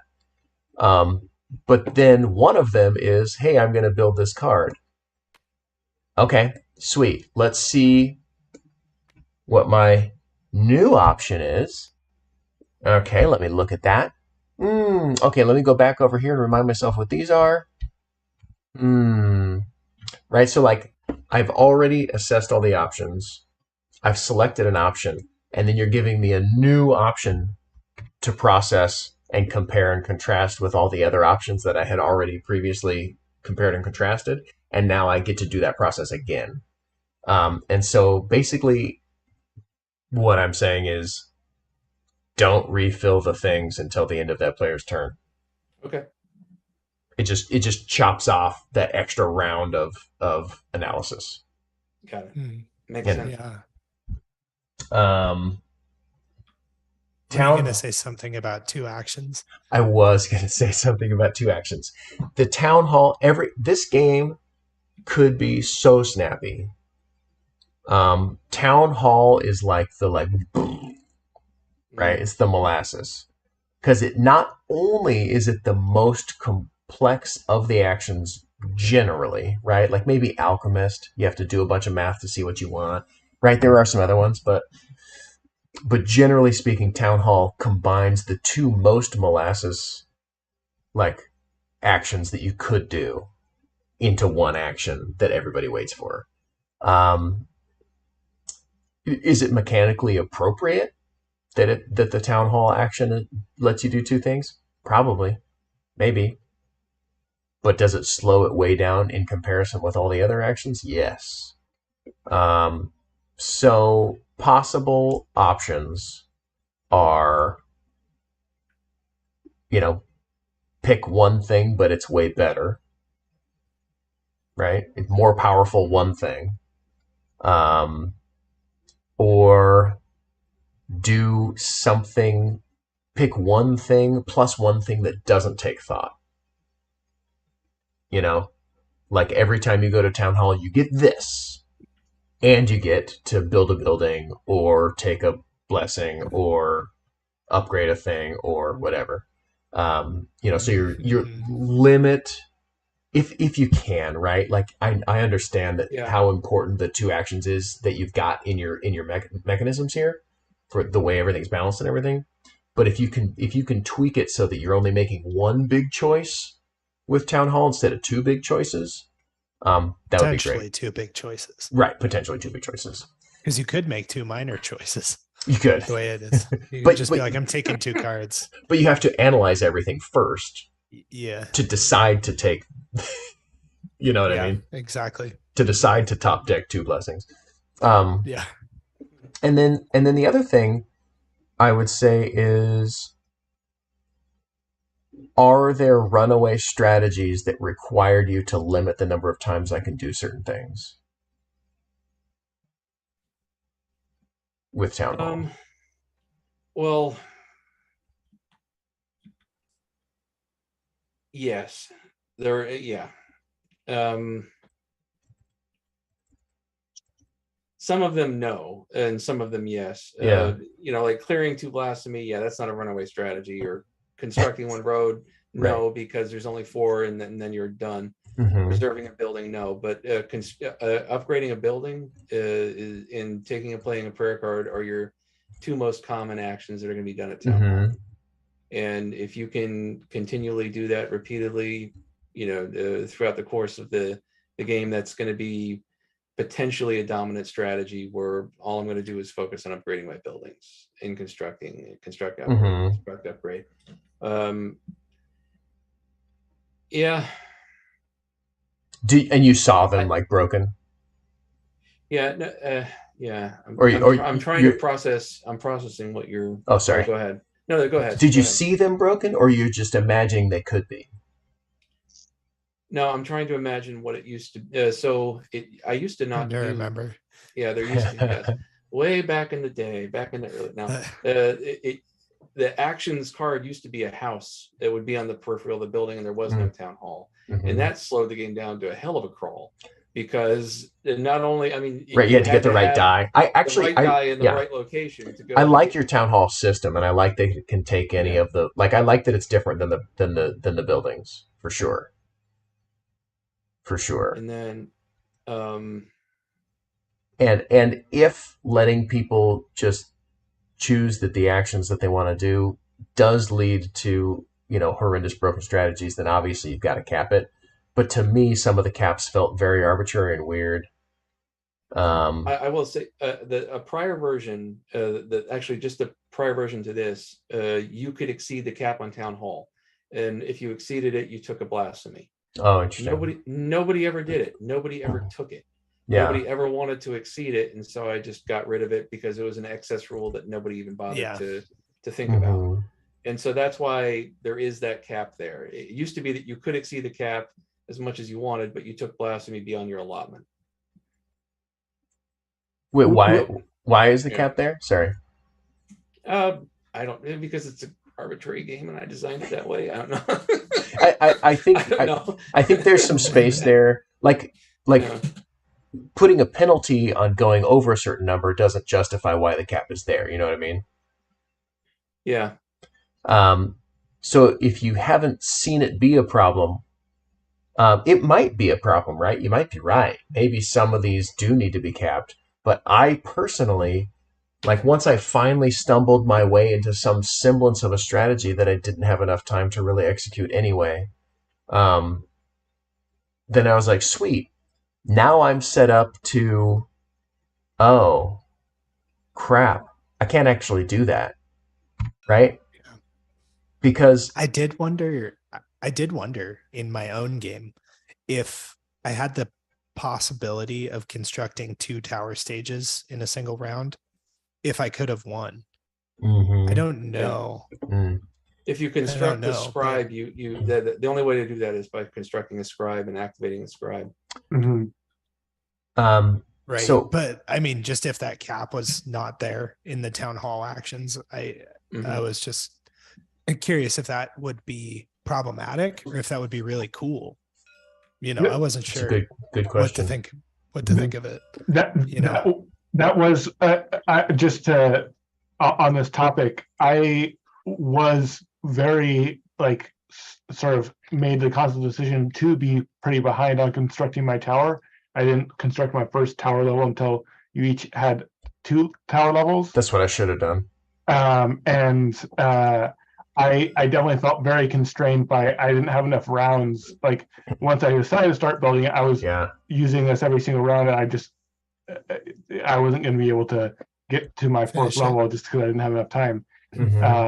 Like if I was able to do multiple construct a tower stage in one round, that would have been very useful for me, and I would have probably gone for that. Which would be an interesting interplay if it gave you some ability that you were missing out on that whole time. Yeah. So the thing that I ran into was this second one. It's got so many things. Like I think I'll break it out on the UI so that it's 2 separate. Because what I wanted to basically my engine that I started, I set this up way too late, but my engine was I can make a ton of wood and upgrade all my buildings. And that's like, ooh, not if I want to build a building. Not if I want to upgrade my town hall. Not, it's so limited there that if I want to make 2 upgrades in my entire round out of whatever 4 or 5 rounds or whatever it was. Yeah, but you also had the bricklayer, so you could have used a bricklayer to build your building while using town hall to do your 2 upgrades. Sure, there's always a couple of little mitigating things, but what I'm saying is I had this engine that I couldn't use. You know what I mean? Yeah. And so I'm just questioning the necessity of all of the caps that you've got there. So it's like, I finally got this engine going, and I'm like, oh, actually, I can't really do it anyway. Yeah. I think one of the prayer cards as well also lets you pick one building and upgrade as many times as you want. Oh, sure. You still have to spend 1 wood, but sure. But if you look at, if you're relying on my luck to draw that card to make my engine work, you know what I mean? Because I won't draw that card. Because that's like you want to allow the different strategies to exist. Right. Rather than just have certain ones that are great and other ones where you're like, there's a hard cap. And if it needs to be there, then yes.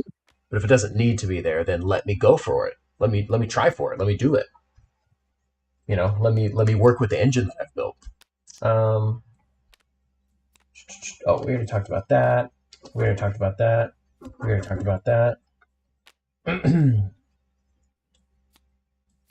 Buildings. We talked about that. town hall, restrictions, tracking. Oh, plus if you're able to get rid of restrictions, guess how much sweet setup stuff you get to not fiddle with between rounds. You don't have to track the cubes. You don't have to return the cubes. True. I mean, it's not that big a deal, but but it makes a difference. Yeah. Yeah, it makes a difference. It's just 4 cubes, but gain versus produce. I wouldn't rely on the verbiage to delineate those because people will definitely run into questions and definitely won't look at the rule book and definitely will get it wrong. And then they'll have played an entire game or 5 wrong. And then when they finally, somebody else tells them they've been doing it wrong, they won't be mad at themselves for not looking it up. They'll be angry at the game because their favorite strategy doesn't actually work. So just change the way gaining versus producing is presented visually so that there is no confusion. Icon that shows that this can store things. Yeah. I think would be nice, just so you can quickly see, oh, these 4 buildings I have can store things. What can they store? Oh, the icon that's on them. Yeah. That was actually a minor note that I had too, Chris, was the alchemist, monastery, oracle, sawmill. I don't know, not the sawmill. That's a bad example, but what was it? Yeah, alchemist and monastery. They're both cards where I felt like, oh, can I store stuff here or not? I don't know if it's like boxes. I mean, obviously you have this, right? The leveling, where that tells you how many you can store. But yeah, trying to figure out some way to differentiate cards that can and cannot store stuff. You could put a little thing at the bottom, with the little iron ore symbol in there. You could put up to 4 iron ores depending on your level, or whatever. Yeah. At the little bar across the bottom, whatever. Just some way that very. For example, the sawmill requires wood. So what if I run out of wood and I don't have a sawmill? Guess I'm never making a sawmill. But we start with one of each thing, so it's not really an issue. We're always going to have it unless you can build over a thing. Then you can actually really screw yourself over. You get 2 free resources at the beginning of your turn, though. And you get 2 free resources at the beginning of the turn. So it ended up not being an issue. And there was also prayer cards that give out resources as well. Right. I'm not relying on, luck of draw to fix things, but it actually wasn't an issue anyway. Setup start at 1 unless setup. Oh wait, I already talked about that. Start with 0 resources. I feel like you can kickstart us a little more. Get the game rolling just a touch. You did give us a building, which was cool. But you could give us, you could kickstart us a little bit. Kind of get us. One comment I would have about that. Yeah. You are getting the 2 free resources at the very beginning of the round. If I gave you 2 more, then the first player can always, the very first move I would always make as first player is build stage 1 of the wonder. Is that an issue? I don't know. I don't like games where there's an obvious choice and it doesn't feel like there's anything meaningful to it. Well, that's what I mean. Is it the obvious choice? It is. It is. I don't understand why you wouldn't take that. If you had all 4 resources on the first turn and you're first player, I'm building the wonder every single game. Well, you're not building an engine. I mean, the tower, not the wonder. Yeah. Yeah, I'd rather get my engine building going, I think. But constructing the tower does contribute to engine building and giving you a peripheral building level increase. Sorry. I'll stop using peripheral. There you go. Central I building. like my technical terms. I know, right? To me, there's no. To me, it's not an obvious choice, right? Okay. And maybe if I played the game, 80 gajillion times, then I would be wrong, and I'd be like, oh yeah, well obviously just do that every time. But even if you had to work it so that that wasn't possible, you can do that too. You know, you can be like, sweet, you start with this card and 5 wood. Here, you start with this card and 4 iron. You know, whatever. I don't know. You could even work around it, even if that was an issue. But it'd be nice to kind of give us a little more nudge at the beginning. Or, you could do it with blasphemy, where it's like you start with 2 virtue and 1 other resource of your choice, or something like that. Mm-hmm. Because virtue is, it has that special value. Yeah. It would have been nice to start with some virtue. But yeah. Anyway, I think you can. Anyway, yeah. I'm looking for little ways to like kind of get to the game a little faster, and then get through the game a little faster. Virtue to blasphemy up to 2 times. I think I understood why you made it that way, and what I think I understood you saying was it used to be unlimited. You could do 1 for 1 as many times as you wanted. Yeah. But you can still do this, where you pay 1 for 1 up to twice, so that you don't have to pay 2 to just go down 1. Okay. Yeah. I see You know what I mean? Yeah. Unless like you like that as a thing, but yeah, like, oh, I see what Evan's saying. You could like on action 4 there, it could say clear up to 2 blasphemy, yeah, 1 or 2 virtue. Yeah, exactly. Yeah, 1 virtue per blasphemy. Yeah. Whatever. Yeah. Yeah. Like unless that creates an interesting thing, but I doubt it does. To do it the other way. Well, what I'm thinking of changing that too is it's going to be paying 2 virtue to lower your blasphemy 1 level, because I'm going to change the blasphemy to level 8. Yeah, right. Yeah. I love that staged, blasphemy ramp idea, and then that makes more sense with it. Yeah. Tavern creates exceptions. That's okay. It's okay to have 1 weird card that things don't work with normally, as long as it's spelled out on the card, which it is, and it is spelled out on the palace, so I don't see that being a huge issue. I was going to say, like, why is the tavern here? Cut it. Plus, it was just feel bad for me because I didn't get anything from it, like the rest of the players, but it's spelled out. The exceptions aren't that big a deal, and it's all on the cards, so it's really not a problem. It is a thing where whoever gets it first is just doing better. So, is it balanced? I don't know. Didn't feel like it when I was the one that wasn't benefiting from it. But yeah, I had the tavern from the very beginning. I noticed. It took me a while to actually get a card that I wanted to go with it. So yeah, I noticed when you took that from me too. I was behind for the first 2 to 3 rounds. Yeah. So. Yeah. To me, it does seem like when I first read it, I didn't understand, and I thought it did something slightly different that was actually not that great. And then once you used it, I was like, oh, that's just like, you got that. Now you're going to win. Especially after you took the Oracle from me. And I was like, oh, okay.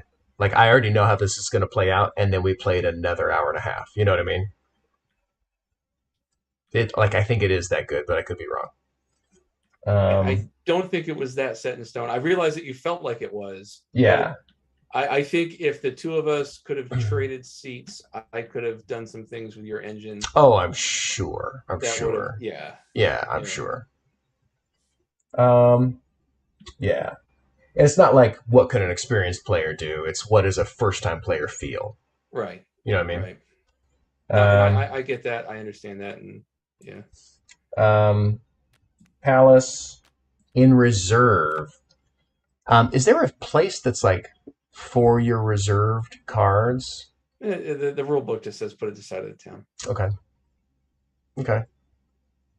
Because it would, if the palace isn't in your reserved cards, assuming you keep reserved cards, if the palace isn't in your reserved cards, you should just put it in your reserved cards, because then it's like, then you're not making a weird exception place. And it's like, oh, well, that's a reserve card. That's how that works. I'm starting with 1. Now I can add to it. I don't know if it's already that way, but it felt like it was separated from it. Yeah. Originally, it was actually one of the buildings in the draw, but it was so overpowered that everybody needed to just have one. Yeah. Mhm. Right. That makes sense. Yeah. It also it creates this ability for every single player to use the palace in a very interesting way to Yeah. build their engine. Well, I originally was gonna suggest, like when I first read the palace, I was like, oh, why isn't this just a fancy card in the deck? And then I realized exactly why not and why you did it the way you did it, and I totally agree with you. Yeah.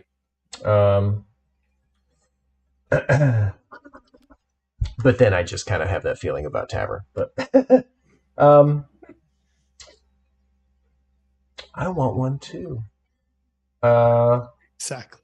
It's just Well, I mean, that's another possibility. So if you just eliminated reserve a building, you start with palace and tavern in your reserve. Decide when and where you want to. Mhm. Decide how you want to play those two. Everybody gets one, but then that also kind of takes I don't know, the monastery could stay in there. Right, because then you're waiting to see if people are actually playing them and when they play them and when you want to do. Yeah. Anyway, if you've watched any of our playtest thises, you know that I always focus on bad. What? Yeah. What is this? What is this? I always focus on the negative stuff, but really, you know, I did let slip a couple of little drafting. I am looking around a little bit and seeing who's got cards where, and then taking dice from that one if I can, because I built my road early. Like to me, it's you've got a super slick system that you added a couple extra little twigs onto the outside of. That you could you could rip those suckers off, but you've got a sweet system, man. I really like it. The dice tower, of course, is a gimmick, and you don't need it, but it's hilarious, and you should keep it because it sells games. The big mat, is it this relatively large compared to the rest of the game? Well, I mean, this is just a prototype. Yeah. Whatever it would be in production that's up to, Okay, yeah. whomever wishes. Yeah, I definitely think this is a bit oversized as far as like what that needs to be and how much table space it takes up. Yeah. But the tower in and of its, yeah, exactly. The one that I have is 18 inches by 18 inches. Yeah, this could be a square, just much smaller, whatever. But the tower's cool, and the fact that you roll them down and it comes out the sides is really cool. I just don't think it needs to take up quite so much table space. Let me see the cards and stuff, But yeah, I love biros. Initially, I was really worried about power levels of different cards and blessings and stuff. But with a couple of notable exceptions, mostly I think things are fairly well balanced. There are some blessings that are kind of duds, or like very rarely useful. Mm-hmm. Like kind of edge case things, but some of that's fine. There were definitely a lot where I was like, man, I don't want that, man, I don't want that, man, I don't want that. But so there might be a little bit of space to kind of take off some of the words on the blessings and make them a little more like uniformly useful rather than edge case useful. But overall, everything did seem fairly well balanced as far as card powers and stuff, except for the tavern. And I think you've got a slick game. I really do. Yeah, that's what I've got to say. Thank you very much. I have like one or two follow-up things. Whenever I go first, other people bring up things. Yeah. Like, oh yeah, circle back. Or like there's echo. So just one of the things I want to echo is that doing the town hall actions, not having it be take two actions, but have it just be take one action and then the take or play a prayer card is just something that always happens. Yeah.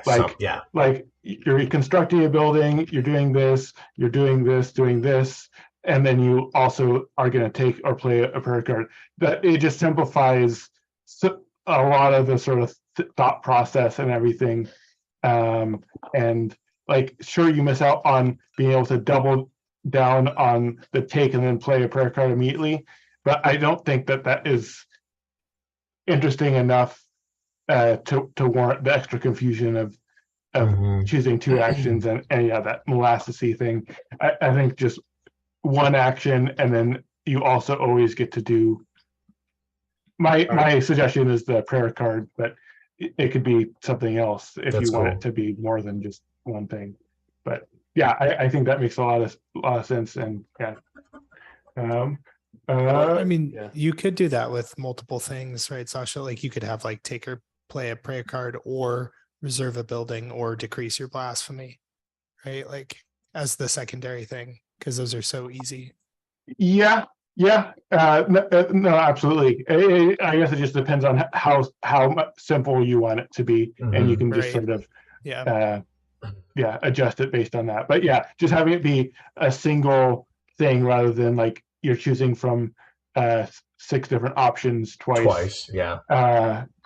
Each time you go here, yeah. Like a Right. top action, bottom action. Yeah. Because when we were just doing our outside actions, it was like, okay, I went here, and now I'm just going to get my cubes this next turn. Whereas, yeah, the turns where people were doing the town hall actions, those were the several minute turns. Yeah. The other things I wrote down, with how the monastery and tavern currently work, the monastery is just an awful building until someone has a tavern. Yes. Like it just does absolutely nothing. And if the taverns are on like the bottom of the deck and aren't coming up for a little bit or something, then you just have several buildings here that just aren't going to be doing anything. I'm talking about the monastery specifically. So Yeah. it would be more interesting if like everyone had access to taverns, because then there would actually be a reason to take the monasteries earlier on. I would have liked if I could store virtue here Where? mm, in the Yeah. monastery. Oh, interesting. Yeah. I Um, could see that being a use for it when it's not doing other stuff. Yeah. Mhm. Okay. Yeah. Then my final thing is sort of a little bit of a wild suggestion. I don't think it's actually too wild, but it definitely is. It causes significant sort of changes. I was just having an idea, because I think it would be easier for me to sort of think about, and also sort of simplify some of the variants in this center system here, is if you just had a cube, a 1 cube, a 2 cube, a 3 cube, and a 4 cube for each of the number of players. So in a 4-player game, there'd be 4 1s, 4 2s, 4 3s, 4 4s, and then you just drop them all in here and they go out. And so then you're still getting random distribution in these different colors, but it's not like we're going to have a round where there's a ton of 4s, or if we get like a couple rounds in a row, there's just like the high numbers, and so we're all just like having to burn stuff sort of randomly. There's always going to be 4 1s available. There's always going to be 4 2s available, 4 3s, 4 4s. And so then it's just a matter of deciding if you want to take advantage of the 1s, but they're not in the color that I really wanted to use, so I'm going to use this 2 in the color. Obviously, this changes this system of the dice. You could have 6 1s in one round, or you could have 6 4s in one round with this current system. I do wonder if that variance is good for the game, or if the variance of them randomly being distributed between these 4 sections is enough variance for how the system works. Yeah. I like the production cost savings of that. Yeah, it also simplifies the production a lot, and it also makes it very visually easy to see. Oh, I have a 1 cube. I know what that does, or whatever. It's you're not having to read things. They're very clear. I don't know. Yeah. Obviously, a wild idea, but yeah. It's an interesting idea. I'd be interested to test it. But I would say the one kind of hesitance that I would have listening to it is, one of the things that I really enjoy about the game is the idea that it is actually a Euro game disguised as Ameritrash, right? And that you're dumping all these dice down and you're getting all this randomness out there. But in reality, it's just a Euro game. It doesn't matter whether it's a 1 or 4. It just matters whether or not you've built your engine up to mitigate it. And so, Absolutely. I think it might take away from that aspect of the game that and maybe I just enjoy it, cerebrally as a game designer, and it doesn't actually translate to anybody enjoying it more other than myself. But yeah, that's the one kind of thought that I had, is that for sure. I know. I definitely hear that. I do. Like we were sort of joking at the beginning, if we just rolled all 4s at the very beginning, how rough that would be. It does seem like you don't really have the mitigation ability at the beginning of the game, but there's nothing to change how the dice can randomly be rolled. So you can just have a really rough start for everyone, where it's just like high numbers, and so everyone's having to spin blasphemy because they don't have the mitigation engine to be able to deal with it yet. But that can be dealt with by just putting like your first 4 or 5 blasphemy at the lower cost, or the first 3, 4 at lower cost, and then it gets up. It's like you need to build your engine if you want to keep being blasphemous to the dice gods later on in the game. Yeah, unless you have a game then after that where it's just low numbers, and then now you have all this blasphemy to work with, and like, it just, if you have a runway on your blasphemy, then that just is helping if you get really bad luck. But like, it would significantly change how blasphemy works if you have good luck in the next game. I don't know if that makes sense. And then anyway. The other way to also do that is going back to Evan's suggestion of more resources at the start. So one thing that I think we tried in a very earlier version of the game as the mitigating factor of player 1 is starting with player 4 going around 3, 2, 1 virtue versus doing a building draft. Anyway, I just want to say I realize that it like is a pretty significant throwing it on it, because it does have very real effects on how the game sort of works at its core. But I just thought it was worth sharing because it seemed like interesting. It's very to test. That's everything that I wanted to echo and re-say. So cool. Well, I think are we done with feedback? I think so. Yeah, let me circle back again and say I actually really like your game, despite all the little tiny nitpicks that I had. I'm sorry I took your die. I really am. I think you've got a slick game here, man. It's really cool. Thanks. Thank you. And thank you all for your feedback. Thank you for your time. And this is a great channel. So thank you very much for doing this for everybody in the design community. Yeah, of course, man. It's a lot of fun. You're welcome, Eric. Eric, if people have kind of like scrubbed through the video and they're watching, they're thinking, man, I want to play dice gods, how can they find you, connect with you? I think my email and my Mastodon account are linked on the YouTube video, right? Or probably it should be. If you gave it to me, then email's great. Let's see, the next thing I'm going to be doing, I'm going to be playtesting more at Dice Tower West coming up. Oh, nice. And then probably I'm also going to be at KublaCon again in San Francisco. Those are the next 2 playtest conventions I'm going to be at personally. So if you're there, feel free to seek me out. Cool. Awesome. All right, Sasha, where can people find you?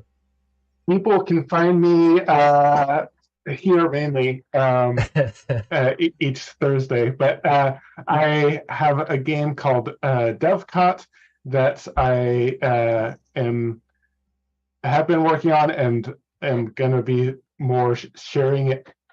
And I have a Facebook group just called Devcot, the board game. that I am going to be posting 2 more now. Nice. And you sent me the updated thing that I'll change Yeah, the thing. yeah. Okay, perfect. You will have, by the time you see this, it will be the correct link. Nice. Jack? That's awesome. Yeah, Jack Dunbar, Facebook, New Kingdom Gaming. You can also find me at newkingdomgaming.com or email me at jack@newkingdomgaming.com. Yeah. Nice. Evan Halbert, game designer, After the Empire expansion. One of these days, it'll come out. Go buy it. Buy everything. And Play Eric, After the Empire. Play After the Empire. Don't hate on it. So After the Empire actually is a Euro game with randomness that's not for everybody, man. Yes. I haven't played it. I've seen it. I watched the playthrough on it. Oh, did you? Oh yeah. It looks very good. Occasionally we get some really fun flames. I can imagine. Euro games should have randomness. It's just garbage. I love it. It's so much fun to read. Anyway, it's been great having you on, man. You already said where people can find you, right? Yeah. Okay, Yeah. perfect. My brain just flipped out. That's all right. Well, it was so good to have you on. I really appreciate you coming on and being a punching bag for us for a minute. And come test with us. Play on the other side. And hopefully you actually found some good, useful, actionable stuff that you're excited to work on and try and change, and then ideally, have a cooler, slicker, better game for it. Because that's why we're here. So hopefully that happened. Very much did. Very much did. No, I'm just looking for positive affirmation right now. That's no it happens. It happens. Just tell me it's good. No, I want the lie. Just give me. I know, right? Tell me everything's perfect. Nothing needs work. Everything's You're good. smart and clever, Eric. It's great. Cool. Awesome, guys. Anybody have anything else? No. Cool. No, okay. Just thanks for showing us your game, Eric. It was a lot of fun. Yeah, really appreciate it. Yeah. And if I don't know how this is, are you in our time zone? Yeah, I'm in California. Okay. Well, we'd love to have you come be a playtester sometime. I'd be happy to. Yeah. We'll send you out a link to try to add you to a thing. So you can join us sometime. That'd be great. And we had a blast with you. Let me lead us out. Cool. That was a playtest this with Eric Ledger's A Dice Gods. And we are